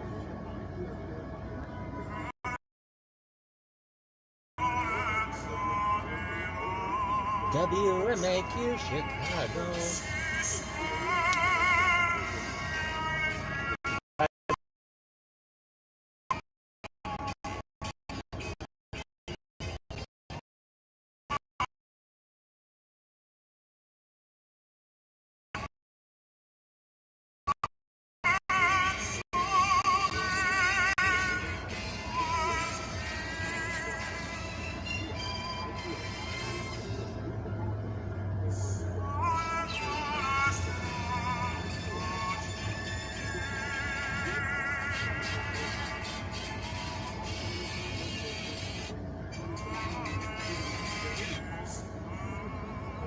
saying something.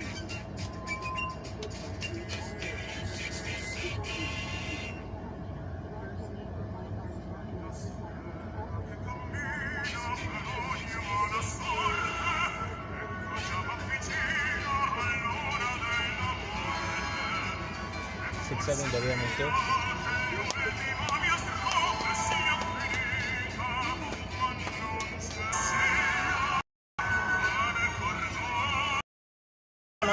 Los Angeles.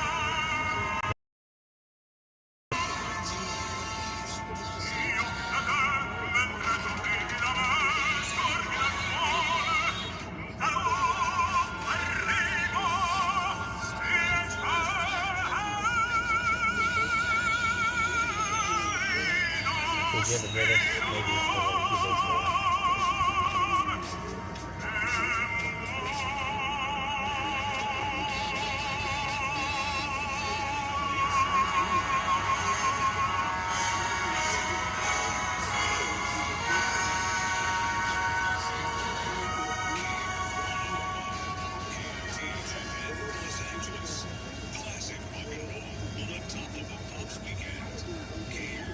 Maybe it's the top of the class right now. Playing back your favorite memories. K-Earth 101.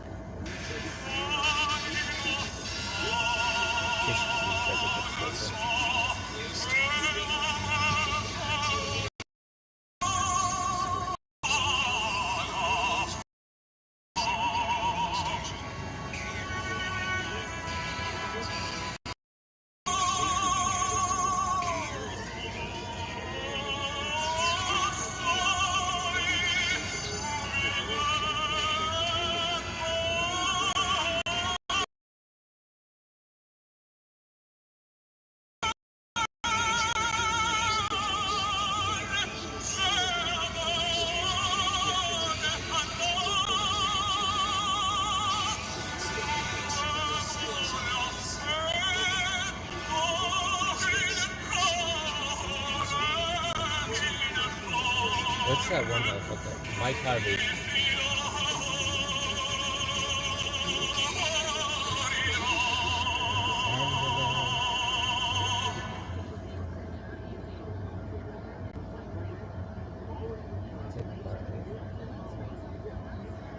No, this guy had a song super good. Really?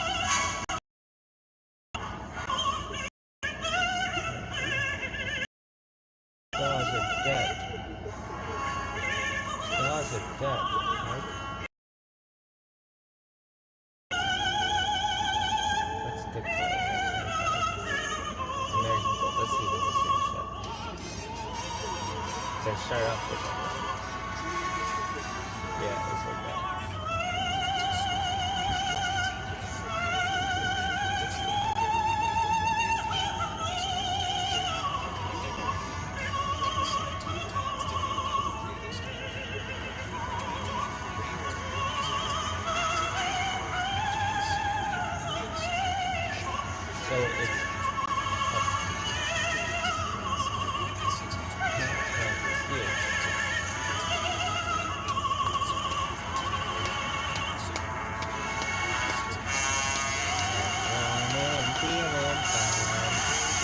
obsession on my mind. Last night I met a new girl in the neighborhood. I'm her kind of guy that tells me I'm into something good. The whole night through, can I be fall in love? She's everything I've been dreaming of. She's everything I've been dreaming of. I walked her home and she held my hand. I knew she wouldn't be just the one night stand. I asked to see her next week and she told me I could. She asked to see her and she told me I could. We are into something good.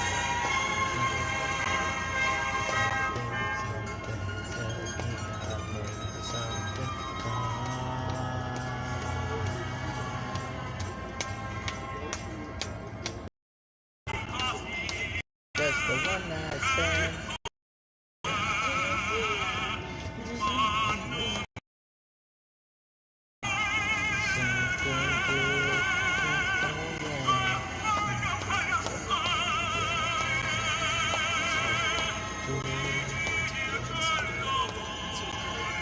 Love that song. That's for all the British notes out there.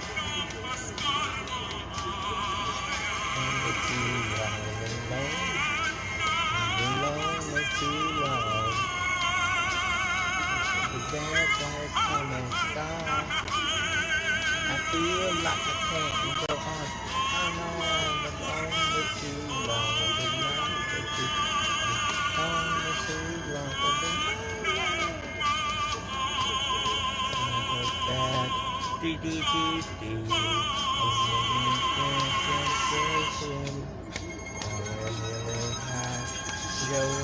I'm free. Oh yeah. So help me outside the line.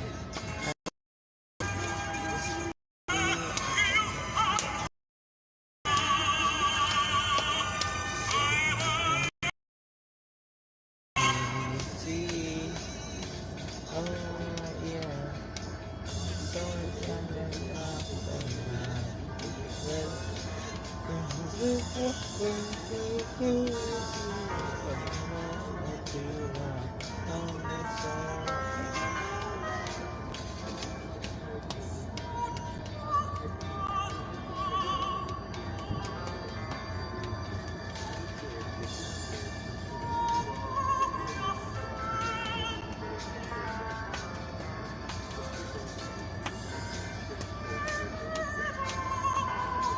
Hey, where'd that guy go? Where'd that guy go?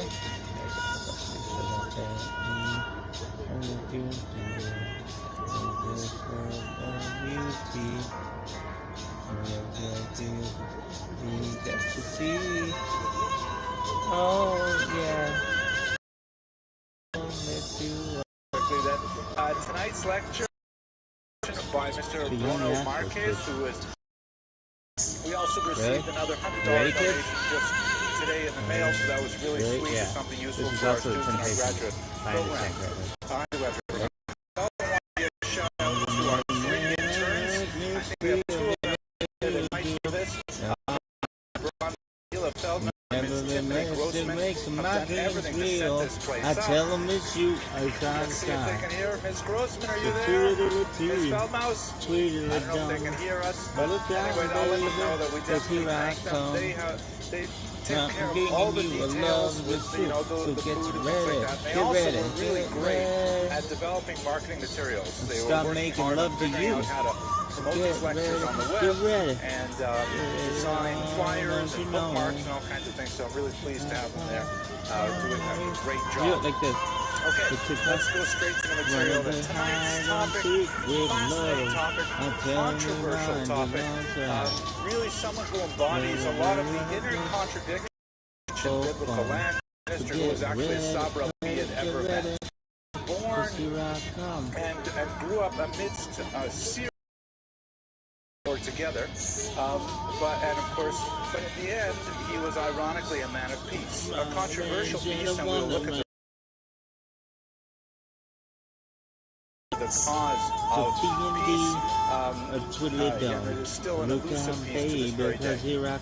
David, could I ask you to shut that door? I'm bringing you a lovely soup, so get ready, get ready, get so let's go straight ready. to the story of his life. We start making Here's love to some you. photographs to give you a So sense get of his ready, family get background. ready. Both his parents were Ready. socialist Zionists. His Here I mother come. from Belarus was Get known ready. as Red Here I Rosa Cohen because of her socialist Live on leanings. YouTube. Check They were this out. both Live on especially YouTube. attached Live to on a YouTube. Live party on called the YouTube. Coalition. Here you go, spoke kids. We got about the them very Beatles briefly coming up. last week.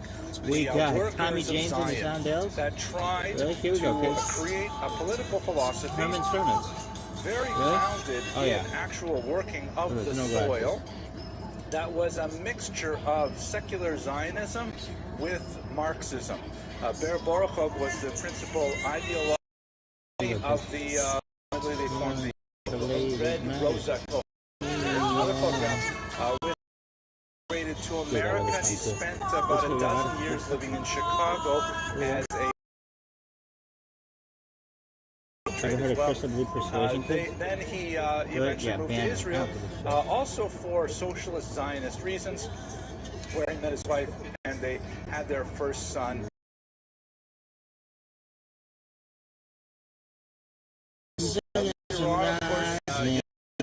Went through the ranks. Schlossberg, and he married her. They remained married until his assassination in 1995, and she died 5 years later. She was, of course, very much intertwined with his political career, and we shall see that a small financial peccadillo actually brought him from government as a result of his wife's having a bank account that was illegal at the time, but let's come to that a little later. His life, as I mentioned, really could be traced out through a series of Israel's wars.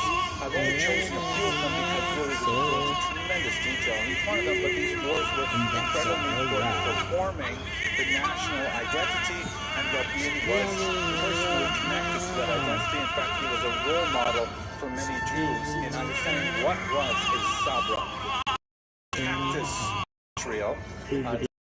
They have like moist on the inside, very tasty, but hard on the exterior, and maybe rough and rude, but on the inside, very warm and hospitable. We used to spend a lot of time together, Canadians and Australians, and beer. Very quickly with his knife, and he popped it into his mouth. Little did he realize, of course, that those mature spikes on the outside of the cactus.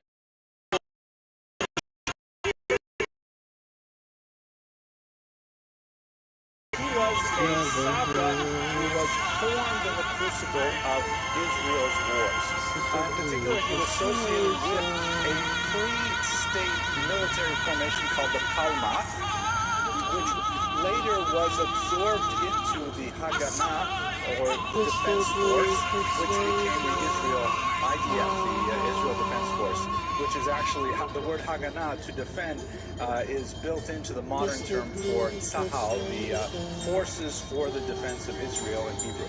It was not an easy fit, and in fact, in his memoirs, he wrote quite a bit about the small antagonisms he had with great figures such as Ben-Gurion, the first Prime Minister of Israel, who wished to break up the Palmach and not allow them to have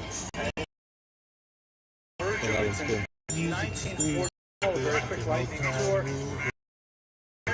and after a brief amount of all of that region, also Transjordan, the mandate. It was controlled by Britain on behalf of immigration to Israel. The Jews moving to Israel wanted after the war ended, and many of them Jews wishing to go to a new homeland rather than try to recreate their lives in war-destroyed Poland. So ultimately what ended up happening is the British, after trying to negotiate between Jews and Arabs and finding themselves at the expense of violent attacks, they decided to simply give it back to the UN, and the UN thought about it for a while and came up with a very unworkable plan which divided the land of Israel into 7 distinct sections. this sort of pinkish area here was supposed to be the Arab states. So there are three Arab state regions with very tiny connections between them. This sort of peachy green, orange color was to be Jewish, and finally the region of Jerusalem was to be an international zone. It belonged to the international community, would belong to neither Jews and Arabs. So when I teach this to undergraduates who are not necessarily familiar with the history, but almost impossible territory between Jews, of course, broke out almost where Jews actually live. I mean, the regions that we saw on the previous map, the number of Jews living in a lot of these regions was tiny. And so everyone expected at that time that the Jews, of course, would be thrown into the sea. So shortly after the Holocaust and after a brutal war of just over a year, they ended up being able to actually consolidate territory to the amazement of the world, and the state of Israel survived. Rabbi was involved in several important maneuvers. At this point, we should recall that his genius was in logistics, in operations, which is a very important part of war. Not so much the artillery or the SEALs or the Air Force, but in figuring out what goes where, what has to be placed where and when in order for the troops to succeed. Supply lines and munitions, things like that. So he was charged with finding a way to get from Tel Aviv to Jerusalem. You can see the blue areas here are Jewish populations, but the single road that connected them went through a heavily populated Arab area here around the town of Latrun. And the site Arabs could easily simply bypass the road, pay Jerusalem without harm. After the war, he was like at the time, he had no dress uniform. Armistice talks wearing your regular khakis. So they've got some World War II uniforms that were hand-me-down. Remember, this is 1950 already, so it's 5 years after the war, and several people had worn these dress uniforms from a used shop before him. They were ill-fitting, and he put them on. He also he relates in his memoir a funny story that some members of the Arab delegation found out a deeply held secret that he was very embarrassed about. He could never manage to learn. Perhaps he learned later in life, but at that point, when he was about the late 20s, he didn't know how to tie a tie. And so he actually had a friend tie it for him and leave it on his neck, and he would just loosen the knot every time he needed to take it on and put it off. But he happened to go for a haircut at the same time as one of the members of the Arab delegation, and they saw him loosening his tie, and he was deeply embarrassed. I mean, that's an interesting kind of story because it tells you something about the character of now. Just under importance in 1956, the Sinai campaign we are right now, just is on Wednesday, which celebrates the recapture, to skim over some of the main facts. I'm sure most of you are very aware of the broad strokes of the war, but we'll focus on Rabin in particular. This man, Gamal Abdel Nasser, leader of Egypt, was an extremely bellicose individual who managed to engineer a political alignment with Syria that was very significant. Syria, of course, is to Israel's northeast, and Egypt is to its southwest. Israel was trapped as formed by Egypt and Syria. Their strong political alliance was extremely deleterious to Israel at the time. And tensions with Israel since the War of Independence were really running quite high. Rabin was to some degree, at this point he was involved as Minister of Defense, I believe. Israel, and Rabin in particular, was to some degree responsible for the escalation of tension in the late 1960s. There were skirmishes in the water area, the dogfight between Syria. So rivals in the Israeli government. At any rate, and Iraqi troops, and to threaten the borders of Israel.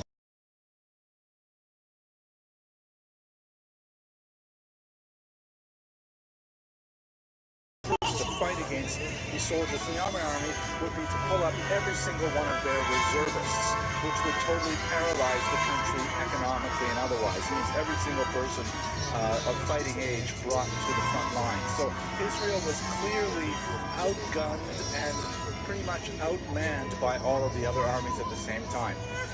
And Egypt, in a very bellicose way, threatened the United Nations and challenged them to remove their observers from the border that was separating Israel and Egypt. Perhaps to Nasser's surprise, the Secretary General of the UN actually did so. He actually abandoned the front line. There are some theorists who say that Nasser was expecting that, this is part of the rhetoric, and, you make these noises, and the UN might retreat to a part of the border, but he simply removed the border, and to a certain degree, he thought, just remember, a proxy war between these four parties, foreign policy objectives, war that brought an American vessel in the Mediterranean. For a moment, they had a bone-curdling thought that perhaps it was the Soviets that they had actually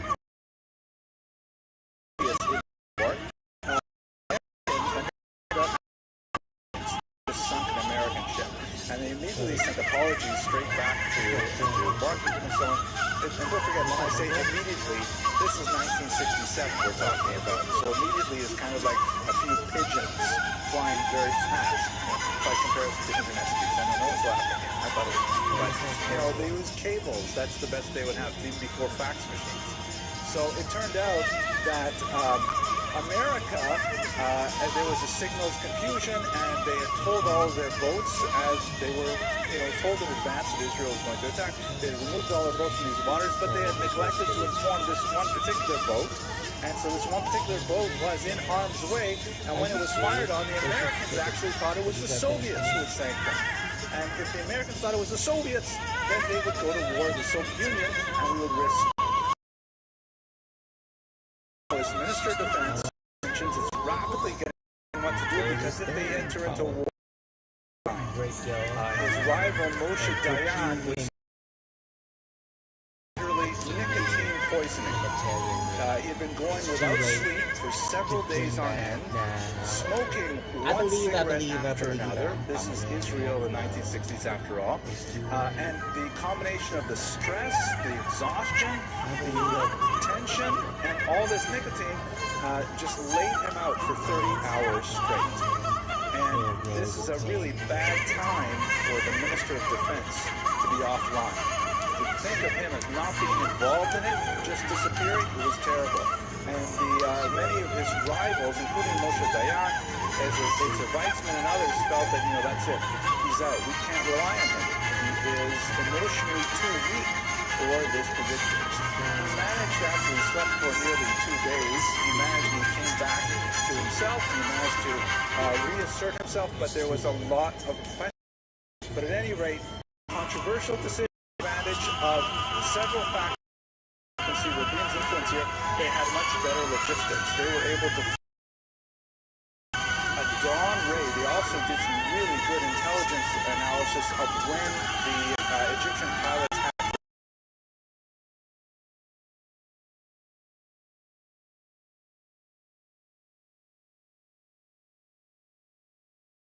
So the Israelis planned that attack for the very first wave to go over the Suez Canal, and amazingly, and they planned 3 waves of attacks, but the first wave completely decimated the Egyptian Air Force on the ground. They were completely destroyed.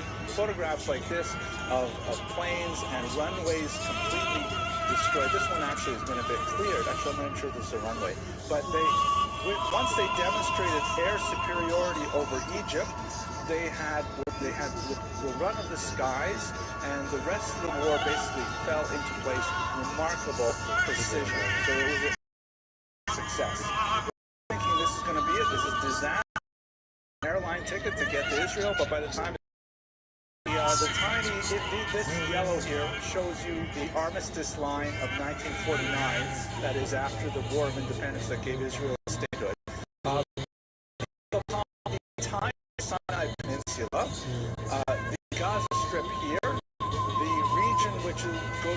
biblical names Shomron and Yehuda, or by its contemporary term, the West Bank, because it's the west bank of Jordan, and that sort of peachy color in the top is the Golan Heights, a region in the north that separates Israel and Syria. It was a victory beyond all proportions. They had no idea that they were actually going to conquer this much territory. And in fact, it would prove to be quite an albatross that Israel would have to deal with, because immediately afterwards the Israeli elite was thinking, okay, great, we conquered all this territory, now all we have to do is wait for the Arab nations to call us up, and we'll make a deal, we'll trade land for peace, and we'll finally have peace. The problem is that the phone call did not come for another 10 years, and the overwhelming Israeli element of that war, photograph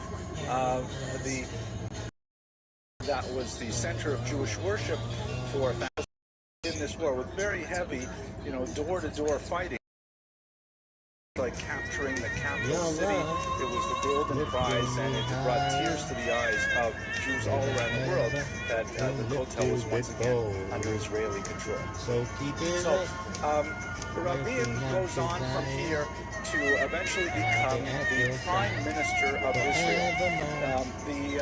The most significant thing that happens in the meantime, of course, is the Yom Kippur War, which immediately preceded his rise to becoming Prime Minister. The Yom Kippur War, which we won't go into in great detail, but was engineered by this man, Anwar Sadat, also the Prime Minister of Egypt.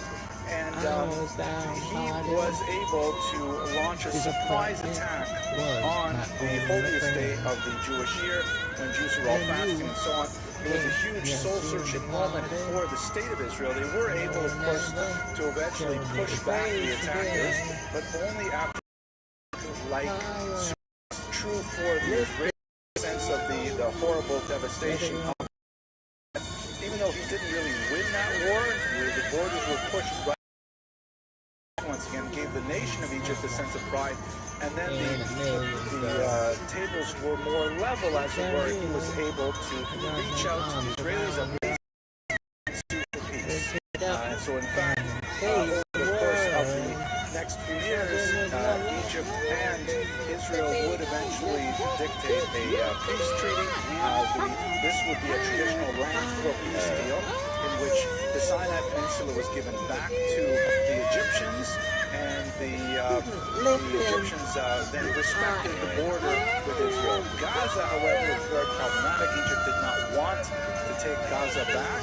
It was heavily populated, a lot of unhappy people living there, and they left it in Israel's backyard. But during this time, Shimon Peres emerged as Rabin's greatest rival. The two of them worked together on so many things. They were both labor Zionists. They were both in the same political party. But Rabin was more hawkish, and Peres was more dovish. Let's see if we can hear. Peres really wanted to make more efforts to and fist. He was much more like Peres, but definitely not similarly minded.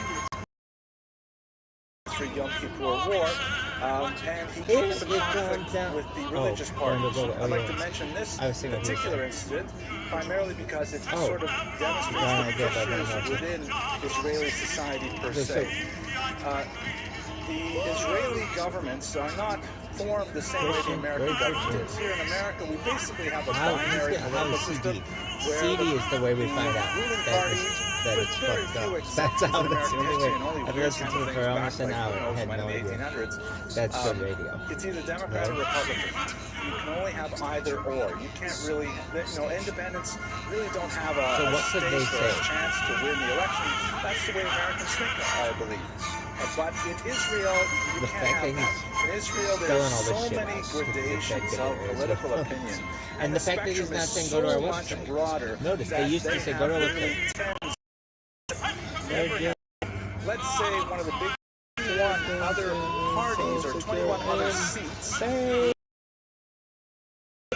communists, they want, a particular type of school system. Fine, we'll deal with them. And then the government, once they get 21,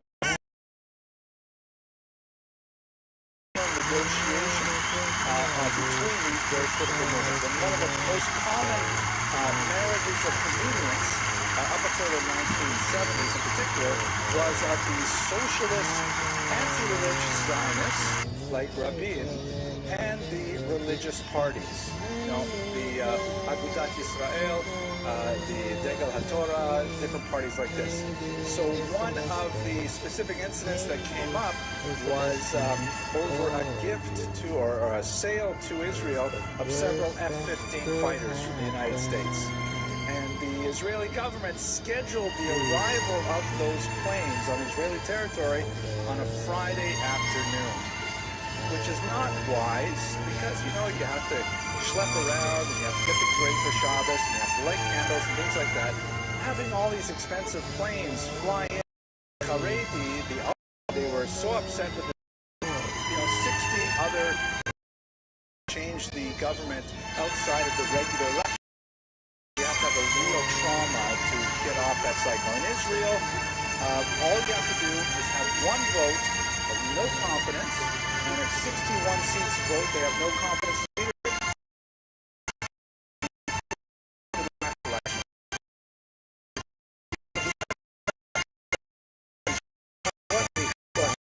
What a definition about saying that we should have these F-15 fighters land on Arab Shabbat. We vote no confidence.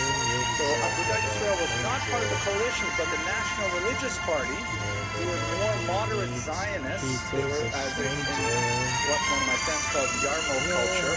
They tended to wear the white knitted kippot with the blue emblems on it. So they're more Zionistic, but also observe the Shabbat. They didn't want to bring the government down, so they didn't want to acquiesce to the Agudat Yisrael either. So what they did was they abstained from voting.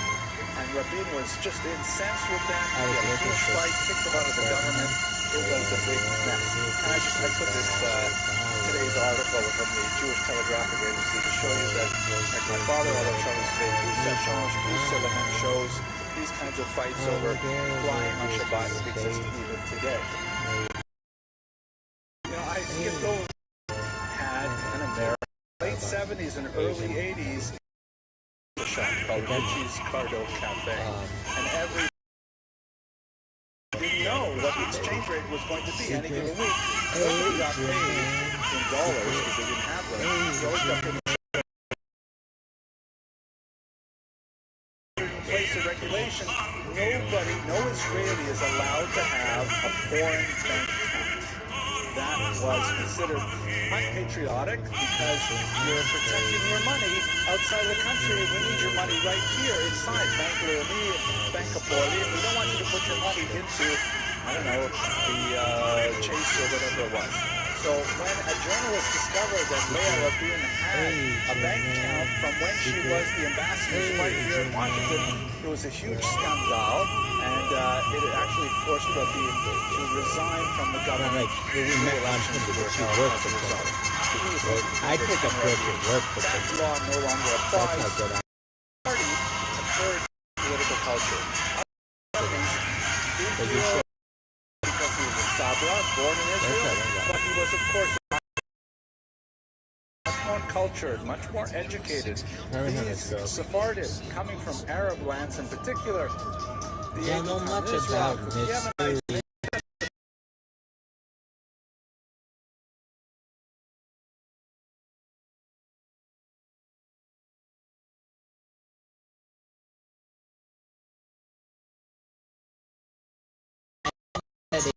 There was like this internal revolution where the Sephardim rose up and they said, we are just not going to support this social Zionist model that is hostile to our religious values. And we don't like all this rubbish stuff, especially that we hear from Shimon Peres. And they voted for a new party, Likud, under the leadership of this man, Menachem Begin, who was a follower of Vladimir Jabotinsky. You probably spoke about him many months ago. Menachem Begin, much more hawkish than anyone out there, much more religious, much more nationalistic.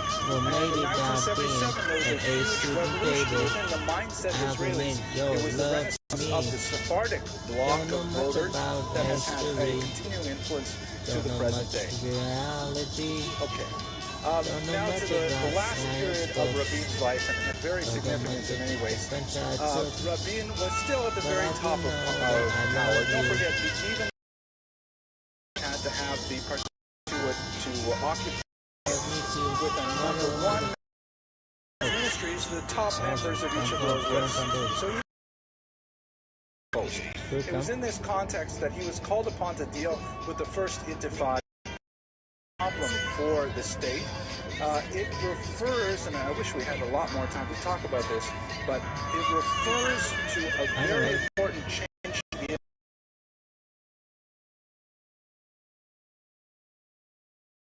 Palestinian, as distinct from, Arabs who live in Israel, became very prominent. The Palestinians at this point had organized themselves, and in many ways the Palestinians had expressed their lack of confidence in their Arab leaders of other lands, the leaders of Egypt, leaders of Syria. They said, like, what have you done for us lately?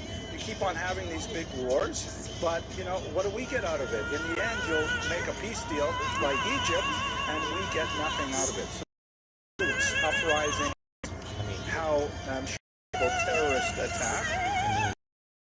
I used to live, and I used to, every day walk Jewish quarter of the old city, and then I would walk back at night, and it was no problem whatsoever. It was just some guy walking in the street.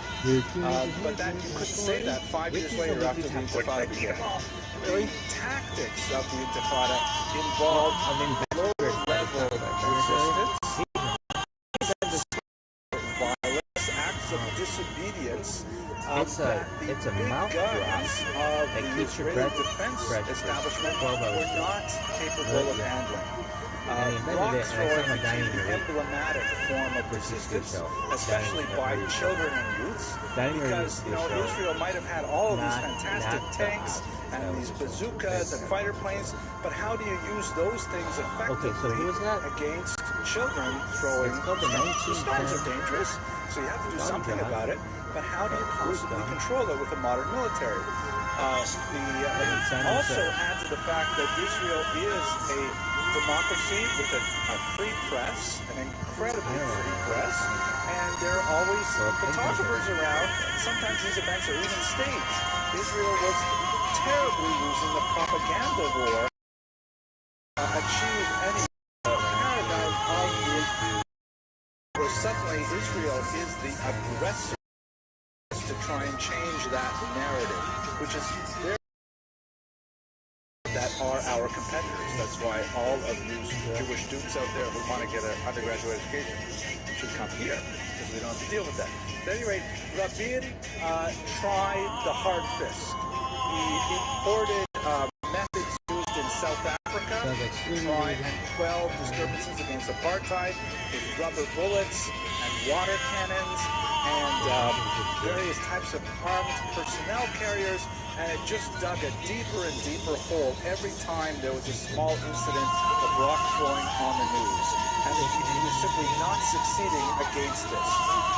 The Intifada, the word apparently, I don't know Arabic, but it apparently is the term used for like a violent shaking, like when a dog is wet and wants to shake off the water. Like instead of having the Egypt or the Lebanese and so on coming in invade, it was going to be like a shaking off the Israelis kind of mentality. And it was very heavily practiced in the West. Rights. The checkpoints were put. A wall was built to try and separate the Arab citizens living in, or the Arab population in Israel, who have freedom of movement throughout the country, and on occasion would collude with non-citizens from the West Bank and Gaza, which only made the Intifada all the worse. And there was no easy solution in sight. Certainly not then. Even today, it still remains a deep problem. So what he did was very counterintuitive for his life history. This is probably why he is so controversial in many circles today. He decided that if he could not win this war, with arms, he would win it with peace. Very dramatic. Now we're getting to the, and you'll recall that most union for the Palestinians. People who might have been more short-sighted politically would say, well, this is great. The Palestinians effort. Right now, I deal primarily with one enemy. His name is Yasser Arafat. He's the leader of the Palestine Liberation Organization. Israel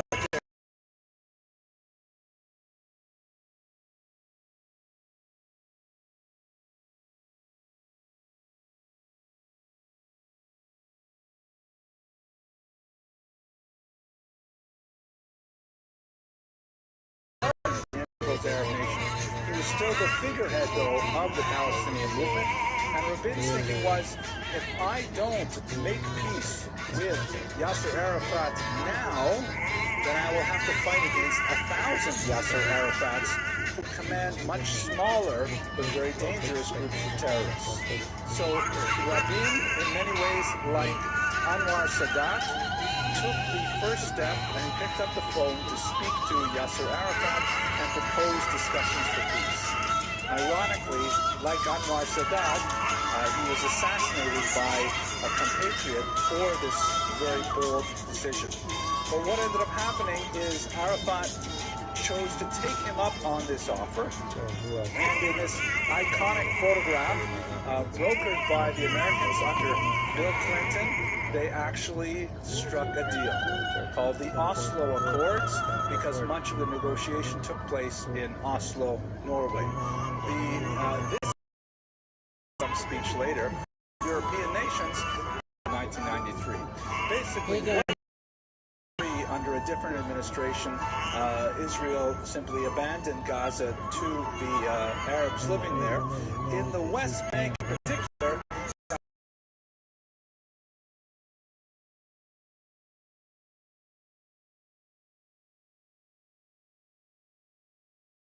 looked at the demographics in the region. They set aside Jerusalem because they knew it was too thorny an issue. The Palestinians regard Jerusalem as their capital, as the Jews also regard it as theirs. And so they said, okay, those areas where there's lots of Palestinians, area A, we will give the Palestinians local control of things like sanitation, local policing, education, whatever it is that they want to do for self-government, the Israelis will allow that to happen. In other areas, there will be Palestinian administration, but the Israelis will maintain security, these kind of greenish and yellow areas of the Oslo Accord, preventing acts of terror in regions, and gradually, the theory went, they would move towards the answer 25 odd years later, and we still don't have it for a variety of reasons, but horrific suicide attacks, especially in the early 2000s, and Palestinians will say that Israel reneges on its part of the deal by continuing to build settlements. Settlements are facts on the ground, meaning once you've got a group of people living in a place, it is incredibly difficult to uproot them and move them away, and so there's this ongoing back and forth between both groups. I'm not here to give a political equivalency between those, the arguments, but nevertheless, that is where we are deadlocked to this day. For his part, Rabin was praised by the global community and by Israelis to left of center in particular for taking this bold move and actually, they felt, kind of guaranteeing some safety for Israel. I see a question you're saying. But on the other hand, many Israelis felt that this will itself, religious consequences, because that would return to Israel along with the coming of the Messiah. And Rabin came under incredible prize for peace. He shares it here with Yasser Arafat and Shimon Peres. He who's now receiving the Peace Prize. But this man, Yigal Amir, in 1995, approached Rabin in a public square and shot him in the back several times in revenge for enacting the Oslo Peace Accords. The spot where he is buried is now a national monument and a shrine, and he was eulogized by world figures all over. not the least of which is Bill Clinton, who famously said of him in Hebrew, Shalom Chaver, goodbye, my friend. So with that, we'll conclude the remarks on a complex figure who played a great role in the shaping of Israel's polity, a war hero who became a dove, someone who left a lasting mark on the land of Israel. Thank you very much for your attention, and I look forward to speaking with you next semester.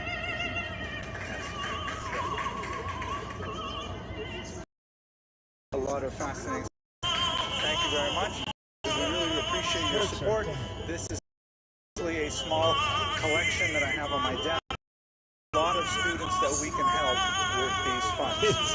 Also, page from my YouTube channel, and we actually hit, you can see on the top left there, 1 million views this week. Yeah, which is kind of cool. And that's, I'm not sure what that means, but it is cool. And I also did a little analysis. This is the trajectory of people watching these Jewish history lectures. All over here are just like lectures of my videos of my kids and stuff like that I share with people. Now they're private, but over here, this is when I first started giving these lectures and posting them online. And this is when I moved up here to the Mighty Avenue J campus of Touro College. So we can see there's a positive trajectory, and we're hoping that it'll continue. It's really nice to know that so many people appreciate Jewish history and you know, want to grow in their awareness and knowledge of the Jewish people, their trials, tribulations, the achievements throughout the centuries, and so on. Okay, so with that, let's just move on. David, could I trouble you? We shall see Saturn's posture, geopolitical reality of the 20th century, but his impact on the Middle East and on the rest of the globe was phenomenal. He is known, of course, as the father of modern political Zionism. There are many other forms of Zionism. We'll touch on a few of them today. And he was not the first person to introduce the concept of a modern Jewish state to the world, but nevertheless, he was the only one to really make it a potential that people could actually discuss at the highest levels of government.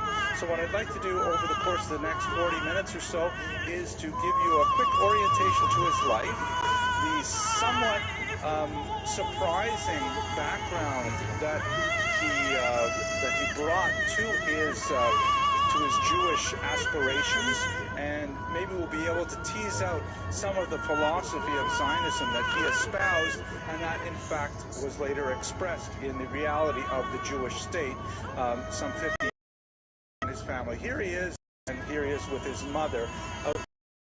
And when those two cities joined, they became known as many Jews living as urban.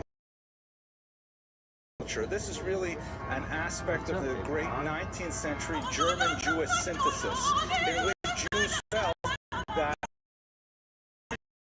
simply had so many qualities and had such an intellectual character that if only Jews were to sufficiently emulate the values of Germanic culture, then they would ultimately be accepted, both in a legal sense through emancipation and also in a social sense as equal members of the society around them.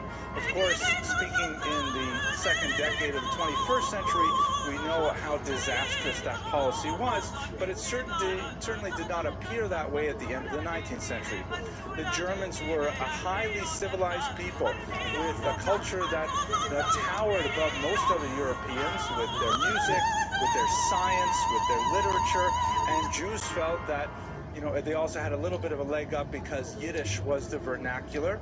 It's a very closely related language to German. It's based on really medieval German.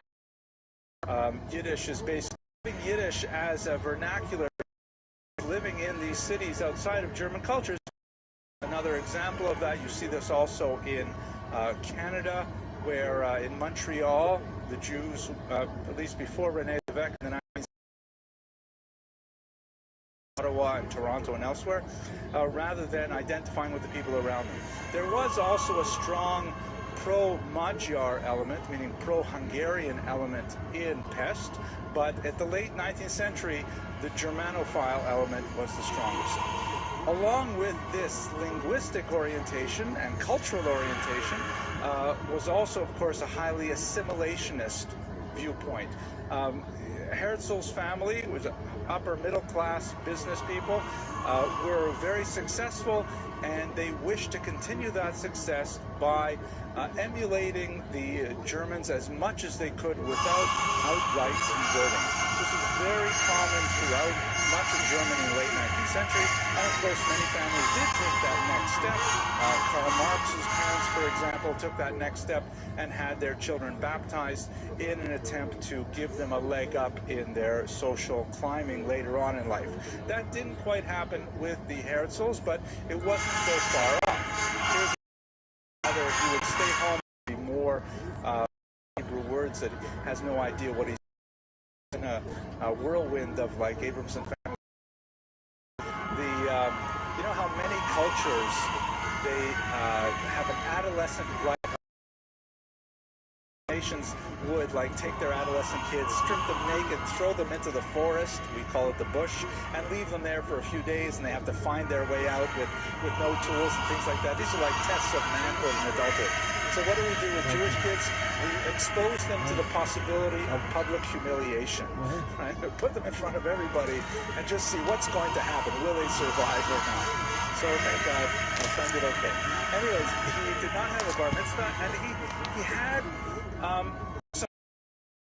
a contradict, even when he refused, for example, as we'll discuss very briefly soon. But he grew up in this environment, which was after his sister died of typhus, the family decided to move to Vienna, which was, of course, went into law, also a very typical thing for young Jews of his ilk and class to do. He got very involved in university life. He joined a German student union, and at this time, you know, Jews who were trying to adopt German norms were doing things like even dueling and things like that to try and, like, you know, demonstrate how Germanic they could be. But as we see just a glimmer of his later political and intellectual development, after 2 years of being in a German student union, he actually resigned because he felt that there was simply too much anti-Semitism present in the student movement. Of course, nowadays, and I can tell you another funny thing, I don't know why, maybe it's because it's a beautiful day outside and we're almost done this series. I was at a conference a while ago where it was run by Tikva, important institution actually, supports Israel anyways, and they had all these professors and university administrators around a table talking about, you know, the problems of higher education in the Jewish population in America, and everyone around the table was kvetching about the anti-Semitism on campus and the, you know, the Palestinian protests and anti-Semitism. Not to identify with the student, being quite a prolific journalist, some note in the Austrian literary world at the time. I believe she was, we can do the years, she was 38 at the time,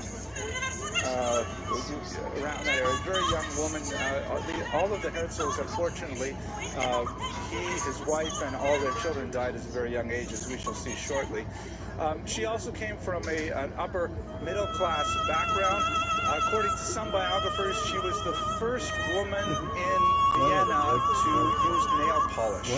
It's kind of interesting. I don't know, but it says something about her. It's a little tidbit. Herzl himself was a huge romantic. In fact, he could not have achieved his Zionist goal without a very strong romantic streak. And I mean romantic in the, you know, modern European sense.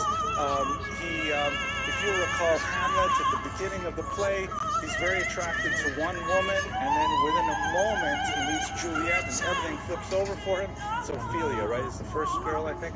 He throws over Ophelia for Juliet. Herzl's relationship. Herzl, 10-year-old girl, that he was resolved that into 21st century America, he would wait like, and he was was completely taken with this 13-year-old and vowing he would wait 3 years. And then a month later, he had met Ms. Nassauer, and everything had changed for him, and they were married in short order. Unfortunately, they did not have a very happy marriage. The marriage would produce 3 children, but they spent quite a bit of their time apart.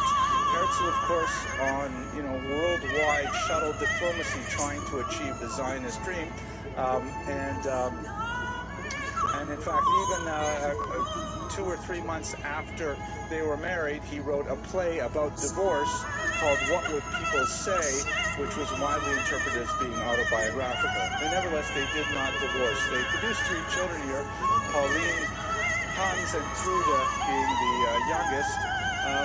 The children grew up very unhappy in many ways. Pauline died of a heroin overdose when she was just 30 years old.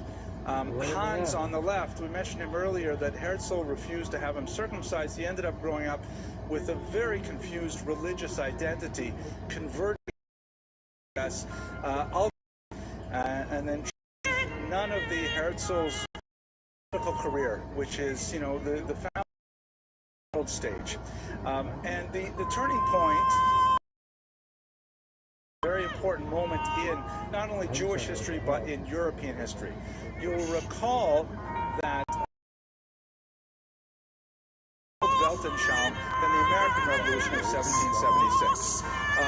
What was achieved here in America was fascinating and amazing, a brand new experiment in self-government and consent of the governed, and a lot of the ideas of the Enlightenment were put in place. But at the end of the day, America was on the other side of the ocean. It was, so distant from the established millennial kingdoms that had occupied the European continent. So as fascinating as it was quite exotic and distant. When France had its revolution in 1789, however, that was right in the heart of Europe. And it was such a profound upheaval that, the entire world was electrified by the French Revolution and saw it as a harbinger of tremendous world change, as in fact it was and still is to this day. To give you a sense of the kind of change, even the way in which time and space are measured was changed in the French Revolution. The switching over to the metric system, which is a far more which they did for things eventually became a very reactionary state. Sudden dramatic emancipation of the Jews.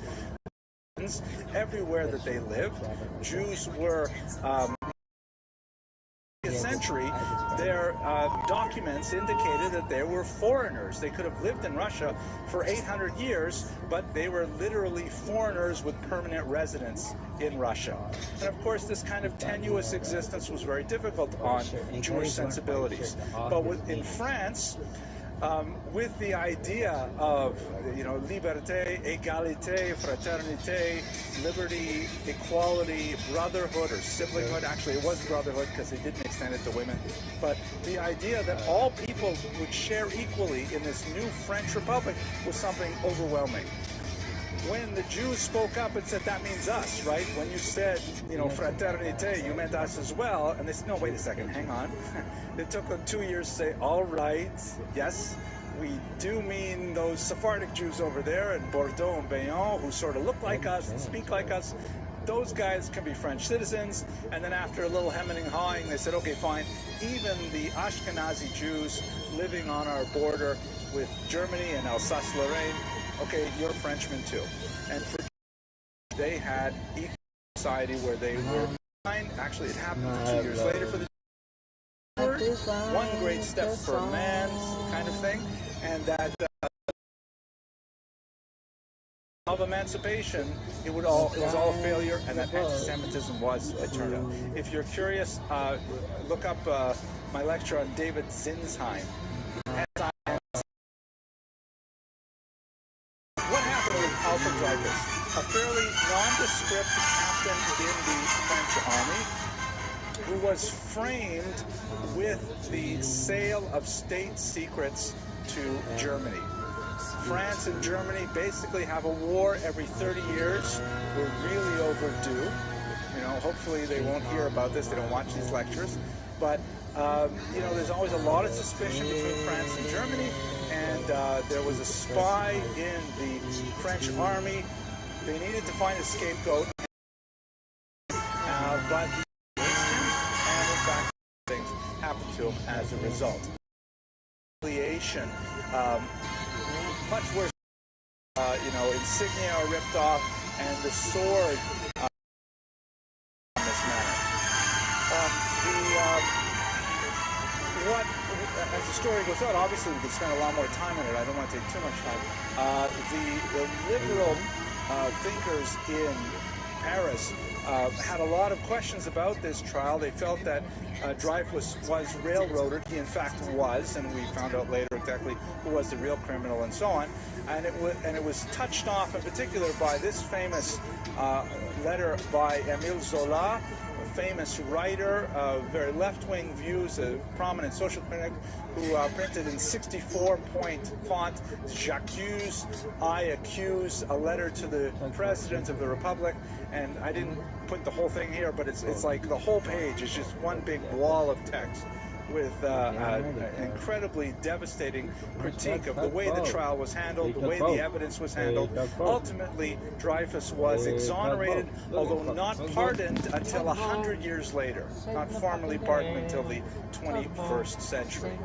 Now, why this is significant for us is because Herzl, propaganda posters, and the sword was not really that worked up about the rules of evidence that were presented and so on, but the crowd. He was overwhelmed by the resurgence of what he saw as elemental anti-Semitism.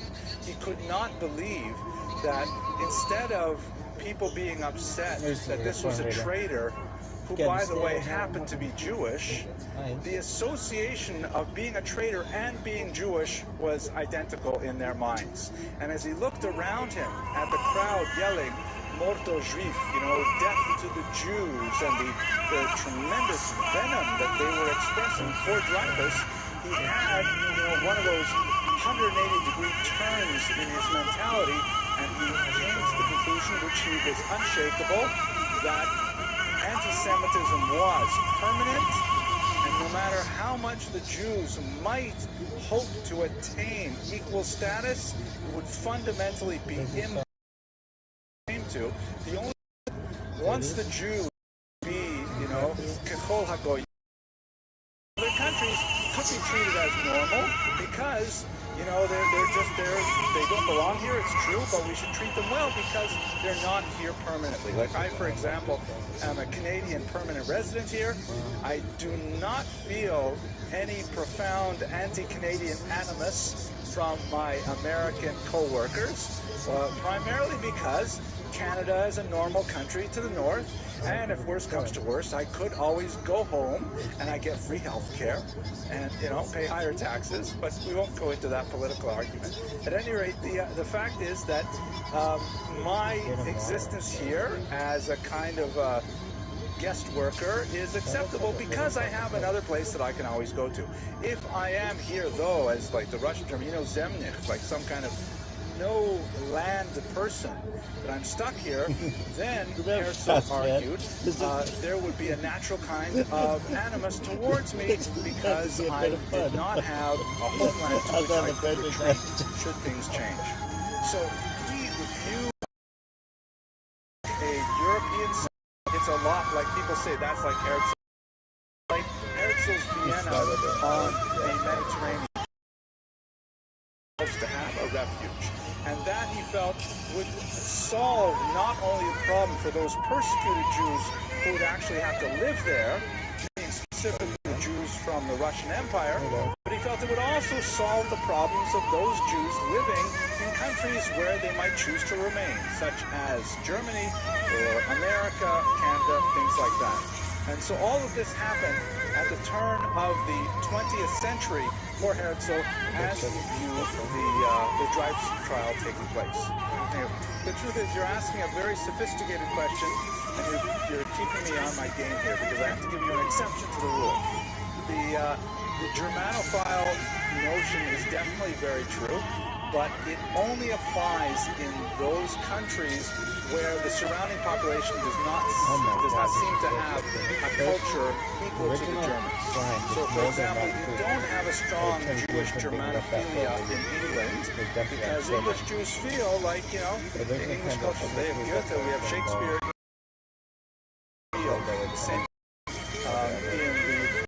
But the Jews in France basically were also very patriotic French citizens. In the philia at all, they're like, that's the indigestible mass of Orthodox Jews who insist on speaking a different language, dressing differently, associating only with each other, much more clannish, much more, intertwined with another. Those are not the Jews who are urban and are trying to, develop an entry into the professions, things like that. Excellent questions. You should go to graduate school. We've got a great man. Let's move to his actual, his work. The most famous book that he wrote was Der Judenstaat, The Jewish State, written in 1896. The Dreyfus Affair, of course, erupts in 1895. The title is interesting. The Jewish state, obviously a very strong idea, a state, an actual political state. Versuch einer modernen Lösung der Judenfrage. Research into a modern answer for the Jewish question. Right? The subtitle was not something like, the Judenfrage, who are uppity and want to. Jews who are not quite like us, and when they, how do we deal with anti-Semitism? And so he the world. Another book that he wrote, we're not going to talk about it today, but also in the same kind of vein, is Alt Neuland, the culture, Western European culture in the Middle East and so on. Fascinating material. Now, his literary exploits, however, were matched by his political activity, which was incredibly energetic, and again, it was only about 10 years of his life. The last 10 years of his life were occupied with this massive amount of shuttle diplomacy and frenetic activity as he attempted to convince the world powers that his model of Der Judenstaat would actually solve all of their individual Jewish problems. Try and chart a heavy, old, they apparently had a very deep, booming of a modern Moses. They who had tremendous leadership qualities, who had new medium-sized papers and actually entering into the major halls of power with very little, runway to get him up there. His most successful interaction was undoubtedly with Kaiser Wilhelm II of Germany, with whom he accompanied on a trip to Israel.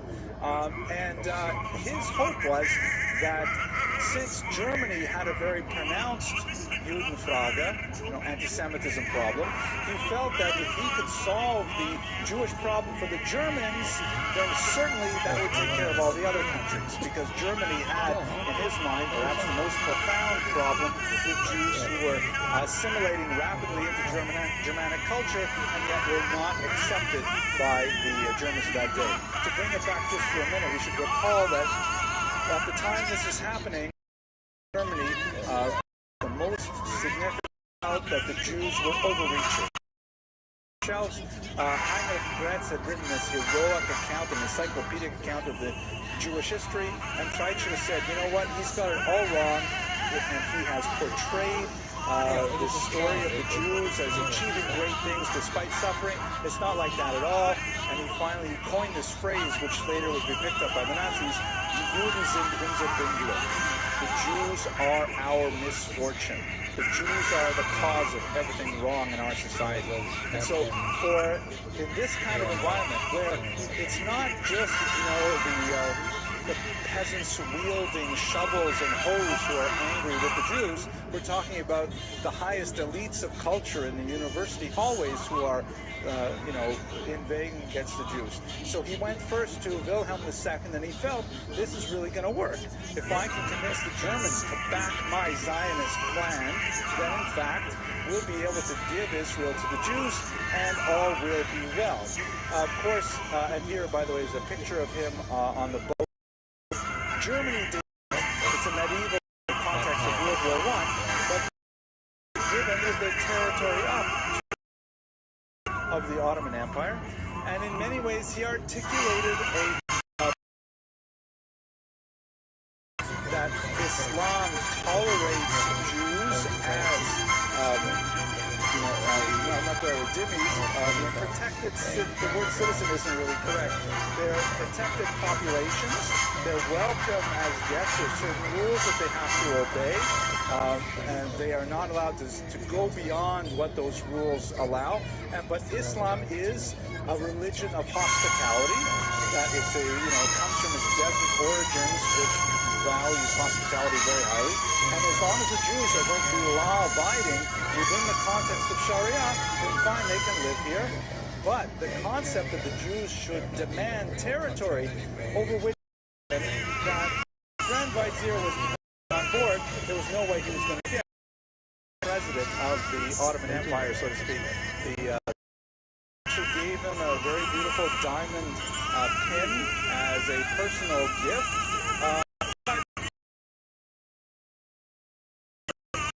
So the whole idea was kind of amusing for the Sultan, but had no real political import at all. At this time, Herzl was busy, active, not only running around various, capitals of the world trying to argue his case. I've only mentioned the two most significant, Germany and Turkey, but he's also acting against the backdrop of many other Zionist movements sort of bubbling up in his wake.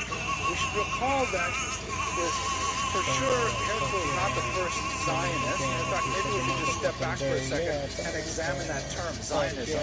The word Zion refers to Jerusalem. One of the mountains of Jerusalem is called Zion, Har Zion, and so therefore it's associated with the city of Jerusalem and its environs.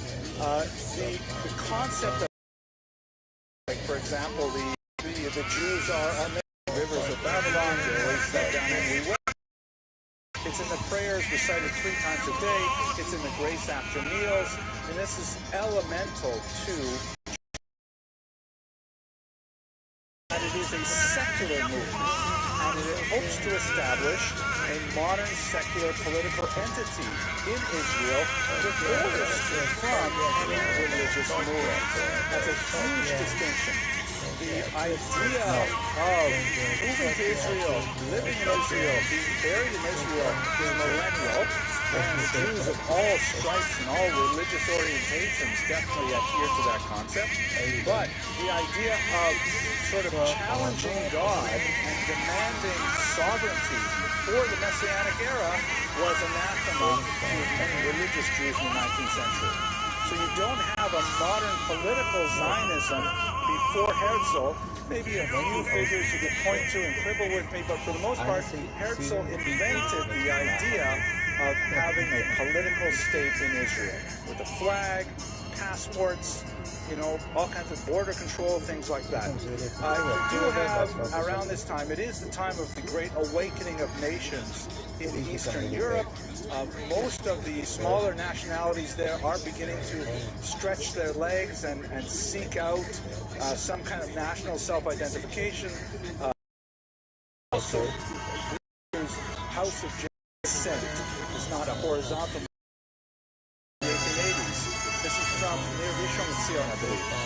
And so you have this movement which is not predicated on statehood, just on the idea of settlement. You have small numbers of Jews, often heavily dependent on charitable funds, going to Israel, trying to establish some kind of farmland, some kind of vineyards, things like that, with some degree of success, but not an overwhelming movement. but with Max Nordau, who was his longtime compatriot and someone who had an equally convincing pen at the wheel, Herzl was able to really spark the idea of Zionism among many movements. Let's just look at three of them very quickly to give you a sense of the breadth of what's happening in Herzl's wake. The Poale Zion, which is a sort of a melding of socialism, also state in Israel. The Yiddish underneath here of Poale Zion. Poale Zion means the, and of course you recognize proletariat of all lands, proletariat in particular. I love this kind of art deco. You also have on the other side of the spectrum, we spoke about him last year, Vladimir Jabotinsky. Very in favor of the concept of a Führer principle, of a single leader who knew what was best for the nation and that people had to follow that leader who had their best interests in heart. And he had a fundamental distrust of the Arabs living in the region and indeed of all of the non-Jewish European nations as well. He felt that the only way the Jews were going to establish a land in Israel, a state in Israel, is if they took it by force from the surrounding population. Pretty much the opposite of the Poale Zion, who imagined these two principal figures well last year. And all of these on the headlines, so all of these movements begin to shake the world. I'm going to have to take last.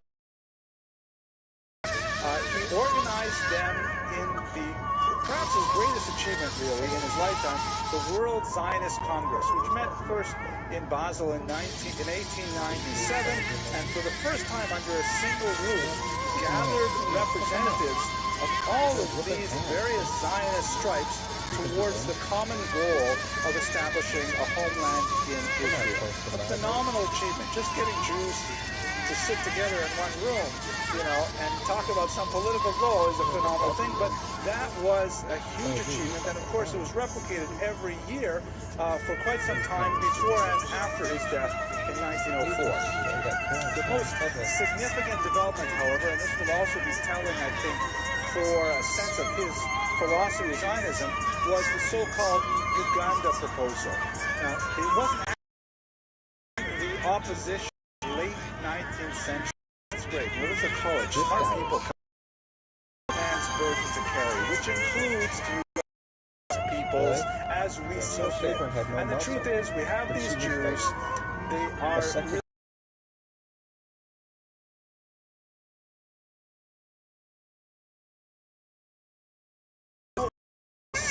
give them a piece of land here in Africa. That way the Turks won't be upset and the Jews will be happy and all will be good. So Herzl brought this idea to the World Zionist Congress and he argued for it. He felt that in fact, okay, it was second best because we ultimately wanted Israel, but sof kol sof, at the end of the day, the whole idea of giving a refuge to the Jews, of normalizing their existence by giving them their own territory, would achieve the goals that he had articulated back in their Judenstaat in 1896. After an extremely contentious vote, he carried the day, and as you can see, 295 of the Zionist delegates voted in favor, 178 voted against, and the motion defeat for the movement to overturn the who were clamoring for a state in the 1880s, the horrible Kishinev pogroms of 1903, 1904, 1905. It was a place where Jews felt threatened like nowhere else in the world. The notorious Bayless trial of 1911, 1913, where the Russian government actually prosecuted a legal case on the grounds that Jews drank Christian blood. Completely ridiculous, and this is the 20th century. So when the Russian Zionist delegates said, we don't care about Africa, we don't care about having a refuge. We care about the land of Zion. And they got up and walked out of the chamber. Everyone else who voted in favor felt ashamed of themselves. And ultimately, they did not act on this proposal. Within time, of course, Herzl himself would die, which would be a huge distraction to the deliberations of the Congress. And are you there? World War I would break out, which presented other possibilities, ultimately resulting in the Balfour Declaration and ultimately the establishment of the State of Israel.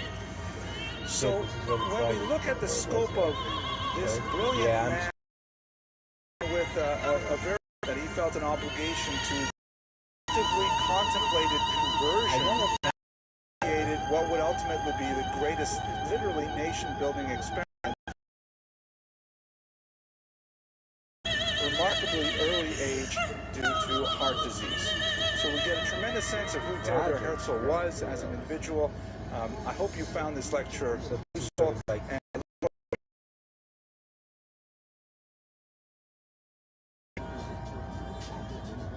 tonight's lecture is on a topic that is very close to my heart. No one better. I've actually spent many years researching Rabbi Moshe Cordovero's life and work, in particular one of his books, the Tomer Dvorah. I've published a fair bit on it, and I'll probably plug my own book as we get later on in the lecture. It's a fascinating individual, really a pivotal turning point figure in Jewish intellectual history. He was a seminal figure who started an entire exactly is as we move Jewish history back in northern Israel in the 16th century. Lectures in the past, Norman and Bridget Robinson. We're really grateful to the Robinsons for all they do for this series, and Norm is actually quite a scholar, and he often does useful articles that I find very helpful for these lectures. Okay, let's go straight to the material. So, what we're going to be speaking about today, we're going to jump ahead a few hundred years from our last presentation and look at the Safed circle. Sfat, or Safed in English, is a small town that emerged from nothing in the 16th century to become an incredibly important, luminous city of Jewish spiritual activity. It's not mentioned anywhere in the Bible, and it really was a kind of a backward provincial town until the Abramson rule took effect and transformed it dramatically in the 16th century. For those of you who are not regular undergraduates, I don't think I see any regular undergraduates tonight. What is the Abramson rule? Money, right? It's all about money. So Tzfat actually exploded as a result of taxation changes when the Ottoman Empire conquered this region and wanted to open it up to greater trade and settlement. This tiny backbone it just completely transformed, dedicating a lot of spiritual and intellectual energy toward the north, prone to earthquakes from time to time, and plagues actually ended the tremendous winter streak for that particular city, but it has ever since remained a bastion of Jewish mysticism to the present day, kind of like housing artist colonies and full-time Kabbalists and things like that. Here's a typical street from Tzfat. You can see with the cobblestone narrow alleyways and the mountainous backgrounds in the distance. That's very typical. Here's where it is in the context of the Ottoman Empire, which expanded dramatically in the 16th century. And in fact, the Ottomans would control Israel right up until the 20th century, which will be our topic next week when we look at Theodor Herzl. Jerusalem is listed here in this map. Tzfat doesn't even appear, but it would be somewhat north, about halfway between Jerusalem and Damascus on this map. Throughout the region, encourage Jews in particular breaks, particularly for those working or going to Israel at this time. Center. What was attracting them to the rule of history, which refers essentially to the positive taxation policy, was the present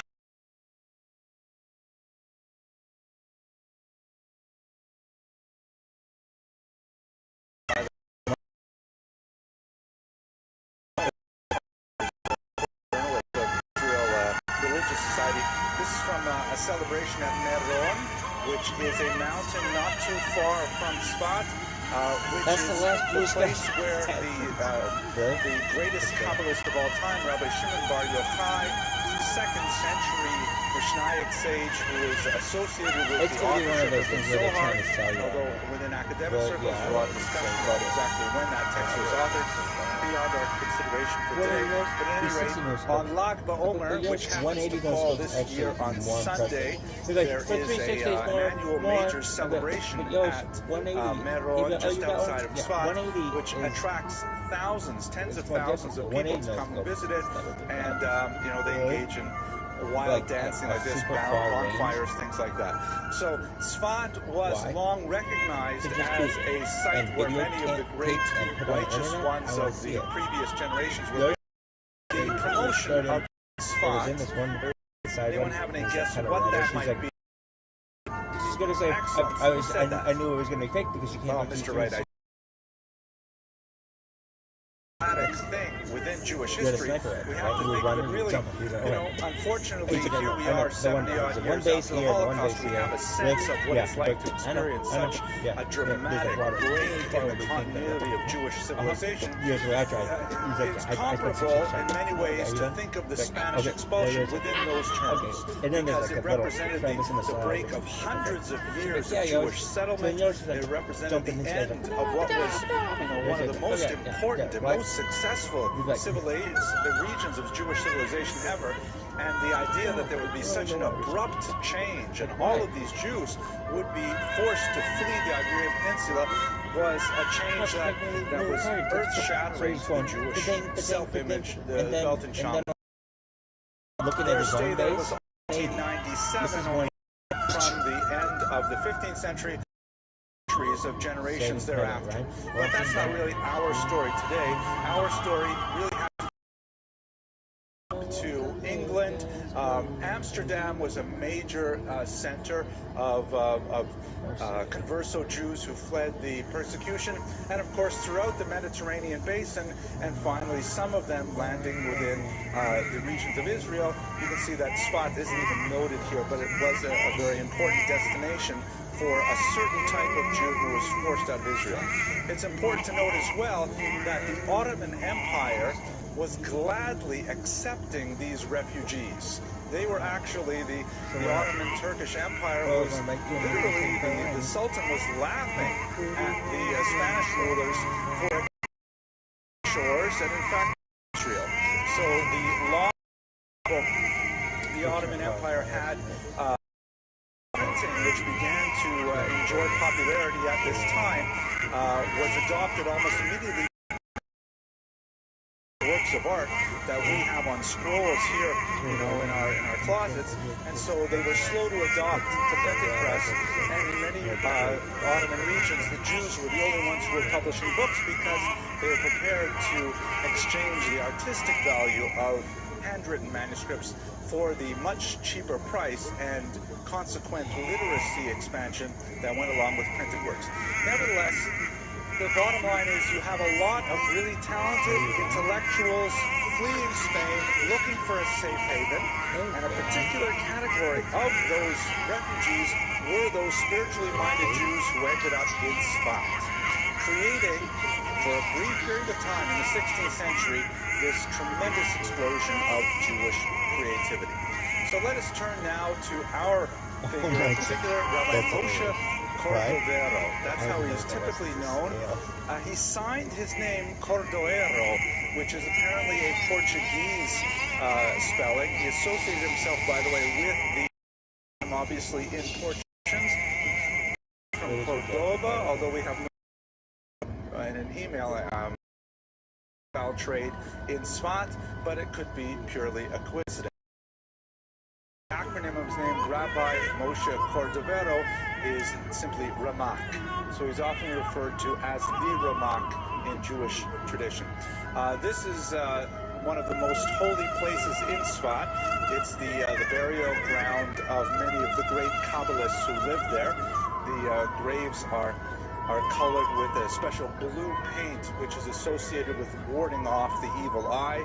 If you go to some of the local Judaica stores here in the holy city of Brooklyn, you'll see they'll often sell little like hand-shaped sort of amulets, often with kamsas is the Hebrew term, often with a little eye shape in the middle, and they're often in that light blue shade, which is associated primarily with the spot. And by the way, the whole color coding of Kabbalah is the Ramak. A little later. Up here on the top, associated as the most probably best known, I'm sure you're familiar with the long-standing greet the Sabbath bride, and so Rabbi Shlomo Alkabetz created this hymn, wrote this hymn of "Come, let us go greet the Sabbath bride." As a result,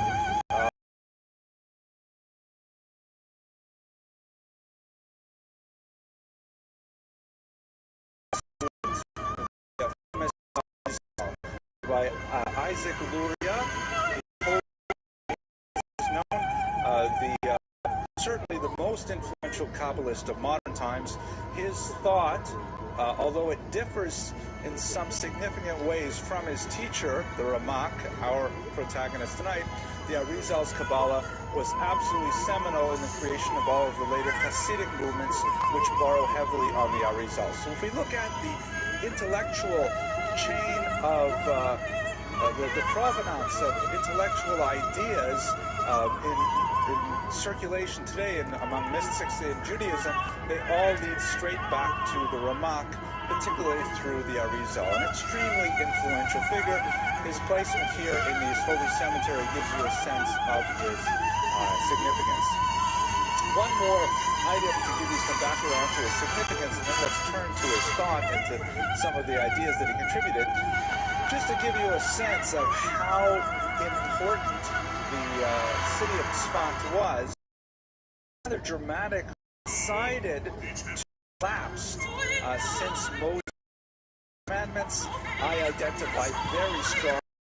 I think my wife will let me, but you know, I would. Sorry, why do I do that? Anyways, what is this? Conferring authority from teacher to student. Moses lays his hands on Joshua's head, and in so doing confers the mantle of his rabbinic leadership to Joshua. Joshua becomes then the leader of the Jewish people after Moses goes to Mount Nebo to die, and then Joshua will then pass it on to his successors and so on. At some point, because of the tribulations of Jewish history, the travels and the persecutions and the relative absence of good Chinese food in the desert, it's impossible for them to make, that was a joke, I'm sorry, that it's impossible for them to maintain this chain of smicha throughout the generations, and at some point in somewhere around the 4th or 5th century, smicha disappears, and we no longer know who really has any of physical contact back to Moses as the first rabbi. A word, but it's was lost. However, the minds of the Jewish people all centered here in the land body of Jews in the world, then we can simply use our democratic power to vote and start smicha again. You know, the concept that the collective intellectual weight of the preponderance of the wisdom of the Jewish people contained within the minds of a handful of rabbis would be sufficiently heavy to be able to affect this new gravitational center. And so, you know, it appears that reading Maimonides in a particular way is able to do that. So Rabbi ShareToBeAttrillionaire gathered together the greatest scholars of Tzfat and said, let's restart smicha. Now think about the people he gathered. You may not have heard the name Rabbi ShareToBeAttrillionaire, but you have probably heard the name Yosef Karo, the Mechaber, the author of the Shulchan Aruch, who was the elder statesman of the refugees who had fled to Tzfat. He had spent some time in Thessaloniki in Greece, very important colony who have, imagine if you were understand it, there'd be so much poetry everywhere. That's what it was like in Spa. A rabbi with official smicha, and then since he had this renewed smicha, he gave it to the others, and so they constituted a body of newly ordained rabbis with the same authority as this person of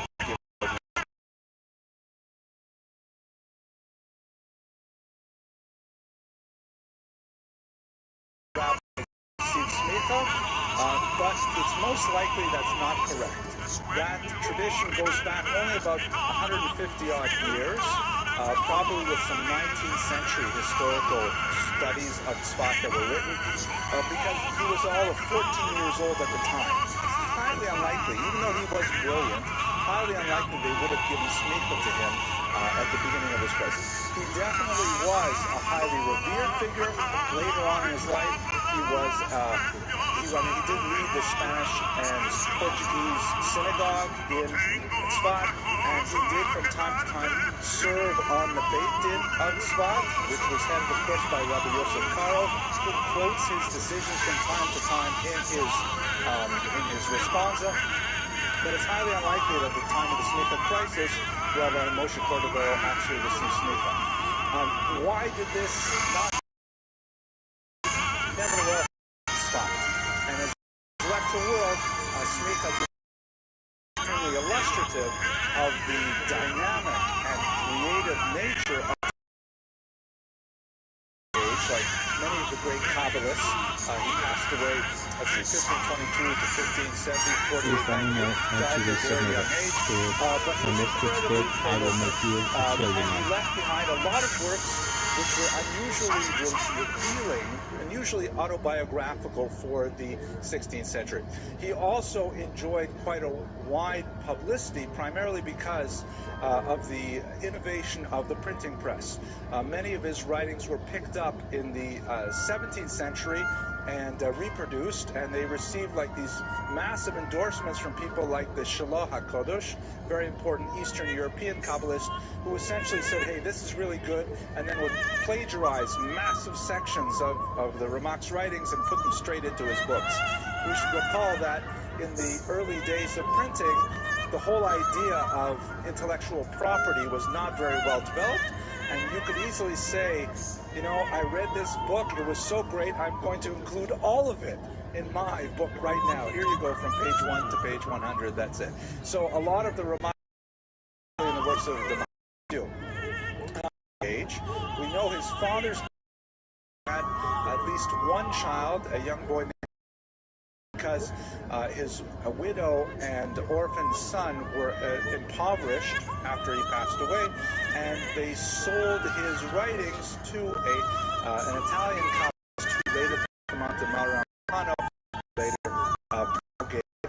they received a very admirable sum for the writings, so they certainly for afterwards, but as literary executors, his wife and son were somewhat wanting, as we shall see when I talk to you a little bit about the Tomer Devorah itself, which has certain internal inconsistencies which may be a result of it being a first draft. At any rate, in his youth, he encountered Rabbi Shlomo Alkabetz, and the two of them became very, very close from an early age.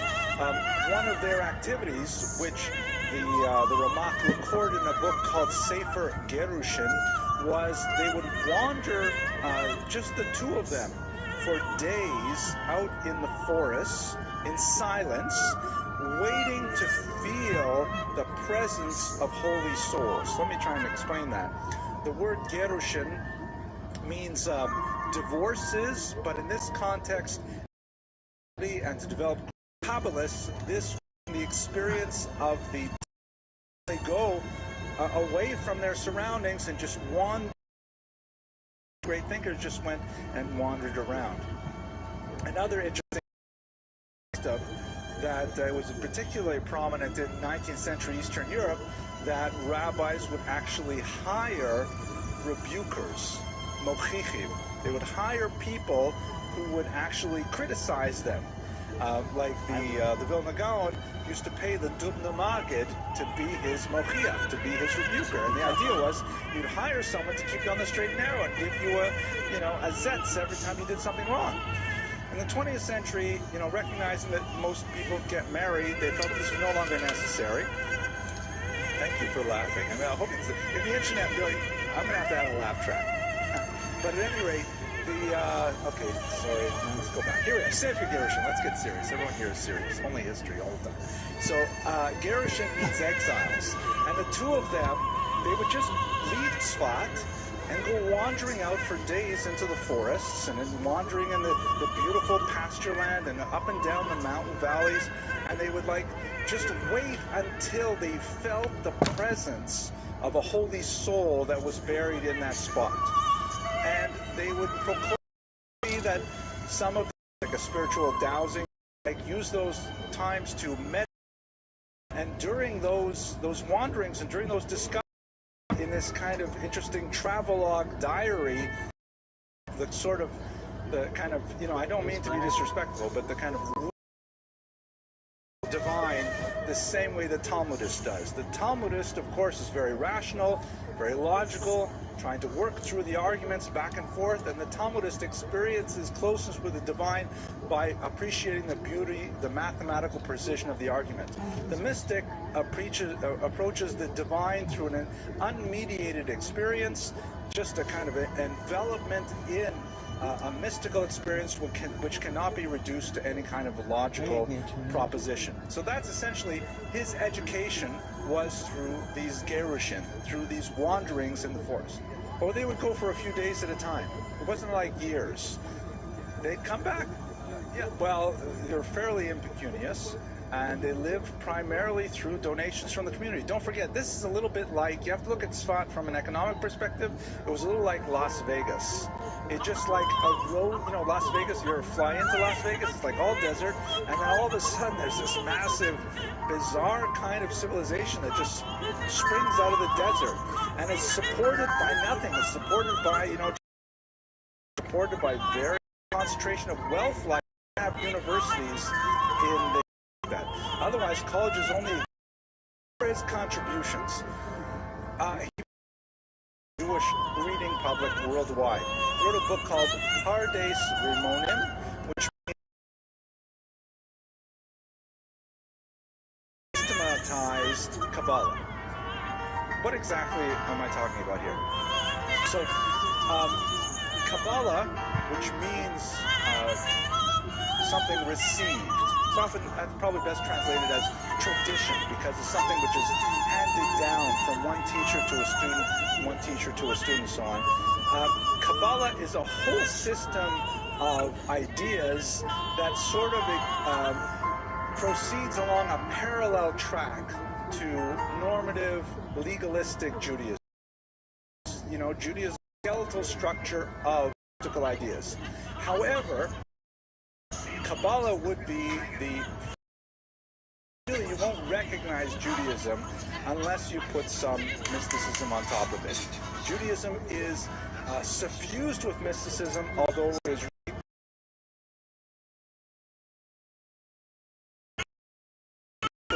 known best for his signal accomplishment, the authorship of the Shulchan Aruch, the Code of Jewish Law. I mean, how much more of a legal mind can you get than the person who wrote the Code of Jewish Law itself?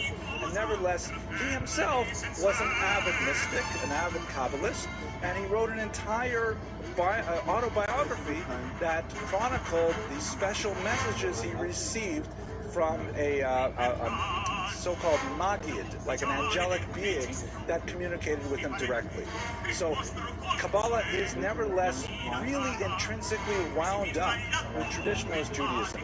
If you go to synagogue on Friday night and you don't sing Lecha Dodi, you will feel cheated. You will feel like, what happened to the Friday night service? It is so closely wound up with Kabbalah. But what exactly is this stuff? So there is a whole series of books in the Kabbalistic tradition, the authorship of which is, to Rabbi Shimon, living quite a bit later, throughout much of Jewish history. But the problem is, these you through the secret meaning initiated. The problem is, if you work really hard to exclude readers from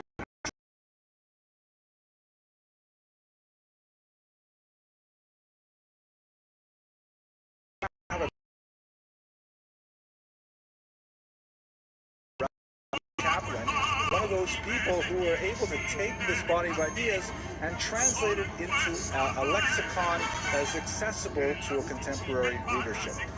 Rabbi Moshe Cordovero was one of those people, and his book Pardes Rimonim, which is still a very, very difficult book to read, is nevertheless a straightforward guide to basic Kabbalistic principles. And he, perhaps more than anyone else, organized the understanding of what are the Sfirot, which I'm showing you here. The Sfirot are under the term Sfira. We use that term nowadays, this time of year when we are counting. The time of the Sfira means the time of the counting from the second day of Passover to the holiday of Shavuot. It is the same word, but it's not necessarily the same meaning at all. The Kabbalists understand the Sfirot as the conduits by which God communicates with the universe. We have this basic philosophical boundary, and that stops in another way. So how is it that divide, that mathematically impossible divide, that chasm between infinite and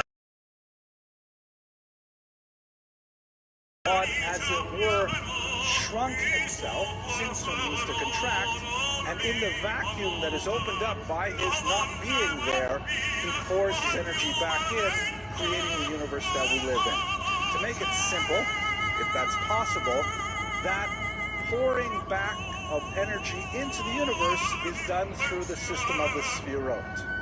God's energy is considered to be simply way too overwhelming, again on a philosophical level, for the universe to contain it, and so therefore it has to go through a series of looking at the sun. It burns out your to glance at it very briefly. And if you take another mirror, too, don't forget, because every time the light of the sun hits one of those mirrors, then the mirror line up all 10 mirrors, then you get down here to Malchus, which is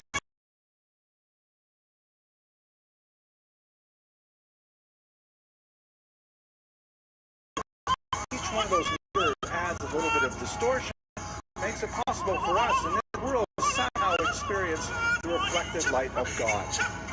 And each one of these mirrors, which has labels, refers to a unique characteristic of God's interplay with the universe. And if we understand this system of Sfirot and how God communicates with the universe, then it has implications for how we conduct ourselves as well, as I hope to show you.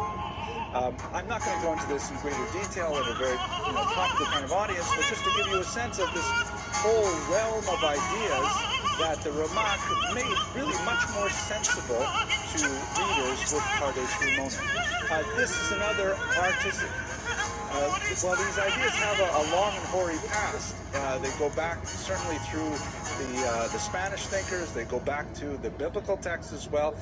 Not the place for it today, but there's definitely a long connection back to the roots of Jewish thought. You can even find it in biblical origins. This is, by the way, a modern kind of like is concentric circles and anything else.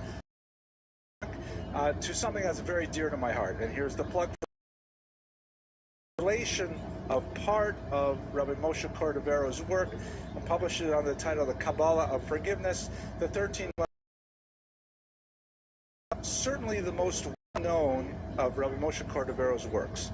Even though Pardes Rimonim was certainly the most famous book that he published during his lifetime, after he passed away, it was the Tomer Devorah that suddenly became far more popular. It is a much shorter work. On my bookshelf, the Pardes Rimonim takes up 2 large double-column volumes of Hebrew text. The Tomer Devorah is just a slim 40-odd pages in the original typescript. It never existed in manuscript or it doesn't exist anymore in manuscript because it was published shortly after his death, and that editio princeps became the basis for all subsequent editions. Basically, what he does in Tomer Devorah, the palm tree of Devorah, is he starts with a very basic proposition. He says, we have this shall walk in.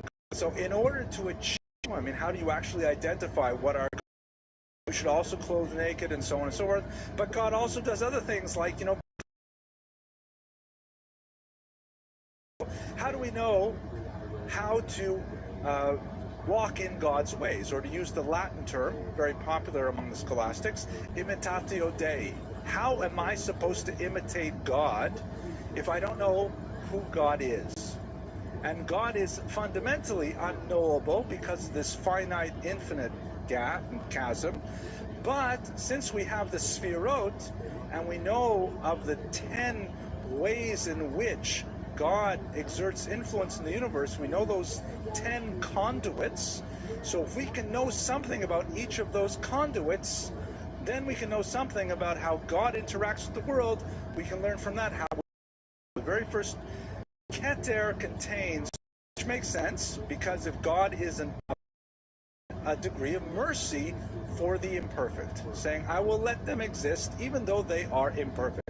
So we should understand how exactly God is merciful.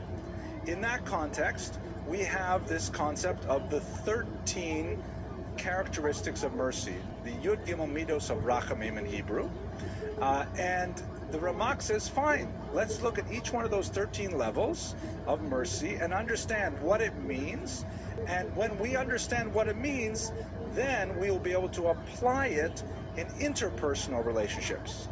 And that's exactly what happens in the very glorious first chapter of Tomer Devorah, which in my humble opinion is one of the greatest works of human spirituality written in the last 2,000 years. Giving other people, called option B, by things that people tend to forget about is indulgence.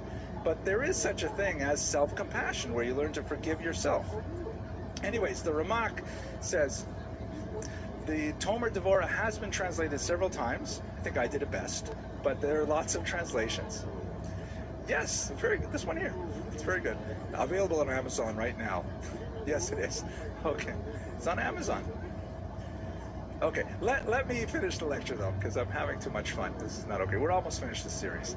So, okay, so 13 different ways to forgive another person. Let me take you through just a couple of them to give you a sense of what it feels like.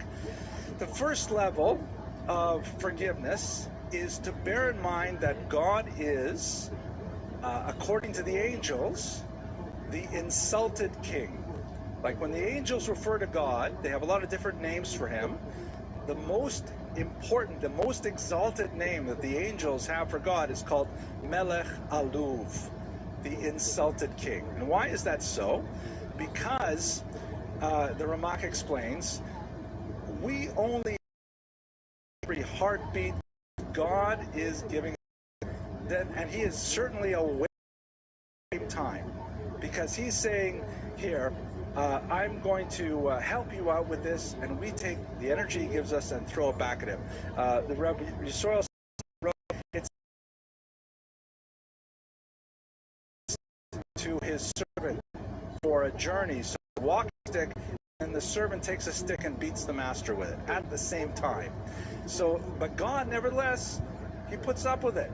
Like when a father has a little child who says, I hate you, and, you know, bangs on his legs or something, and the father just forgives it because he's the Melech Aluv, the insulted king. He bears that insult gladly because he has so much mercy for the child. So, says the Ramak, if we understand how God is so infinitely patient with our own wrongdoing, then certainly we should extend that to other people. This transition from the discussion of the anatomy of God to the discussion of how humans should interact with others made the Tomer Devorah a phenomenal classic and universally accepted by Hasidim, by Lithuanians, by Maskilim. It was universally accepted, and amazingly, it was considered to be such 10 days of repentance. It's considered a very, very important myself. That's the one that that are an acronym or kind of like a mnemonic of the 13 levels. And I like to call it Who Makes Your Lunch? Because what he says in level 6 is, when you're really angry with someone, then what you should do, and it's a long story, I'm not going to tell you what the biblical basis for this is, but what you should do, says the Ramak, is you should remember one redeeming characteristic that person has. Like, for example, let's say you have a coworker, you can't stand him, but you know what? He's always punctual. He is punctual. Oh, you know what? It's nice penmanship. You know, he knows you can read what he writes with his hand. Whatever it is, just find that one thing that you actually admire about him. Everybody has one of those things. And if you focus on that and you prepare in advance, you have an avatar of it in your head, then when you're angry with that person, you think of that avatar, and even though you're really angry for the egregious thing that he did, you nevertheless can use that memory of that avatar as a kind of a foothold to climb the mountain of forgiveness. Just a tiny little hold. So for me, he says, by the way, this is extremely useful for married couples. I don't know. For me, but put it together for me, face, and you know, it just, I don't know how it could be true, but the fact is, she makes my lunch every single day. It makes me feel so happy when I get my lunch. And this is really a transformational book because it gives very pragmatic insight on the human dynamic. By looking at God's behavior through the Kabbalistic Sfirot, he explains how we can have much more healthy human relationships. Very, very powerful work. I highly recommend it. Certainly I like my translation, but there are several others available as well. No, I only translated in this volume. It's about 300 pages worth of translation of 9 pages of Hebrew text, because I give lots of examples and things like that. But I am working on a second volume, which goes through the rest of it. Because, you know, this is only the first chapter of Tomer Dvorah. The next 9 chapters deal with the other Sfirot, and they're quite different. The Sphira of Gevura, for example, which refers to the idea of self-control, of discipline, of restraint, of sometimes harshness. You know, there are times really an amazing of his life lived in an Ramak succeeded in Musar, but actually Kabbalah itself, by systematizing the whole idea of his influence on his primary student, the Arizal, who left Egypt when he read the Pardes Ramonim and was so overwhelmed by it, he said, I must study with this man. The Arizal left Egypt, moved to Israel, and he studied at the feet of the Ramak for only 8 months before the Ramak died. And the Arizal died not long afterwards, but always considered the Ramak his primary teacher. So the influence of this one man in this fairly backward provincial town was really of tremendous consequence, and really shaped the way in which Jews interact not only with their God, but also with each other as a result of his intellectual creativity. With that, I'm deeply grateful for the opportunity to discuss his work with you. Next week, God willing, we're going to move to the late 19th and 20th centuries. We'll leave the world of esoterica and Kabbalah, and we'll enter the world of international politics when we look at the work of the great Theodor Herzl, the father of modern political Zionism. Thank you once again for coming.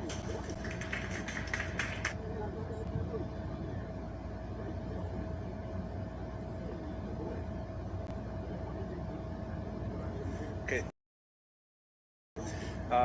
Third time speaking, I've always gotten a lot out of it, and I hope that history, in the history of the land of Israel, and the significance of this very creative thinker and very who was shown here. He's hiking in the Negev in this picture. My son, as I think most of you know, if you've been here a few times, this particular semester is dedicated to the topic of Israel, In part because my 18-year-old son made Aliyah and has devoted himself to joining the IDF and protecting the land of Israel. And so I wanted to do something in his merit. And an active duty serviceman in the Honduras, in the U.S. Army, was motivated to sponsor this lecture. And he doesn't want me to reveal his name, but he likes to call himself Chayil Boded Tegucigalpa. I don't know how to pronounce that. It's this. Thank you. It's a place in the Honduras where I imagine he's stationed. Chayil Boded is Hebrew for lone soldier, which is what they call these young men and women. It's in honor of my son. We give these public students so far $1 within the next 15 or 20 minutes. So just call in. Remaining for this semester.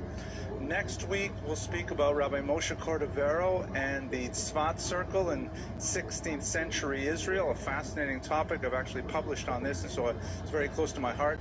Next week's lecture is sponsored by Norman Bridget Robinson in honor of Ms. Debbie Hayes. The week afterwards, we'll speak about Theodor Herzl, of course, the founder of modern political Zionism. And finally, we'll close the series with a talk on the martyred Yitzhak Rabin, the architect of the Oslo Peace, available for scholarship. Per se, acronym for Rabbi Moshe, very similar. Typically, accent on the last syllable, and Rambam, the accent on the first syllable. That Porta, which bonus drug is apparently Catalan for Mazel Tov, like good luck, good fortune, good constellation. Da Porta, of the gates, which possibly means, as if you look in the comments in some of the YouTubes I've spoken about with Ramban before, it may have something to do with association with Jewish law, but at any rate, he has a non-Jewish name, just like my Hebrew name is Hillel and my English name is Henry. He also had a local Spanish name, as it were. His career, he was a physician, just like the Rambam, although not nearly as active as the Rambam. That shortly. Updated version of year, I team taught with Rabbi Yaakov Trump, name, but we did a great team teaching class. I really enjoyed it, where I of Rabbi Nachman, the Ramban's ideas. But today we're going to concentrate on history. I did refresh my research a little bit by reading this new book. It's a few years old, by Nina Caputo, Nachmanides in Medieval Catalonia. She focuses on his role in the Maimonidean controversy, which will occupy us tonight, and on his commentary on Genesis, and on his role in the Barcelona disputation, which will also be a topic for us tonight.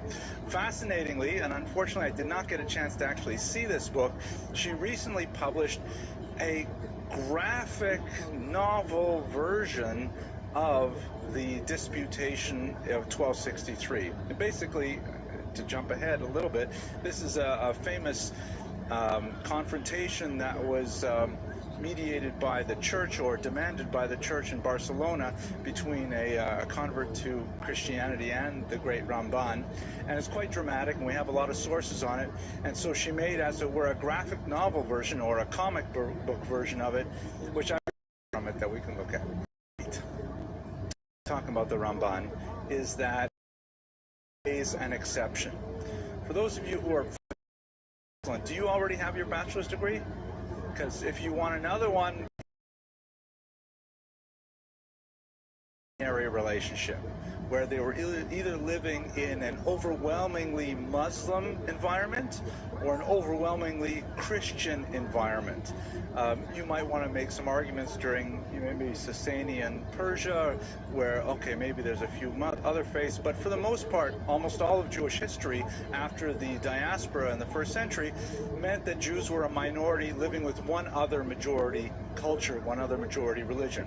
In Spain, because of the liminal quality of that borderland region and its disputed status between Muslims and Christians, Jews were there, and under Christians, occupy positions of great power of their community. And you can look at important figures. These are all really important figures who reached the heights of Spanish society, both in terms of their Jewish status, like, for example, Shmuel ibn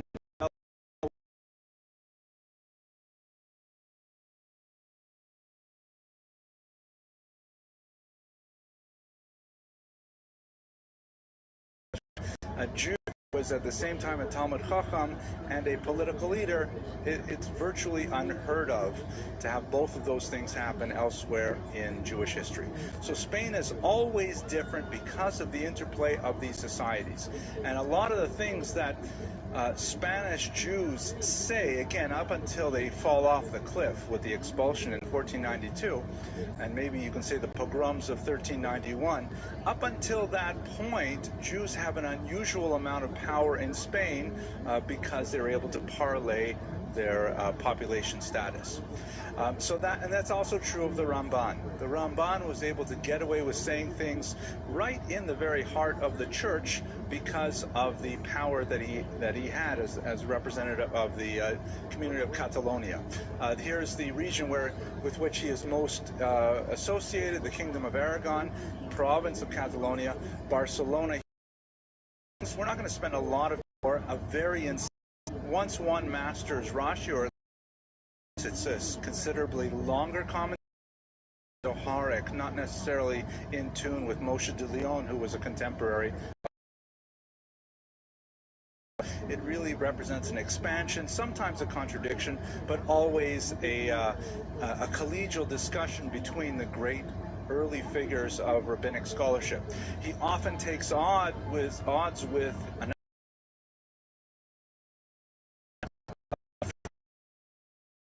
contradicting him in a much more shown than it takes with Rashi, in an attempt to kind of steer the conversation back towards Rashi's pshat, or his simple meaning, or to Ramban's elucidation upon it.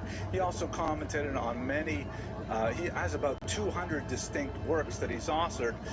He commented on many of the books of the Talmud, and he wrote more philosophical treatises, many of which are extremely influential, that discuss topics such as life after death, an unpacking of these somewhat complicated and sometimes apparently contradictory discussions of the afterlife in earlier texts such as the Talmud and the Midrash. He discusses the tzaddik viralo, the problem of theodicy, the justice of God. Why do the righteous suffer, literally in Hebrew? A very important work that comes from the Ramban, is still very deep. Undoubtedly, the most likely to his son, other accounts suggest that letter, which you'll find printed in the back of traditional Sidurim, the Gerata, and we could at least read it once a year, so it's only one page long. With your permission, I'll read it to you. Or he has just left for this long journey. He's already in his 70s. It's highly unlikely he will ever return to Spain, and he's giving his son a document that's known as a tzava, an ethical will, a document that says to his son, I have to bequeath unto you these basic teachings. I'm making it really short because I want you to get it completely, and this is essentially your spiritual inheritance. Just as an aside, my wife and I, we have a custom that we've done for these to each of our holiday. But forsake the teaching of your mind, prevent you from anger, a serious character flaw. Cast out anger from your heart and remove evil from your flesh. Evil means Gehenna, hell. As we read, and the wicked are destined for the day of evil. Once you have distanced yourself from anger, the quality of humility will enter your heart. This radiant quality is the finest of all admirable traits, because following humility comes the fear of God. So in his introductory paragraph, he adopts a dualism that is common throughout the ethical thinkers, contrasting anger, a negative character trait, with humility, its opposite. Through humility, you will also come to fear God. It will cause you always to think about where you came from and where you are going, and that while alive, you are only like a maggot and a worm. Kind of heavy on that, but it's a quote. This is written in a form called shibuts, which is and put them after death. It will remain you, meaning God. How much less, and you will protect yourself from sinning, and therefore be happy with what Shekhinah, that's the divine indwelling presence, will rest upon you, and you will live the life of the world to come. And now, my son, understand and observe that whoever feels that he is greater than others, because he is adorning himself with God's garments. As is written, God reigns, God wears clothes of pride. Why should that person feel proud? Is it because of wealth? God makes one poor or rich. Is it because of honor? It belongs to God, as we read, wealth and honor come from God. So how could one adorn himself with God's honor?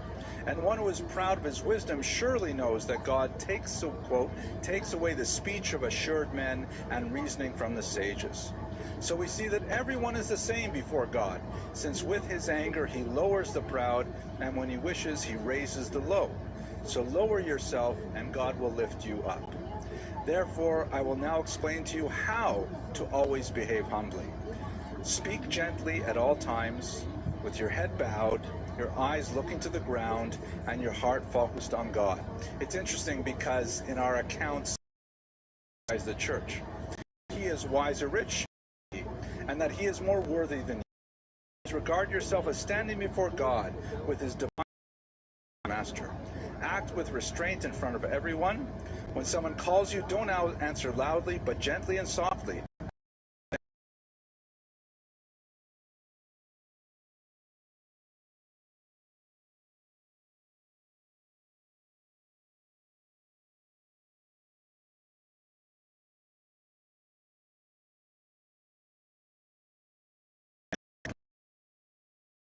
Examine your actions every morning and evening, and in this way, every one of your days will be spent in repentance. Last couple paragraphs. Concentrate on your prayers by removing all worldly concerns from your heart. Prepare your heart before God, purify your thoughts, and think about what you are going to say. If you follow this in all your daily actions, you will not come to sin. This way, everything you do will be proper, and your prayer will be pure, clear, clean, devout, and acceptable to God. As it is written, when their hearts are directed to you, listen to them. Read this letter at least once a week and neglect none of it. Fulfill it, and in so doing, walk with it forever in the ways of God. May he be blessed, so that you will succeed in all your ways. Thus you will succeed and merit the world to come, which lies hidden away for the righteous. Every day that you shall read this letter, heaven will answer your heart's desires. Amen. The letter of the Ramban, to be read at least once a week. Quite often people read it every day. This is the entirety of it in Hebrew, and it is one of those small but important works of the Musar tradition. But let's go to some of the historical activities or one, of course, is continental in scope, and the Maimonides pictured France to the point that it ended in kinds of works, and both of them are criticized for distinct reasons, and I'll give you a very short description of that. First of all, he wrote highly philosophical works, the most famous of which is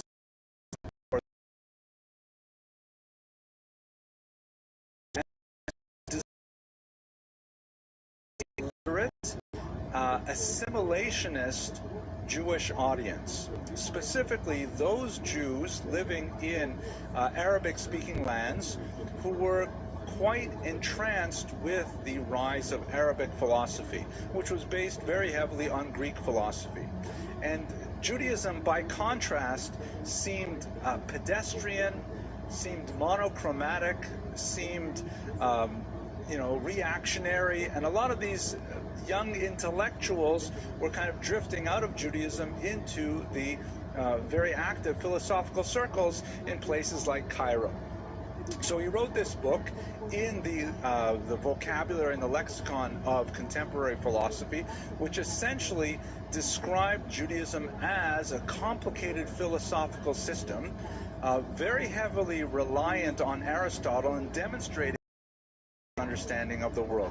There was no one else to study to this day as a be invoking the name of a pagan scholar and should be comparing the holy truths of a God-given religion with the rational truths developed by a scholar who had no consciousness of Jewish values. And they felt that this in itself represented a poisoning of the well for anything that Maimonides could have said. And so they were full of vitriol for whatever Maimonides had to say in the Mora Nevuchim, and extended to the larger corpus of his work. So that's kind of one category of his literary activity.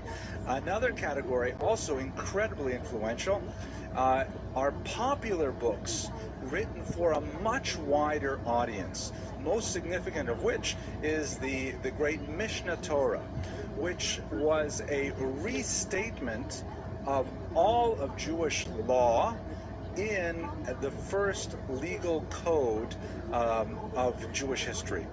The Mishnah Torah, just a verse in another, with the 5 books of Moses together, and you get another document called the Talmud, a stream of consciousness conversation than a Western-style text. Does not move from general principles to specific.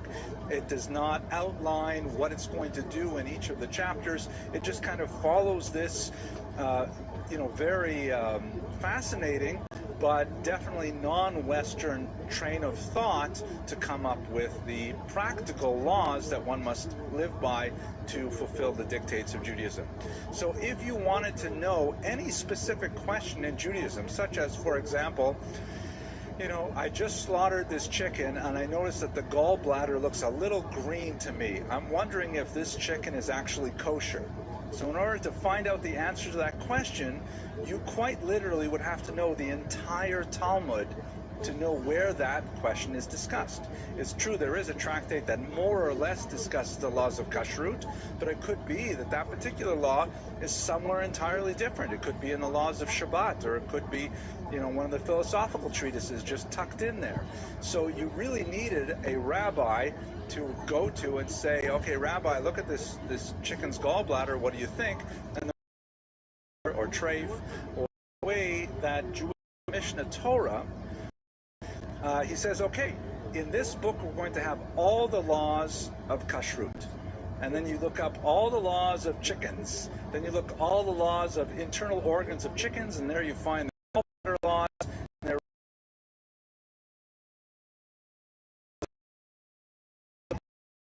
basic literacy. The Mishnah Torah put your local rabbi out of work.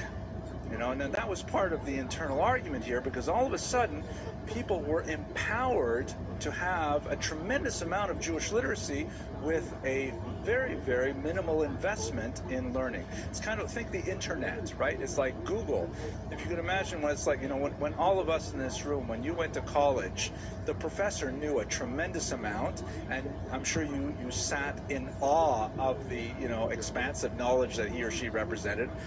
My students aren't like that at all. They just whip out their smartphones and they'll fact check me right on the spot. They'll say, but professor, it says right here, So it's a whole different, that's why I like teaching adults, because it's, you don't challenge me with your smartphones. Anyways, the Mishnah Torah, it was criticized nevertheless for two basic reasons. One reason was the scholarly way of the Mishnah Torah. Later, argument over chicken gallbladders, so many felt that Maimonides was acting kind of like an dispute. Furthermore, he was rather explicit. And my new book, the Mishnah Torah, you're all done. You don't need anything else. This is the whole thing.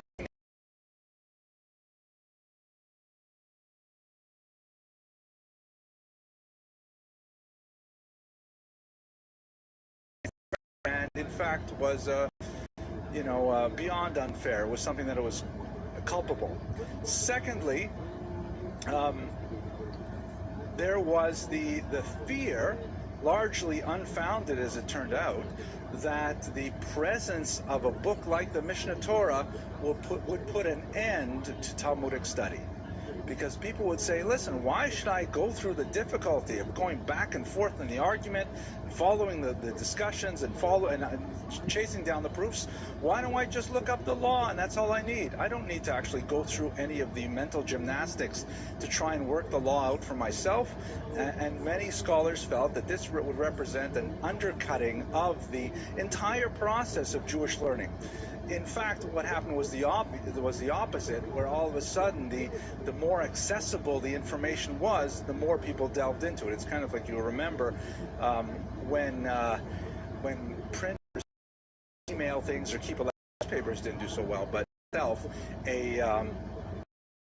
research, it reached a fever where Jewish scholars heavily rebuked Maimonides, and in fact, at some point, we're not exactly sure of why this happened, but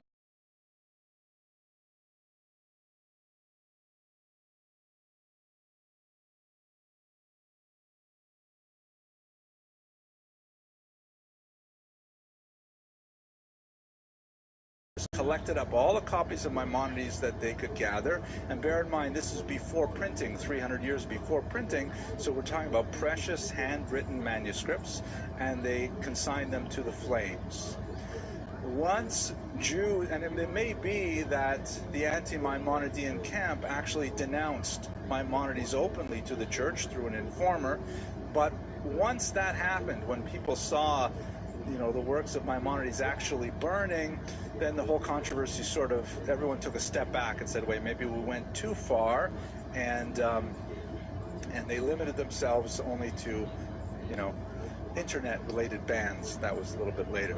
I'm sorry, I shouldn't even say that.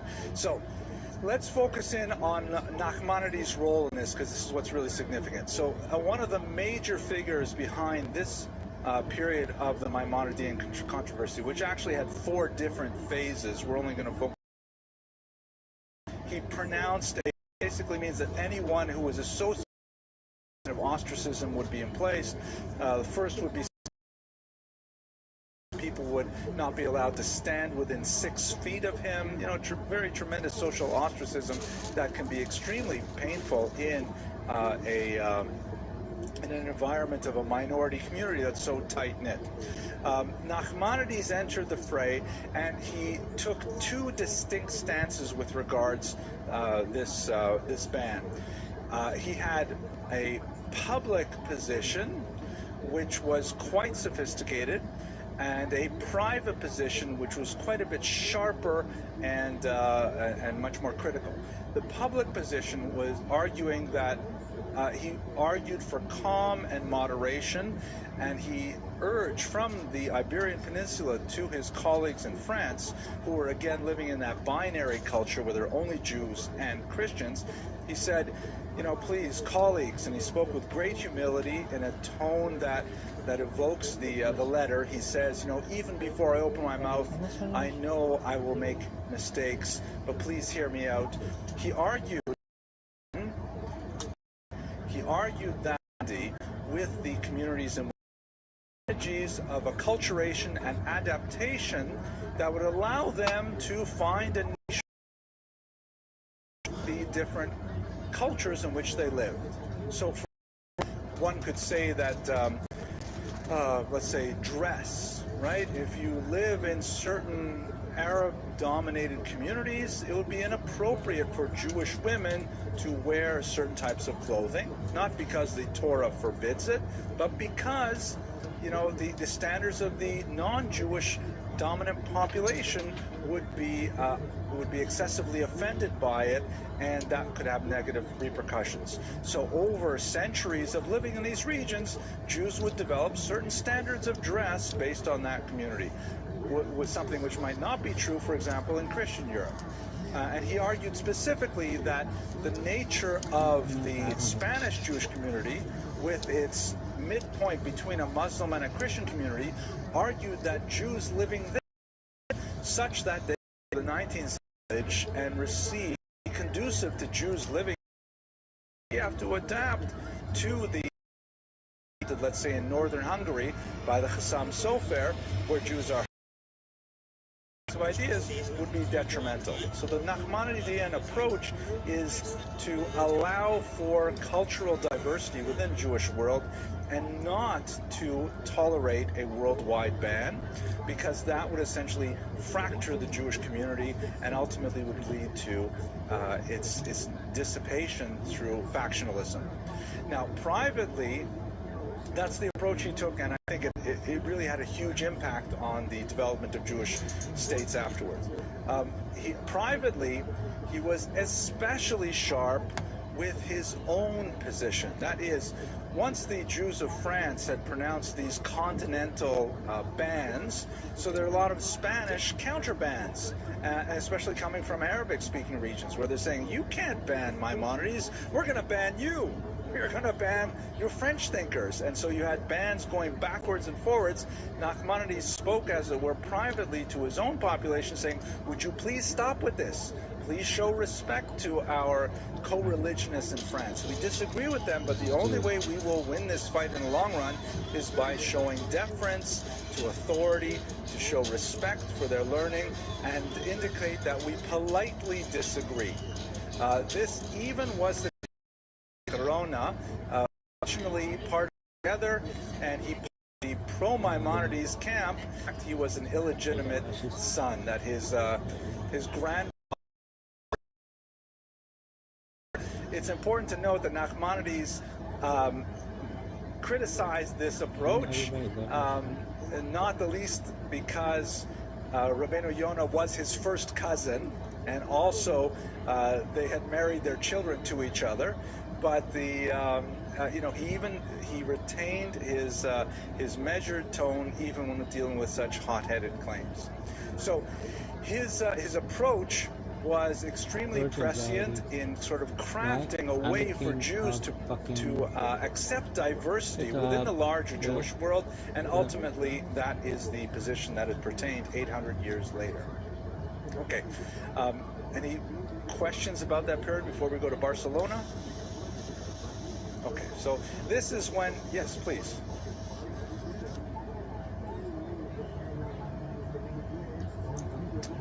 Well, they're not nearly as well known as the Ramban. Shlomo ben Avram is the most important. Rabbeinu Yonah was actually not Shlomo ben. Okay, so let's look at that. He articulated men over. That's another topic. 90s. He's already in his 70s. He's at in the 1260s. The church summoned him to participate in one of the greatest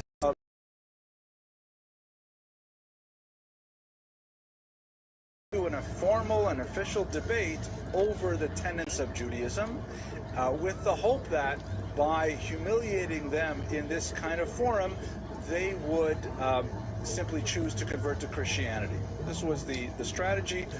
Several important debates. The last very important one was already in the 15th century in Torto.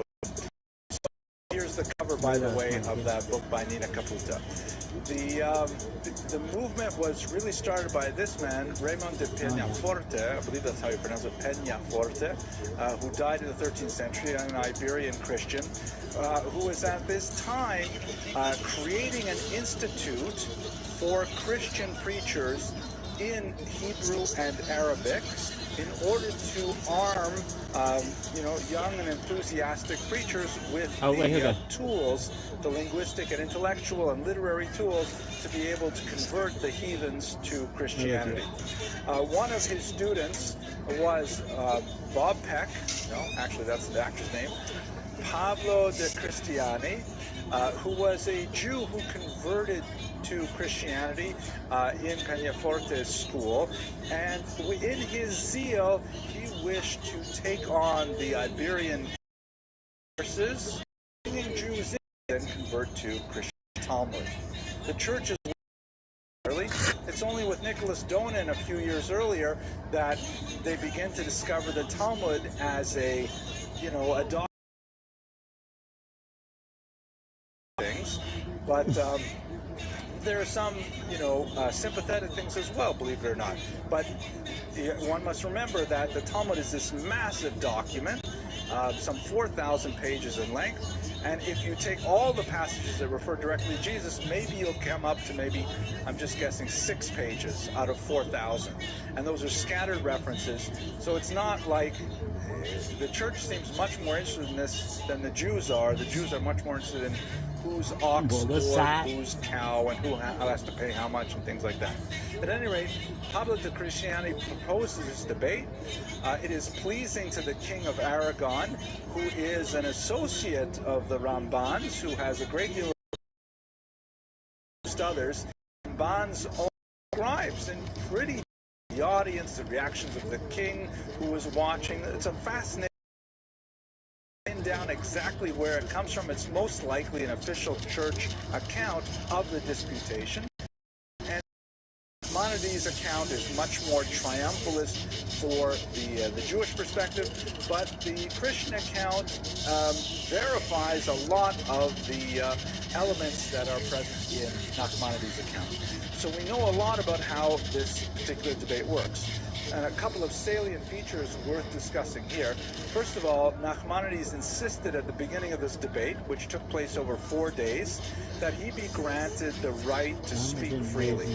Because he says, how can you expect me to have an honest intellectual exchange if I can't actually express my mind? So he was given a kind of intellectual, we shall see, advantage. Interlaw argues that the era of peace in the world and pain that's meted out by Christians, and he says is quite open, adopted a kind of disastrous strategy because he zeroed in on a lot of those passages that refer to Jesus, in Hebrew Yoshua, or simply Yesho for short, and Nachmanides, who was much more had much more facility with the text, was able to dodge almost all of the criticisms by arguing that this is not the same Jesus. If you go into Brooklyn and you go a few streets away from here and you say, is there anyone here named Jesus? You'll have 20 people come out who are named Jesus. So he says the Jesus mentioned here, this is the wrong Jesus. His teacher, for example, is Yeshua ben Prachia. Yeshua ben Prachia lived 200 years before Jesus that is revered in the Christian tradition. So he was able to very elegantly deflect almost all of the Christianity's well-prepared arguments by simply saying we're talking about a different Jesus. After 4 days, the debate was concluded officially in favor of the church. That's not hard to imagine, but King James of Aragon was very pleased with Nachmanides' performance. He gave thought, quite entertaining, a new. It was argued form of a book that he had written, and it's fascinating that the bishop wanted such a book. We assume it is broadly similar to, essentially it must have preserved the same arguments that he presented in the disputation. The bishop undoubtedly had a very strong intellectual curiosity about what carried the debate so well. The Pope, Clement IV, was infuriated, and he demanded that Nachmanides answer to this charge of blasphemy. So what ended up happening was the king said, Ramban, I can only help you so much. It's time for you to skedaddle. And in fact, he was forced to flee the Iberian Peninsula, his home, already as a person in his 70s. Really, this is when he should have been retired at the end of a long and illustrious career as the leader of the community of Catalan. Yes. So here you have, this is another picture from the graphic book by Caputo. In 1267, he landed in Israel, and he found it a wasteland. When he went to Jerusalem, he was amazed that there are only 2 Jewish families living there full time. Can you imagine Jerusalem, Ir HaKodesh, the holy surrounding, formed a synagogue, because you have to realize to come to every one of these lectures. Ramban came, he was like a rock star, and all the Jews that were scattered throughout Israel started gravitating there, and Jews from surrounding regions as well. So with his presence, even though it was only for a few years there, but he continued his literary output and he continued his communal building, he was able to actually start the renaissance of Jews living in Israel, which we will see come to a tremendous flourishing just 300 years later, next week when we talk about Rabbi Moshe Cordovero. So to kind of sum up the legacy of the Ramban, there are three really important things that we should bear in mind. The first is, besides his incredibly important literary activity, his creativity as a rabbinic scholar, he played a very important historical role in shaping a posture vis-a-vis the existence of Jews as a very convincing, a Weltanschauung to its core. Secondly, he showed transcripts of the weakness of the Jewish community as a minority, that even a person like the Ramban could not protect himself.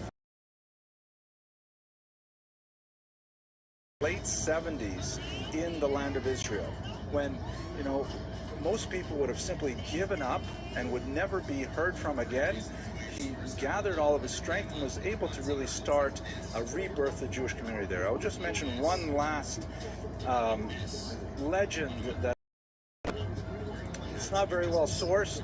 It's probably not true, but nevertheless it is a beautiful story. And he said, when I die, you will see a crack appear in my mother's gravestone.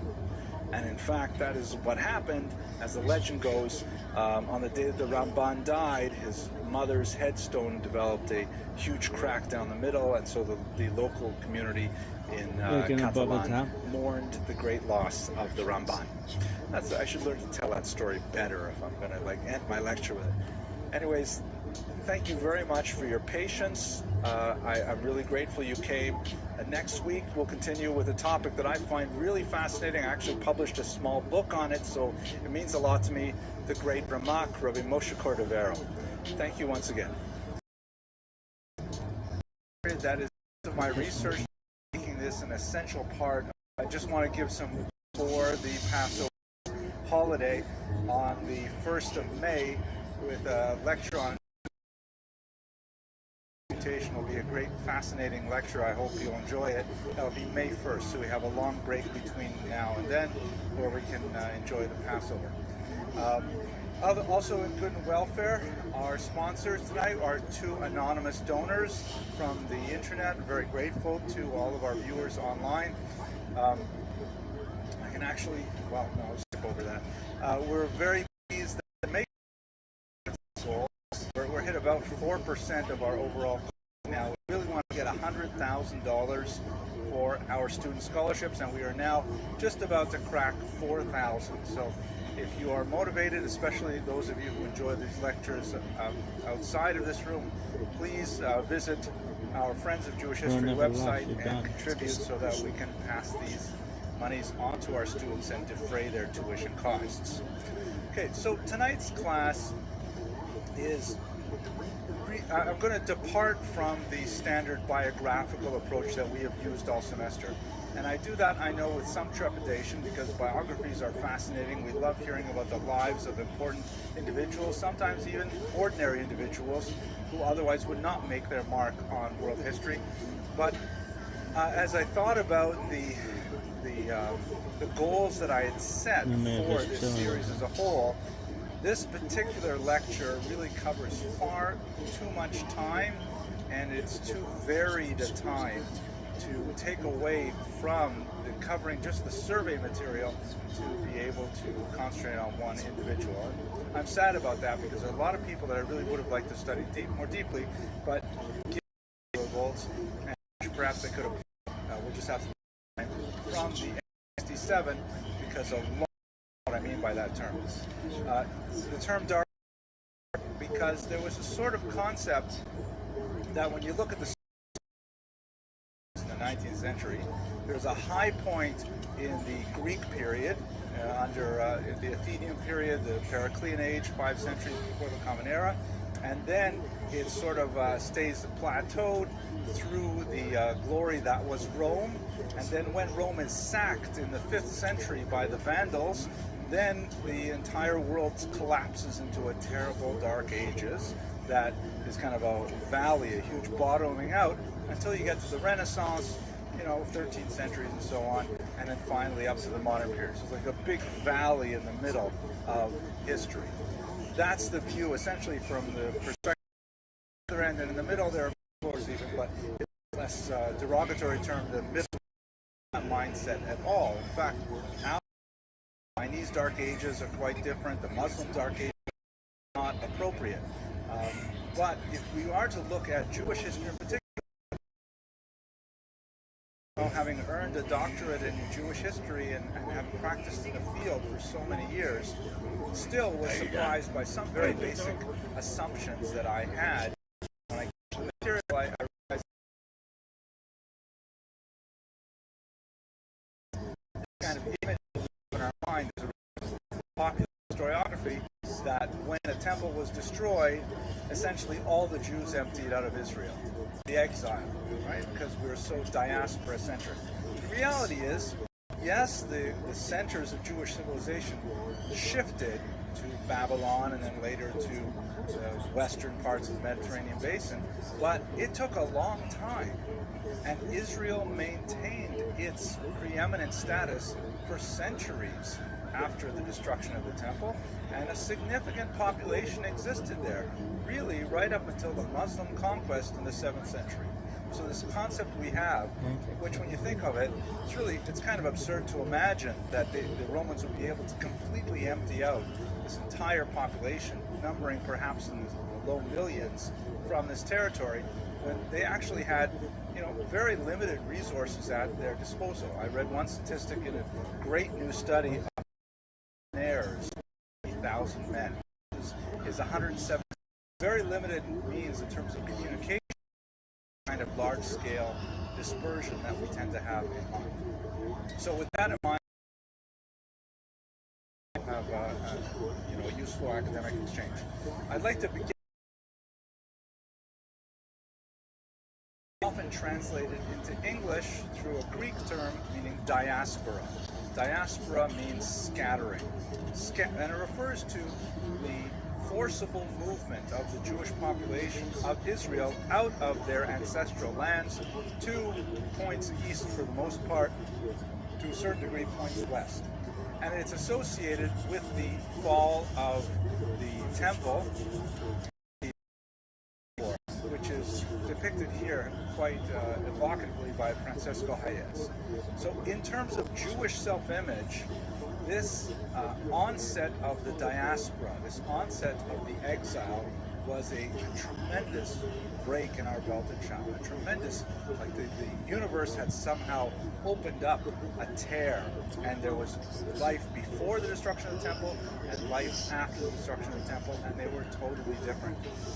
When we look at the social processes and we look at the actual physical impact of these wars, they were absolutely devastating. Wars are, always quite disruptive to the natural flow of human events, but not quite as total as we tend to absorb from kind of popular histories.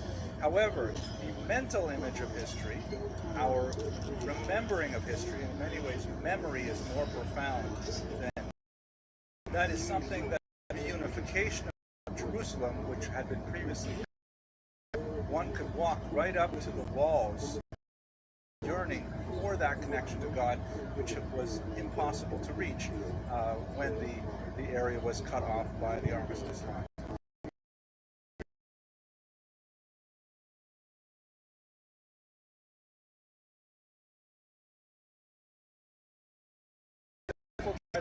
Something higher and more spiritual. The history is significant, to be sure, but there is a marriage here of history and memory and religion that is similar perhaps to the concept that the heavens kiss the earth at the point of the temple. We know from just a couple of lectures ago that the person who actually built these particular walls on the site of earlier walls was none other than Herod, who was not necessarily our favorite king of Israel, but nevertheless, even though he was responsible for setting up these massive stones, the very idea held by the Kotel is something that retains its resonance even today. This is a picture from the pre-1948 era, before the area was separated, and you can see that it's quite a narrow space. These are women praying at the wall. Quite a narrow space here before it's opened up by the plaza. The concept of coming to the wall for one's spiritual edification, for that connection to God that we so yearn for, is universal among Jews around there in that environment. Sectors of Israel calls the wall of iron between this world and the next, and even some less well-known figures.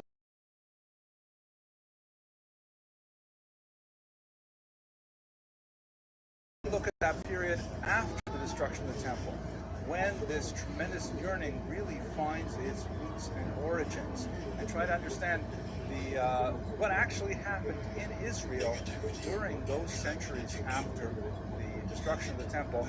And I found it quite surprising myself to think about their longevity. This is, by the way, what the Temple Mount looks like today. I'm sure many of you have been there in person, but you can see the plaza has been cleared, so it has room for quite a bit more people. This is not a typical day. This is probably, I'm guessing this was taken on Tisha B'Av, the national day of mourning for the destruction of the temple. There's a walkway up here to the Temple Mount itself, which religious Jews generally refrain from mounting because they fear stepping on areas where they're not allowed to walk while they're in a state of spiritual impurity. And the bulk of the worship here happens at the base of the wall, which was the exterior of the temple in ancient times. It was up on the Temple Mount itself that we're not going to do Jewish war, in which a couple of generations later, though, there is a lasted for a couple of years. It was associated, believe it or not, with some gestures of the temple as the key negotiating point with this otherwise difficult tiny nation living in the Middle East, was something that they could play with. They could perhaps take away the temple, give the temple, take away the temple again. Ultimately, it failed to come to pass, but it was part of the negotiations. The idea perhaps you could appease these people by letting them have their silly temple once again. But it didn't last, and just another couple decades later, Bar Kokhba mounts a far more successful rebellion that lasts for a couple of years, results in actual capture of Jerusalem. So we have a period that's officially proclaimed those first few centuries. Learning to exist, first of all, is learning to exist as Jews, including the abolishment of the patriarchate. I'll explain what that is shortly, in the early 5th century. We have another couple of centuries which are perhaps the darkest of the Dark Ages. We really don't know a lot about what happens in the 400s and 500s. But then the Muslims come in the year 640, and then we have another totally new chapter for Jews living in Israel. There's a brief but very important interlude with the Crusades, the first of which is in 1096, where Christians come and re-establish a beachhead, literally, in Israel, conquering Jerusalem until they are driven out multiple times by Muslim defenders. And then we're going to conclude when we come back in the 13th century, and Nachmanides, the great sage, comes and begins the tremendously difficult but progressive rebuilding of Israel in the 13th century. This is for going to the surrounding village there for the Sabbath. Perspectives of what's going on, although for a little longer than perhaps I should. There's three categories. I'll just give them to you quickly. The first is we have quite a bit of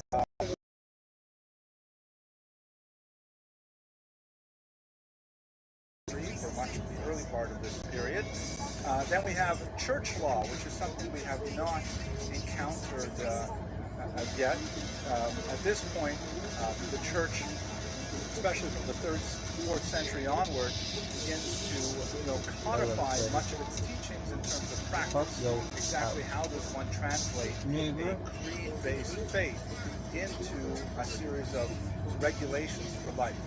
And these canons, these various collections of laws, including the Theodosian Codex, have a lot to say about how to treat the Jews living in Israel at the time. So viewed from the perspective of Christians, we also get a sense of how the Jews lived. And finally, perhaps the most fascinating, which has a lot to say about questioners throughout in Babylon, about very often the question itself is lost, but the actual response, since it constitutes legal precedent in Jewish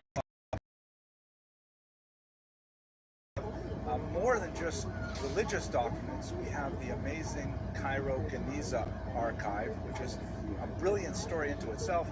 I don't want to give it away now because we'll talk about it a little more when we talk about Nachmanides. But basically, this is the great historian Solomon Schechter. A lot of the conservative day school movement is named after him. Here he is working at a table with tiny scraps of parchment and various papyri even that were found in the attic of a synagogue outside of Cairo that represented about 500 years of, believe it or not, garbage, literary garbage that collected in that particular Jewish community. The Jews of that region believed, well, let me just back up. I will say one thing about the Geniza because it is so amazing. The word Geniza means, it means to, lignoz in Hebrew means to hide away. And it's sometimes referred to be a treasure, but in common parlance, the Geniza is a place where one puts holy artifacts that are no longer usable. For example, a prayer book that's worn out, include the name of God. Throw it away, you have to bury a prayer book, so 6 months, once a year, they go and they have an 8-year-old girl, and they buried her with the Torah scroll. It's very moving. It's always okay. I'll tell you a funeral joke later to lighten things up. Actually, I'll tell you the funeral joke now because I don't want to get too serious. Here's the funeral joke. I know I promised I wouldn't tell too many jokes, but so I was once at a different funeral with a Israeli consular official from in Miami, and we're standing, waiting for things to happen. And he says to me, he sees I'm religious, so he says to me, when I was a kid, I grew up on a Hashomer Hatzair kibbutz, a very, very left-wing, secular, anti-religious kibbutz. And he said, on Passover, we had everything on the table. We had bread, we had pasta, we had beer, all forbidden foods. It was all available on the table. And he said, but the young generation, they just don't keep the traditions like we used to. Okay. So, anyways, in this one synagogue near Cairo, the Jews in that region believed they had an unusual belief that Hebrew had to be. Any scrap of paper today, they were working with papyri, they were of information sources. Done all kinds of things, including manuscript cipher. And so here he is sitting at a table with just one pile of it. There's quite a bit of this to be done. Okay, so the Geniza tells us a lot about the everyday life of Jews living in the eastern part of the Mediterranean basin for quite a few centuries. So our sources are quite varied. Okay, now let's go to the history itself. The aftermath of the Bar Kokhba rebellion was in many ways far more severe than the aftermath of the First Roman-Jewish War. The First Roman-Jewish War was largely urban, focused in Jerusalem. The masses, not like the Maccabean revolt, permanently punished. There were heavy Jewish farmers remained on their lands for the most part. The impact on the nation as a whole was far less significant than our historical. to mount a very serious challenge against the Romans. And remember, from the Roman perspective, they just can't figure out what to do with these Jews. These Jews are constantly rebelling over what to the Romans seem like very silly things. Like, why don't you just make the sacrifice? What will it cost you to sacrifice one pig once a year to our emperor? Why don't you just let us put up a Roman eagle on the outside of your temple? Seriously, I mean, these are not life-threatening things. Why don't you just go along to get along? And the Romans actually, from time to time, went out of their way giving Jews special exemptions because they knew that this was a very unusual people who would not conform to the general dictates of society. But the rebellions were difficult for them to manage. They could not put them down. They kept on popping up. Bar Kokhba rebellion was brutally put down by the Emperor Hadrian. It was probably started because the Emperor Hadrian, shown here, the Emperor Hadrian had imposed some Jewish distinctiveness on Jews. By the way, not an uncommon try to use the army to coerce Jews into the population. But if he brought them to the army as young as 12, then maybe he could knock that, stubborn Jewishness out of them, and they would behave like other Russian citizens. So Hadrian imposed some of these rules, which were designed to kind of bring the Jews in line, and of course the Jews rebelled against them because this was really striking at their life identity. The rebellion broke out, and after 2 years was put down with tremendous ferocity, so much so that it's actually recorded in the liturgy, and one of the most common passages of the liturgy, the blessing, the third blessing that's read after the grace of meals, or after eating bread. There's the Birkat Hamazon prayer, grace after meals. The third blessing is specifically dedicated to the Battle of Beitar, and the fact that, according to the Talmud, the bodies that were left on the battlefield after this long final battle with the Romans did not rot until the defenders were able to get out there and actually bury the dead. So it's enshrined very closely in Jewish memory.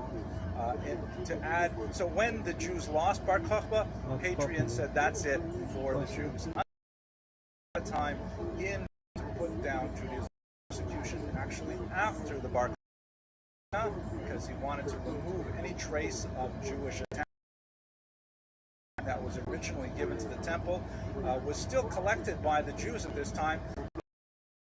The small tax that Jews paid, the poll tax that went towards the temple, was now going towards Avodah Zarah, going towards idolatrous worship, very offensive to Jews as a whole. So the period after Bar Kokhba was in many ways far more devastating than the first one. I want to mention one thing about terminology. I mentioned that the change of name of Jerusalem. It's at this point that the Romans officially rename Judea Syria Palestina. We should explore that word for a minute. There's a lot of heat on this word and not nearly as much light. I'm sure everyone in this room is familiar with the terminology. Palestine, in fact, means to be uncultured. Okay, my 18-year-old. So, call someone an enemy of the Jewish people in the ancient world.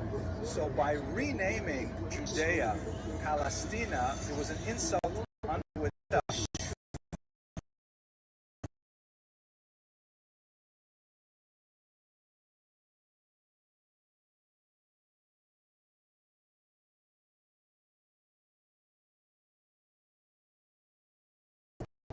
Philistine inhabitants of the land of Canaan that pre-existed the Jews living there and fought with them after the Exodus. This is kind of an interesting thing. It happens to be going viral right now on the web. It's a 1939 dictionary published in France, the Lewis Dictionary, and it has flags of the world. You often see this in old dictionaries. By the way, for those of you who are watching the web, if you were born after 1980, a dictionary is actually like a big, things like this, lots of pages in it, like actual paper, and it has words and a definition. But so here it's got this flag, the flag of Palestine, 1939. Of course, Israel is not yet a state. What do you call it? Well, it's called Palestine, but that's clearly not a flag that most today's Palestinians would be happy with. So, we shouldn't get upset about the terminology when we're using it within a historically valid context. It is charged with political meaning today, but historically we can avoid them. Okay, let's move on to save Jewish culture. And he thinks that the zealots, Jews, there are a couple different versions of how this story is told, but the brought out of the siege of Jerusalem, and then he would negotiate with the Romans. He feigned his own death. He got into a coffin. The Jewish zealots, called the ViralRabbi, were suspicious, and so they drove iron stakes into the coffin to make sure he was really dead. Miraculously, he survived. He got out of the city walls, and he went up to, I believe it was Titus, perhaps it was Vespasian, Titus, I think, and he said to him, "Listen, we really don't want to fight. We'll give up as long as you give us these things." And there's a list of things that he wants. They tend to be fairly minor things in the grand scope of world affairs at the time, but they prove to be extremely important. Perhaps the most significant is this phrase, "Ten li Yavne v'chachameha." Give me Yavne, a minor town not too far from the coast, and its sages. Meaning, can I just take a few of the rabbis with me, and we'll move to this town called Yavne, and that will be fine, thankfully, won't bother you anymore. So the Romans agreed, and Yavne was kind of to replant institutions, reestablish. Colleagues disagreed with them. They felt the patriarchate, sometimes it's called, one might use the word king, but it doesn't have the same power of a king. It's kind of a duarchy, I guess you call it. The other most important individual would be the Abbeistin, the head of the court, which was represented in the Sanhedrin. The Sanhedrin was the ancient deliberative body, the highest court of the Jewish people, which sat 71 rabbis in judgment. And amazingly, the Sanhedrin survived the collapse of the temple and Jewish statehood for another 200 years. It's a really phenomenal thing, and it indicates that the Jews were still able to exercise at least juridical autonomy over themselves, and were able to constitute themselves as a people, even under these very harsh conditions of Roman oppression. Here we go. Here's a picture that shows you where the intellectual center moved today, and then it moves based in several towns. It moved destroyed, and this is what was the nucleus. Standing army, no coinage, no flag. They had none of those exterior things that would allow them to exist as a people, and nevertheless, with the Torah at their center, and with the Sanhedrin being the prime interpreter of the meaning of the Torah, they were able to constitute a polity. At the same time, the real story, the big story, is what's happening outside of Israel, because the movement of the center of the overall demographic was definitely outside of Israel, and specifically to Babylon. I mentioned earlier that this term diaspora means scattering, and this refers to the spread of Jews throughout the region. It really existed much earlier. Let's have a look at this map here. I like this guy. We should recall that this is not the first time the Jews had a demographic of people in the land of Israel. In the year 586, before the Common Era, there was the invasion of the Babylonians, and a good portion of the elite in particular were marched off here to the Mesopotamian region, where a few decades of living to rebuild the temple, internal conflict, because a lot of people population here from already the 6th century before the Common Era. Before the destruction of the temple, you have settlements, you can't see it because they have this big block over here, but on the Crimean Sea littoral over here, you have lots of Jewish gravestones, for example, that date back to the turn of the millennium. You've got Jews all around the Mediterranean basin, even some far out as Spain. That's not really in the 1st century, but towards the 5th century you see more of that.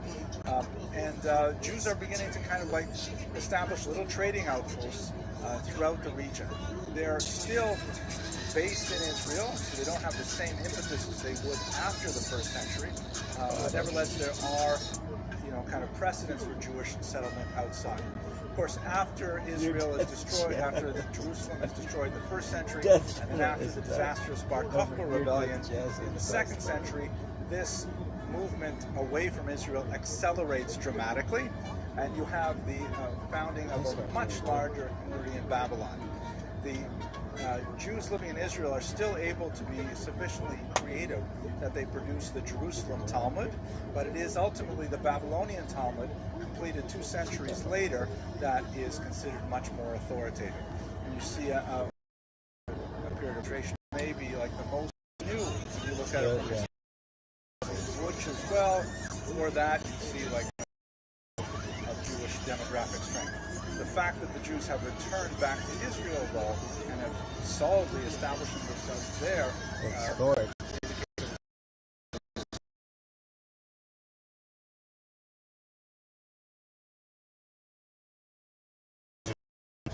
in the diaspora and within Israel, was that they established early on a very solid, dependable, if coercive, communal structure. The community was called the Kehillah. The word comes from the verb kahal, which means to gather together. It's the same word used to congregate, for example. And it was a structure that was originated in Babylon and replicated thousands of times over in every single municipality that Jews lived in, right up until the 18th century. In the 18th century, you have a huge break because the French Revolution does away with the power of the rabbis to enforce Jewish law, but otherwise the Kehillah was an incredibly effective way of maintaining integrity under often trying circumstances. What did this look like? So the terms sometimes change, particularly in Sephardic lands as opposed to Ashkenazi lands, but I'll use the more common ones. At the top of a given Jewish, typically 7 community. The Hebrew term, which means literally had typically every 5 years. And this, at the same time, with this honor comes, right, you have to pay, you have to support the community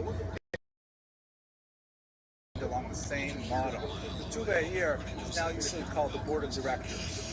Right, so the board of directors, you get appointed to the board of directors, that's a great honor, but at the same time, you're expected to write a check every year to underwrite the poorer members of society, which had actually a tremendously beneficial effect. Now, from the ViralRabbi would be appointed 2 individuals. The Parnas, who the word is related actually to president, but it comes from the verb the Parnes, which means the provider. And this would be like the principal member of the leaders of the community, like the president or the chairman of the board, as it were. Also, invariably a male, typically the most wealthy male, but in many ways it's not only the most wealth, it's the most civic engagement, most willingness to exert himself on behalf of the community. And the Parnas would be kind of like the chief executive officer who would manage the Chevrot. Chevrot were, unlike big gender gap here, within the entire community, which for brides, providing for orphans, providing for widows, oil, providing a synagogue with wicks, what would receive their funds from the Parnas based on a yearly budget that they would develop by the ViralRabbi. One other really important thing about how this system works as well, how do they fund it? Fund it out of their own pockets with some of their own largesse, but in reality, everyone in the Kehillah, every member of the Kehillah was taxed, and the tax was set by the ViralRabbi. Every single Jew had to contribute something towards the Kehillah foundation. And remember, this is totally separate from any state tax. This is just the Jewish community imposing its will on its members, saying, we have these needs, we have a look at your income and your assets, and we demand this much for the sake of the community. The well-known attribute of Jewish charity Jews historically are, per capita far more generous in their charity, even to non-Jewish causes, than the broader society. No doubt comes out of this long, centuries-long tradition of charitable giving, which was, drilled into generation after generation that it was a value to support the society as a whole. So had to pay, I don't know, kihila. We have to this group or that group. Another religion. You had to join it. You could expect a very generous social support network. So the coercive nature of it was something that would not work in the modern world for many Jews, and as a result, it was trashed in the French Revolution. On the other side of this pyramid, we have the rabbi. The rabbi is it's a paid position appointed by the TuVe'Ayir, but the rabbi, of course, is the prime arbiter of Jewish law. He will typically have a Beit Din, a court that works with him, and the technically speaking, the Parnas, the TuVe'Ayir, the Chevrot, everybody has to operate according to the dictates of the rabbi, the Rav of the town, the chief rabbi, if you will. But in reality, because we have the Abramson rule, we have the impact of money, the rabbi could be separated from his position by the TuVe'Ayir, and so they have to work out a kind of a modus vivendi with each other. As I'm sure you've seen in contemporary synagogues, there's the board, there's the president, there's the rabbi, and they have to find a way to live together. If the TuVe'Ayir demand too much of the rabbi, then they risk a popular revolt, because the rabbi is typically beloved of the common people. On the other hand, if they're from the TuVe'Ayir, these individuals called the Gabbai. Today, the Gabbai is in a synagogue is typically this person gets called up to the Torah, this person gets to lead the prayers, and organizes the kind of the MC of these services, master of ceremonies. But in the traditional Kehillah, the Gabbayim literally means collectors. They are the enforcers. They are essentially the Jewish police force, and they can come around and they can collect the taxes that are due.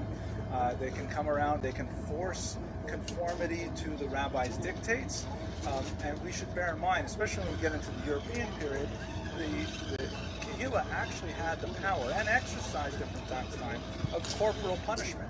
They could literally flog Jews who refused to conform to the requirements of the community.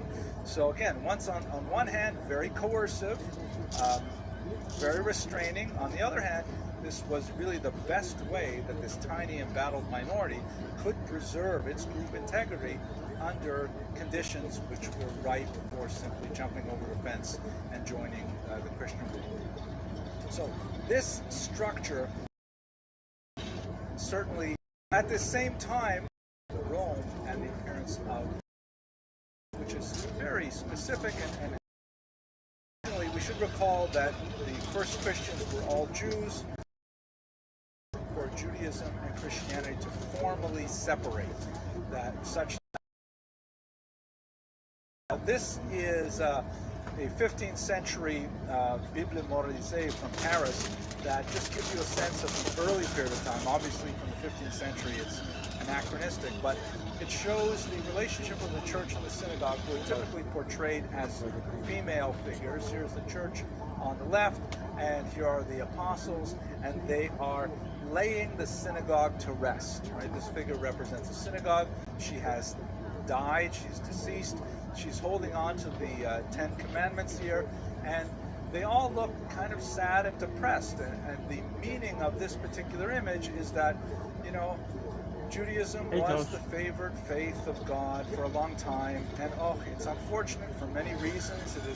It's time for it to move on, and Christianity has to take it over. Christianity is now going to lovingly lay the synagogue to rest and go on with a new way of interacting with God. This is perhaps evocative of the first few decades. Christianity becomes really under the. Look at this one. This is also from the 15th century. right, or its right, our left, and synagogue over here. Church is sewn, clear-eyed with the bodice, the hairpiece in place. Holy Grail, her staff is upright and is unbroken, indicating temporal power, indicating authority, and so on. The synagogue, on the other hand, I've done this. Portrayed in a kind of a Moorish, maybe Mongol, I think a little bit more Moorish. This is an Italian piece that's designed to this is what they must have looked like, sort of imagination. But you notice that she's blindfolded, indicating that Judaism is unaware of the truth and so on. The staff is broken, meaning that her authority is gone. Her entire posture is one of decline. She's falling, collapsing, and even the Ten Commandments are held weakly and falling out of her hand as well. The whole image is that Christianity is on the way up. Christianity is, majestic, is regal, and has authority, and the synagogue is falling into disrepute. As a woman century, I'm just using it because John Chrysostom, so-called golden mouth, the common symbols, the upright staff, the mandate has a vote of authority. Here, on the other hand, is synagogue, blindfolded. Her crown is being knocked off her head. She's holding onto a ram's horn, which is kind of an allusion to the charge that Jews are excessively carnal in nature. The staff is broken, and in case you didn't get the totality of the image until this point, there's a sword driving into her skull from heaven, indicating a very strong statement of disapproval from God. So that's essentially the progress of the relationship between Christianity and Judaism. It goes from kind of like a sad farewell to a sense of otherness, and to finally an attitude of hostility that you see by the 4th century being very common. The Jews are feeling this very significantly. The patriarchate is, for example, dissolved. The Nasiut, we talked about earlier, was dissolved in the 4th century. We only know about this from church legislation. The Sanhedrin is also gone at this point, largely as a result of the church in demanding that there no longer be authoritative bodies of Jewish jurisprudence.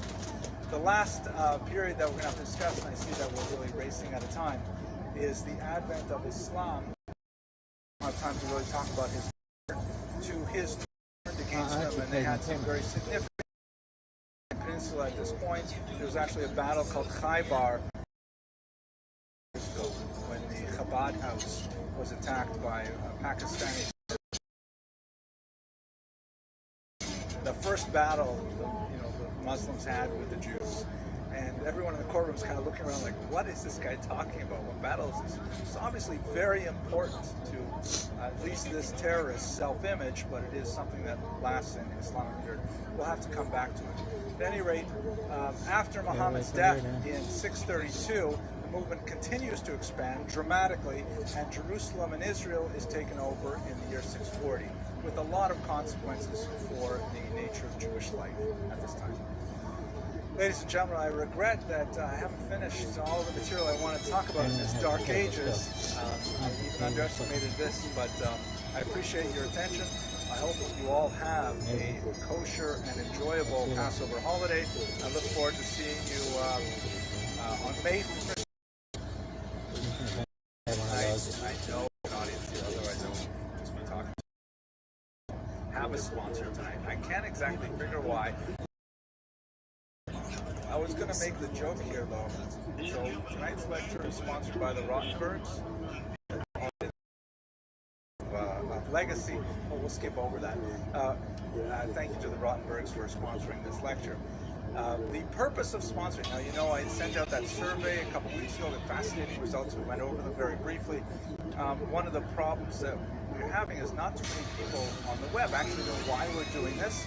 The reason we're doing this is because we want to raise funds for student scholarships. We have this web page, Friends of Jewish History, and you'll see it at the end of the lectures. There's a little box you can click on, and then you can give money so that we can support our undergraduate students and get the excellent education that they deserve. Okay, you can see we raised $3,700, including $14 from the pushka on my desk. That comes in every now and then. Okay, now I'm throwing off my game because I wasn't expecting a sponsorship at the last minute. Let's begin as we usually do with our sources. Where do we learn what we know about Herod? So there are three principal sources that we're going to rely on for today's discussion. The first is, of course, Josephus, who is undoubtedly the greatest contemporary chronicler of Herod's life. Very important. First century before the Common Era, and then just edging into the first century. We have some biographer from Pliny the Elder, dramatic, because after all, he has a case to prove. It's a very complicated case. He so there are a lot of problematic elements. Even in his somewhat lyrical description of Herod's cruelties, we have some suspicion of conflation of stories and of embellishment, because he really wants to place it within a very Hellenistic kind of framework, but nevertheless he is our number one go-to source for Herod's life. The second major body that we have, and again problematic, is the Talmud, and as we've discussed in many discussions in this room, the Talmud is an amazing document with a phenomenal amount of information, but often very difficult to tease out the historical data from it appropriately. The authors of the Talmud were all in the Pharisaic tradition, and they were very polemical towards Herod himself, and yet they had an ambiguous sort of stance vis-a-vis his work, as we shall see by the end of today's lecture, because they admired some of the things that he did for Judaism and the Jewish people, at the same time extremely critical of his incredible cruelty and of his cavalier treatment of the rabbis in particular. I shouldn't say cavalier, of his inhumane treatment of the day. And finally, don't say too much about life in general. 13. We'll go back to them and explore a much greater in 1947, when two Bedouin boys were wandering throughout the region looking for some lost sheep, and one of them wandered into a cave and found, actually what he did was he stood at the edge of the cave, kind of like one of these really inaccessible caves on the edge of a cliff. He threw a rock in to see how far it went in, perhaps it would scare the sheep out, and he heard the unmistakable sound of the rock breaking pottery.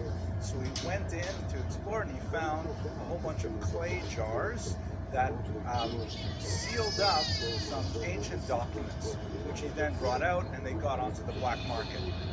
From the black market, they were eventually purchased by antiquities dealers and came to the attention of Israeli scholars as well, and they realized that this was an incredibly important find, but it was all swallowed up within the political environment of the War of Independence, because Israel was declared a state in 1948. When you go into the cave, though, the most important one is Cave 4. There are 10 different caves. There were these holes in the wall that were, it was clearly a man-made cave. What did they have for lunch? Hewn out. There were other caves that were artificial. Oh, really? That were natural. Really? But this one was Did you? actually scrolls Very to speak about Cave them. Who knows how many hundreds of years later, with my dad the cave subject in to a climactic changes of rain, and they ended up with approximately 100,000 pieces, some of them no larger than a square centimeter, and it occupied much of the energy of many scholars over the rest of the 20th century, trying to patch these things together and determine exactly what they had to say. There's also a major political story behind this, because when they were discovered and when they became popularized, there was a widespread belief that they must shed light on early Christianity, which they do, but only from a tangential point of view. Shout out to the reality is they don't discuss Christianity, but they do discuss very significantly the various sectarian movements active in Israel at that time. Lawrence Shipman, who is without doubt the preeminent scholar of the scrolls, argues that the authors of these scrolls, that is the ones that were authored in the first century, were primarily pious Sadduceans who had left Jerusalem and set up this commune by the Dead Sea, which was principally male. In fact, some scholars believe they were graves, and one grave probably not exclusive Sadducees who disagreed with the temple Pharisees, which later would comprise the rabbis and modern Judaism as we understand it, but already separated from the Sadducees.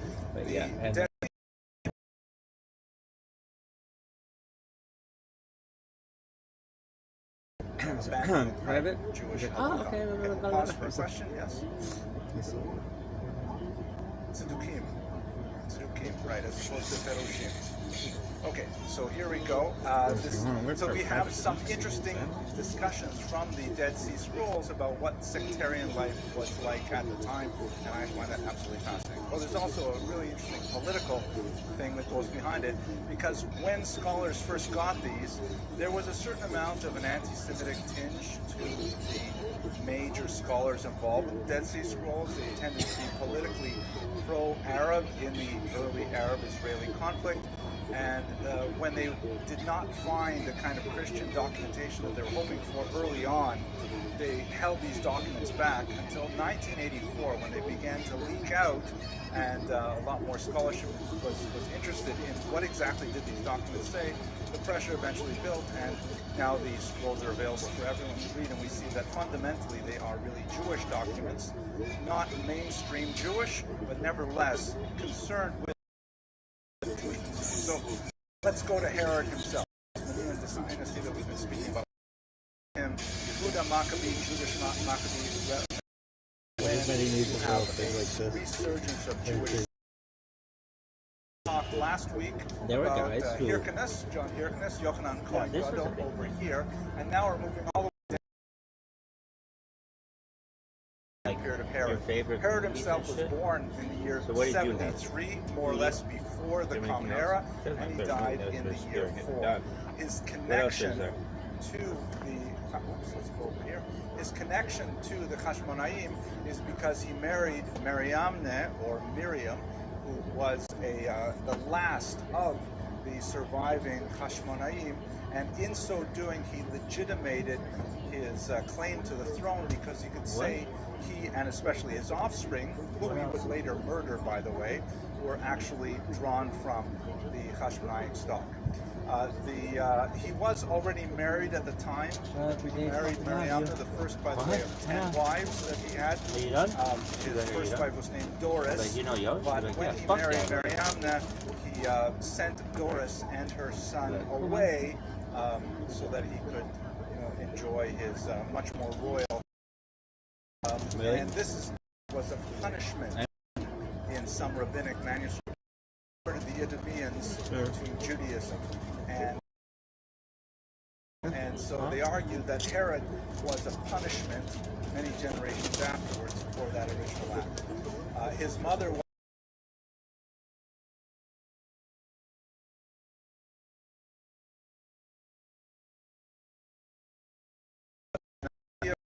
modern-day Jordan. Evidently, she had converted to Judaism because Herod is considered fully Jewish, even though there are some questions about his father's personal relationship with Judaism. There's no question that Herod himself was not observant in any modern sense of the word at all, and in fact he was a great enemy of the Pharisees, of the rabbis, but nevertheless his Jewish status is not questioned. His ability to be a king, however, was definitely criticized by the rabbis. They felt that his background was insufficiently of the tribe of Yehuda to merit being the king. But nevertheless, that's the route that he took. His rise to power is very significant.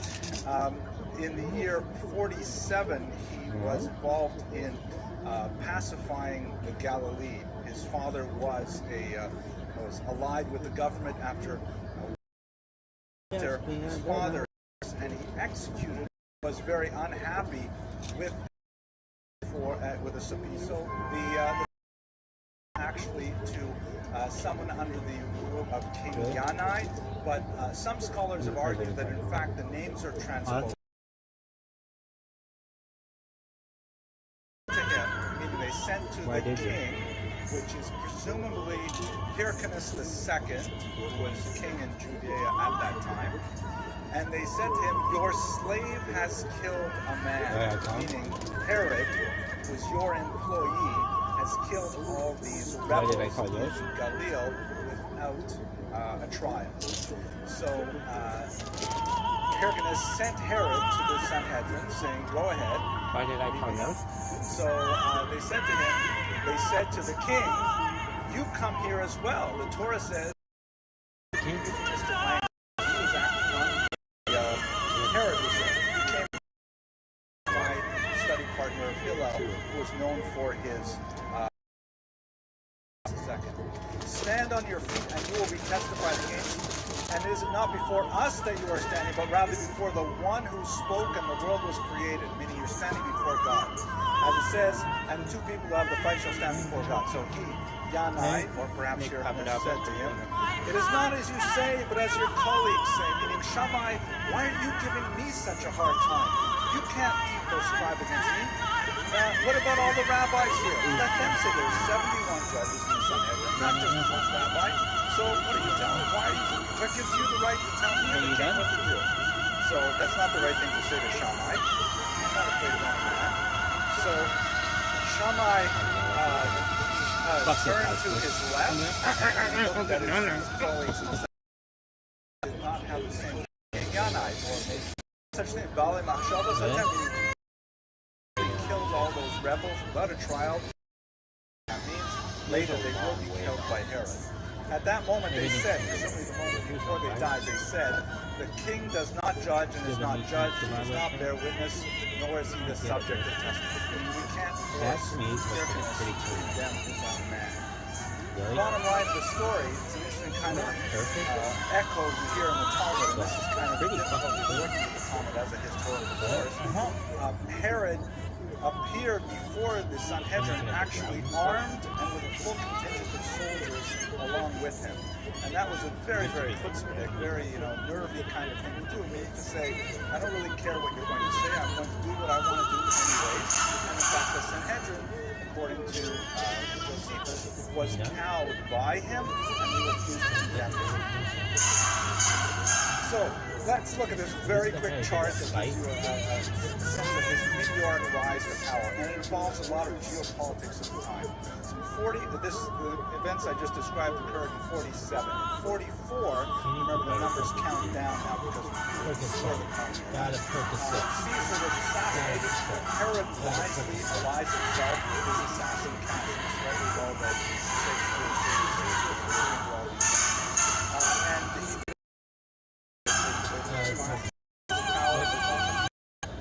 so at this point, second, possibly because of the embarrassment he suffered in Sanhedrin, and protects Hyrcanus II, who may have been complicit in his own father's assassination, and as a result of the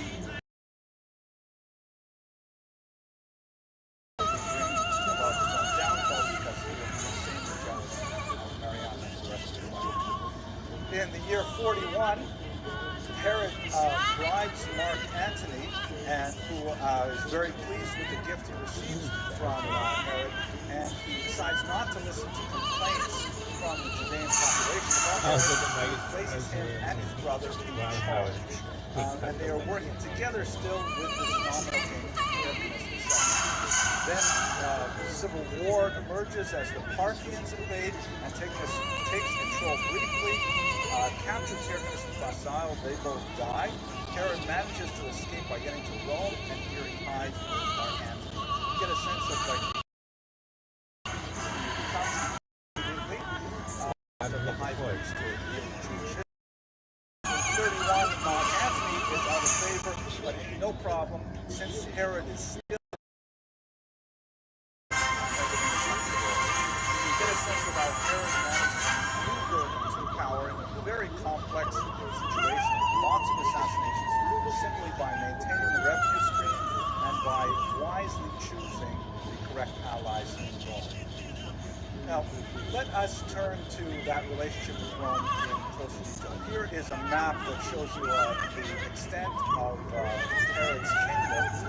He was very effective at controlling populations. Not so great at expanding, but as you can see, Israel at this time did not extend very far south. There's Masada here, where the Israel at the time. Israel also controlled states that have and then Syria as well. His title at the time, Rex Socius of the Romans, term itself is worth unpacking. He was in fact king. He was not an absolute king. He still had to serve the Roman Empire. And from time to time, he would go to Rome, arrogate more power to himself. In some cases, he had to defend his foot. For example, later on in his life, when he decided he wanted to murder his two sons, he wanted to go on trial for him. And in fact, he was successful in receiving Roman support. He had to go there to get approval because it would not be seemly for a king to murder his own sons without the tacit approval of the Roman. So he had certain powers, like without confirmation. He had to the budget, and he had to specifically, but it is sealed that he kept the follow. People are so nice there. How he wanted Really? to I mean, wait, hold on. I should. really, yeah. What I mean is, almost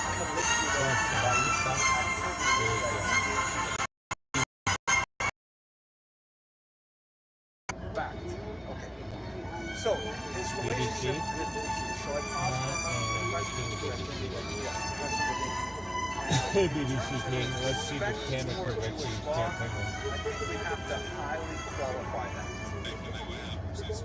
Yeah, he respected Jewish law in the sense that he respected order, stability, and loyalty. He respected the structure as long as it essentially did what he wanted. That was also not kind to Herod. He's associated with the so-called massacre of the innocents. We don't have any other contemporaries, so maybe we'll just and it does give you a sense of who this person was, how he was. And there's also historical data that we can do, which is we don't have a fair. Someone told so we're here to go see right three wise men. Three wise men, and he says the Savior, Mashiach, that can't be. I'm not going to tolerate it. Where did you say he lives? And of course, you say that part. So birthplace is something in Bethlehem, right? In Bethlehem. So Herod goes and seizes all of the newborn children and murders them all. Have a rival for the throne. It's a story that clearly is a prefigurement of, that's the right use of the term, of the Pharaoh's massacre of Moses' generation of babies, right? And a lot of the Gospels model directly on Jewish motifs from the Hebrew Scriptures. Just like Pharaoh murdered all the babies, so too Herod murdered all the children, but Jesus escaped. Now, did this happen or not? I read one piece of scholarship that argued that even though there's no contemporary Jewish source, besides Matthew, which is also a Jewish source, there's no contemporary qualifying Jewish source, including Josephus, but children. At any rate, he was trying to win over popular, but he really wanted to try and be a popular leader, and in fact he was able to control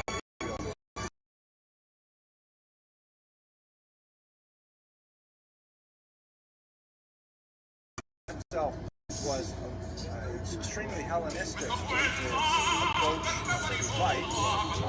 He was actually one of the founding members of the Olympic Games like we have today. Definitely sponsored all kinds of crazy activities in larger Asian cities. He built the gymnasia inside Israel proper, right across from the temple and so on. But he knew the sensitivities of his population, and as a result, he would not put graven images on points. Herod points did not have offensive images that would have been offensive by his population. One exception, however, which was significant and had a relationship ultimately with the Roman-Jewish War later in the 1st century, is the mounted Roman eagle above the entrance to the rebuilt temple. The Roman eagle was, of course, a national symbol for the maybe that would be a state. He also had not allowed her to moments in his career when he was actually generous. Known to open the granaries when there were famines, so he definitely did act as a very efficient administrator and sometimes even a compassionate one towards his population. But at the same time, he would brook no dissension, and the Pharisees were arguably the most significant popular rulers of Israel in the sense that they had the support of the wider population. They refused to swear an oath of allegiance to Herod, among other reasons, for his extremely cruel behavior towards his opponents and even towards his progeny. Why don't I turn at this point to his madness, which is actually, let's look at this building campaign. Right. The building campaign is the most lasting part of Herod's legacy. Some of the most amazing things he's constructed. I've only chosen 4 basic pieces of Herod's architectural legacy, but it is prevalent throughout Israel. There's a major device called Temple. One of his founding goals, Holy Land Hotel. It's like a scale reproduction of it, so you get a sense of what the building must have looked like. It was a much simpler building before Herod. It was primarily wooden in construction, without the filigree roofs and the Corinthian column tops and things like that. You can see here there's a lot of Roman elements, kind of circular stairs. Here's the Corinthian columns at the tops of it, and of course the gold work at the top. It was definitely a majestic building constructed out of Jerusalem stone, so it would have that refractive quality of light that when the sun hit it, you would see that golden color that would be highlighted by the actual gold that was applied to the doors and so on. He cleared the entire Temple Mount and built it up with a palisade around it, and in fact the temple walls that we revere today are constructed by Herod. They are from this particular generation. They are on the site of the original Temple Mount. Today, of course, the Dome of the Rock, the Islamic shrine, stands in the place of the temple, but nevertheless, this was his crowning achievement. This building lasted much longer. Very similar style of architecture. The battlements that may be a little bit newer, I'm not positive, but this had the most touch to the Jews, the rural population, and he wanted to try and give them structures that they would respect, admire, and hopefully they would transfer their allegiance to Herod. That did not happen, but nevertheless we are left with some magnificent and very functional structures as a result of his extensive legal activity. My favorite personally, or maybe my second favorite, is Caesarea. Absolutely gorgeous town, which was a deep water port that he constructed on the coast, largely for pleasure and for commerce with Rome.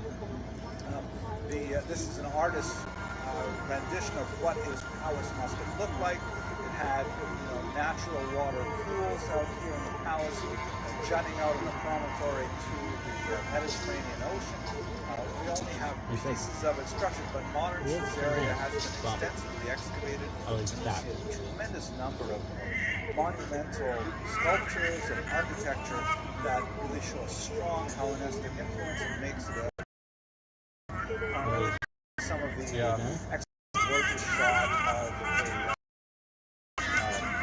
theatrical events. You can imagine just watching a setting and watching it. Actually, I don't know if it's really nice. And finally, a lot of major public works, like these aqueducts that run up and down the coast, carrying water to Caesarea and other places. All classical Roman architecture with extremely beneficial public infrastructure. So again, you get a sense of, on the one hand, yeah, he murdered so many of his relatives, including his wives and his sons, but just think about the buildings he put on the site of the so I think that right? But nevertheless, he did leave a tremendous architectural legacy. Here's my favorite, the palace complex at Masada. Now, he did, from time to time, out among the Romans, so he used Mar-a-Lagos. I'm sure many of you scrolls were found. Very inexpensive. Long, difficult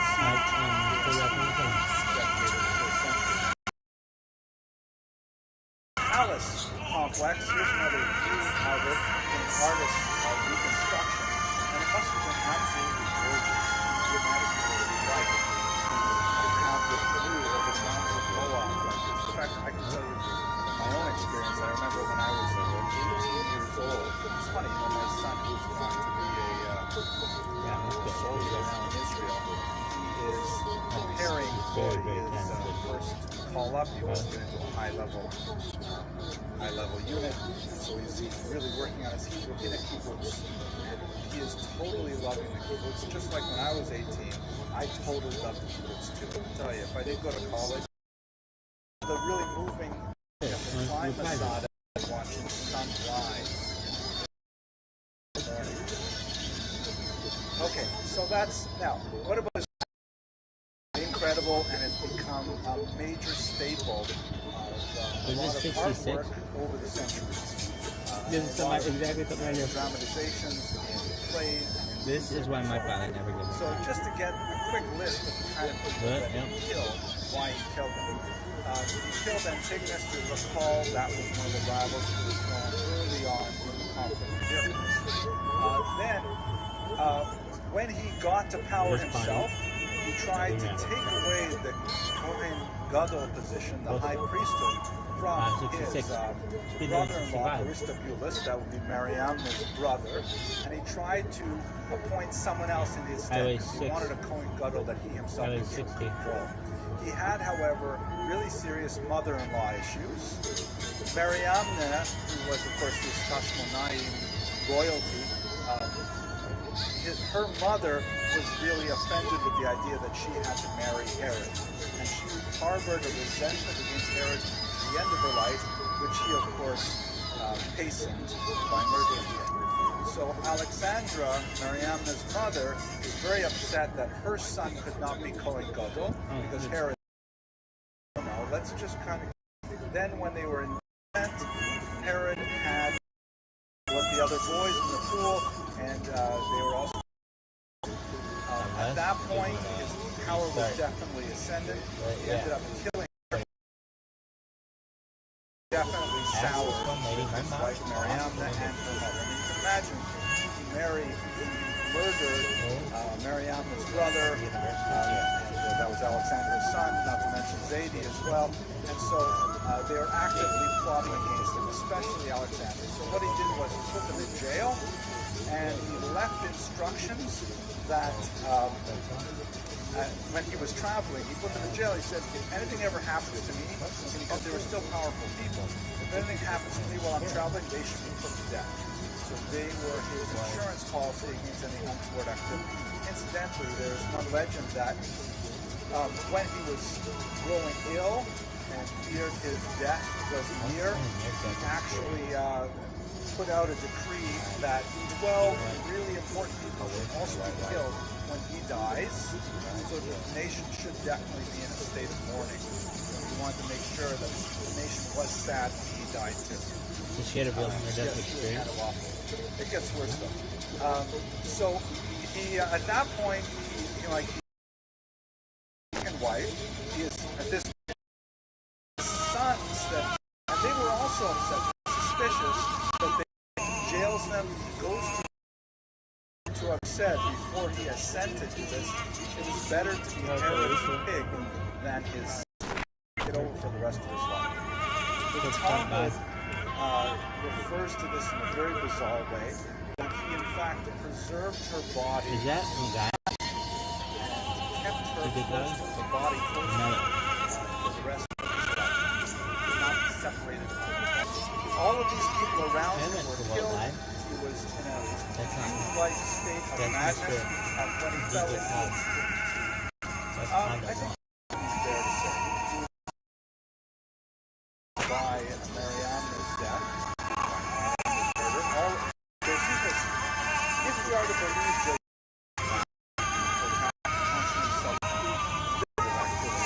would say that he suffered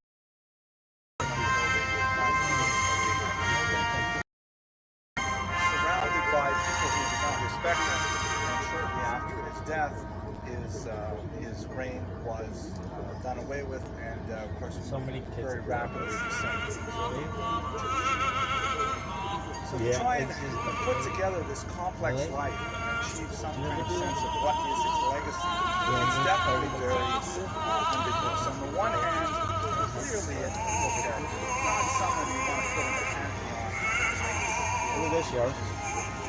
And in fact, some of the commentaries that I received on a survey that we sent out earlier this month were very negative because they want only the positive hero types. We will talk about one Dudley next week. We'll talk about Dudley Akiva, who is unquestionably a phenomenal figure in his history, who is a role model for generations.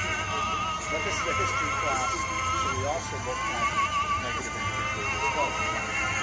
So Herod's personal conduct as a leader really has both extremes. On the one hand, sort of evil, cynical, cruelty, no regard for the whatsoever, Hamas, that's what I'm talking about. Murders of his blood, so much so that even the Roman emperor, public-minded, from the original. So, next week when we speak about Rabbi. What's up? What's up? I know what does that mean? Tonight's lecture, of course, is on Herod, and the first bit of not such great news is that we don't have a sponsor tonight. I can't exactly figure why. Nobody wants to be sponsoring this week. Oh, we got a sponsor tonight. Okay, thank you very much. I'll have to wipe that out. I was going to make the joke here, though. So tonight's lecture is sponsored by the Rottenbergs. But the joke that I was going to make is nobody wants to sponsor a lecture by Herod because he's got such like an ambiguous sort of legacy. Thank you to the Rottenbergs for sponsoring this lecture. The purpose of sponsoring, I sent out that survey a couple weeks ago with fascinating results. We went over them very briefly. One of the problems that we're having is not too many people on the web actually know why we're doing this. The reason we're doing this is because we want to raise funds for student scholarships. We have this web page, Friends of Jewish History, and you'll see it at the end of the lectures, a little box you can click on, and then you can give money so that we can support our undergraduate students and get an excellent education that they deserve. Look at this guy. $3,700, including $14 from the Pushka on my desk. Okay, I'm throwing off my game because I wasn't expecting. You got him with the ball. Let's begin as we usually do with our sources. Where do today's discussion? Herod's life. We also have a couple others that are because it is a major source. As were written explicitly for a Roman to abandon the Jewish cause in order to join Vespasian and teach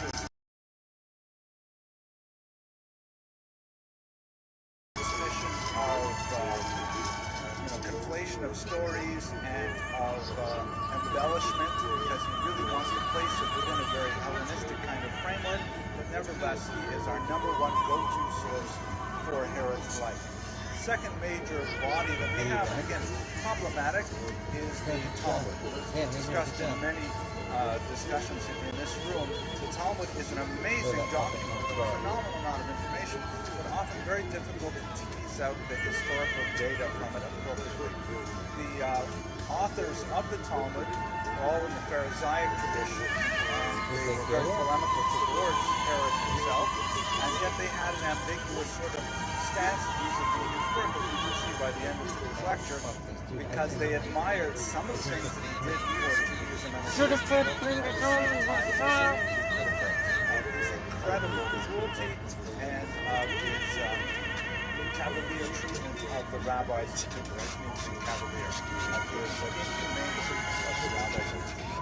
So, but we do have passages that are relevant to Herod that come from the Talmud. We'll see some of them today. And finally, I think really fascinating, I spent the whole weekend reading about this, the Dead Sea Scrolls, which don't say too much about Herod in person. Very quick, he scored a much bigger deal. In 19, one of them wandered into on the edge of a cliff. He saw the rock breaking water. So he went in,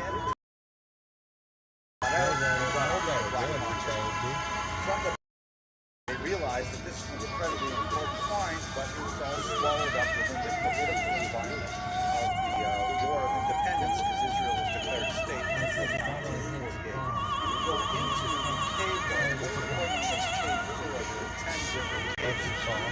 There were these holes in the wall that were, it was a man-made cave. It was hewn out. The other caves that were artificial, that were natural. This one was actually man-made. And they had these holes in the wall that supported evidently wooden shelves, and then they put the scrolls directly on top of the shelves. It was actually a library that was well used by the Qumran community. We'll speak about them, who they were in just a second. And then it was suddenly abandoned in the 1st century. After it was abandoned, who knows how many hundreds of years later, wood eventually deteriorated and all of the scrolls fell to the ground, where they lay on the surface of the cave, subject to climactic changes, the rain, the very limited humidity in the Dead Sea, and eventually quite a few of them were horribly damaged. And they ended up with approximately 100,000 pieces, some of them no larger than a square centimeter, and it occupied much of the energy of many scholars over the rest of the 20th century, trying to patch these things together and determine exactly what they had to say. There was a from a tangential, significantly, doubt the preeminent authors in the 1st century were primarily the Dead Sea, which was principally male. In fact, some scholars believe graves in one graveyard, and then elsewhere a smaller like community made up principally of Sadducees who disagreed with the Sadducees of Jerusalem to reiterate rule. And they were thoroughly corrupt by this time. The Pharisees, which later replaced the rabbis in modern Judaism as we understand it, had already separated from the Sadducees. The Dead Sea Scrolls were likely written by Jews who were more closely allied to the traditional Sadducean political group, but disagree with how far they had gone. Pause for a question, yes? Right, as opposed to Federation. Okay, so here we go. So we have some interesting discussions from the Dead Sea Scrolls about what sectarian life was like at the time. But there's also a really interesting political thing that goes behind it, because when scholars first got these, there was a certain amount of an anti-Semitic tinge to the major scholars involved with the Dead Sea Scrolls. They tended to be politically pro-Arab in the early Arab-Israeli conflict, and when they did not find the kind of Christian documentation that they were hoping for early on, they held these documents back until 1980, and now but nevertheless, of the Hashmonaim rebels, and underneath him, Yehuda Maccabee, Judas Maccabee, mentioned here. These are the progenitors of the beginnings of the Hashmonaim.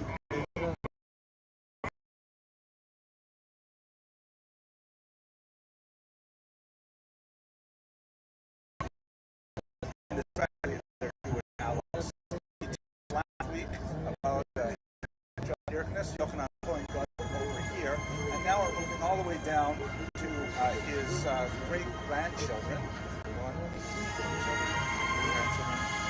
Great-great-grandchildren already, down to the period of Herod. Herod himself was born in the year 73, more or less before the Common Era, and he died in the year 4. His connection to the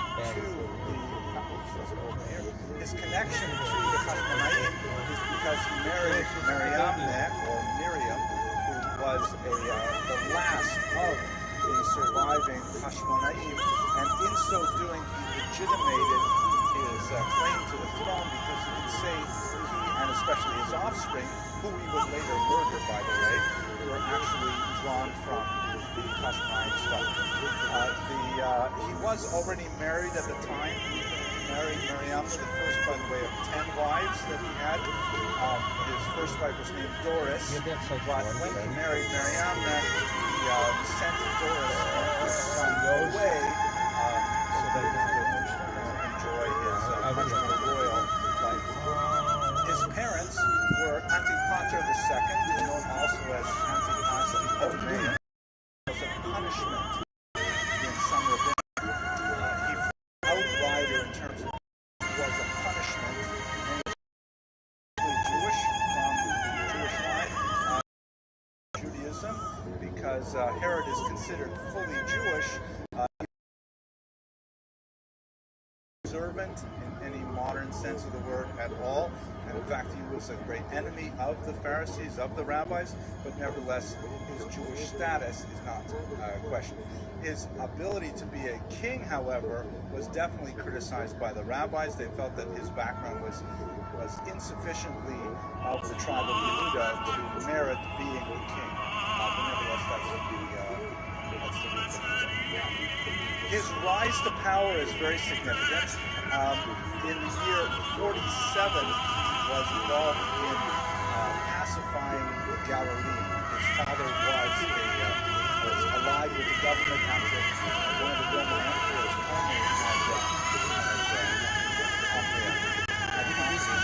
and so Antipater, his father, had sent Herod to the north to pacify the Galileans. There he put down a rebellion with force, and he executed the Jewish rebels without a trial. Definitely not. The Talmud has it actually perhaps it goes like this. They said at that time, and they said to him, "Your slave has out a trial." So Hyrcanus sent Herod, and the master shall be testified against. Yeah. Let the master of the ox come and stand on behalf of his ox. This is all kind of like euphemistic language, meaning, hey, King Hyrcanus, it's not good enough for you just to send Herod. You have to answer for him, because he was acting on your command to put down the rebellion. So Hyrcanus came, and Herod was there. He came and sat. So Shimon ben Shetach said to him, and according to the scholarship that says this is referring to Herod, this is actually referring to Shammai, the famous Shammai, study partner of Hillel, who was known for his strong and sometimes inflexible stance on these matters. So they said to him, King Yanai, might have been King Hyrcanus II, stand on your feet and you will be testified against. And is it not before us that you are standing, but rather before the one who spoke and the world was created, meaning you're standing before God. As it says, and two people who have the fight shall stand before God. So he, Yanai, or perhaps Hyrcanus, said to him, it is not as you say, but as your colleagues say, meaning Shammai, why are you Sanhedrin, not just one Shammai? Meaning look, that is the another rabbi criticized, meaning, do you think this way? He killed all those rebels without a trial. He deserves to be condemned. So at that point, Gabriel came and struck them to the ground.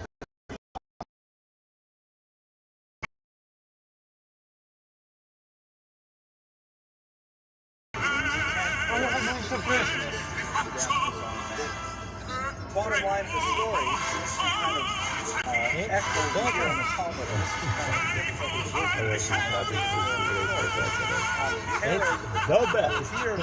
the Sanhedrin, actually armed and with a full contingent of soldiers along with him. And that was a very, very chutzpah, very, nervy kind of thing to do, meaning to say, I don't really care what you're going to say, I'm going to do what I want to do anyways. And in fact, the Sanhedrin, according to Josephus, was cowed by him, and they refused to condemn him. So, let's look at this very quick chart that gives you a sense of his meteoric rise to power. And it involves a lot of geopolitics. According to this events I just described in 47. 44, remember the numbers count down now before the calendar. Caesar was assassinated. Herod dies, alive himself with his assassin Cassius. Very well done. I will remind you of the age of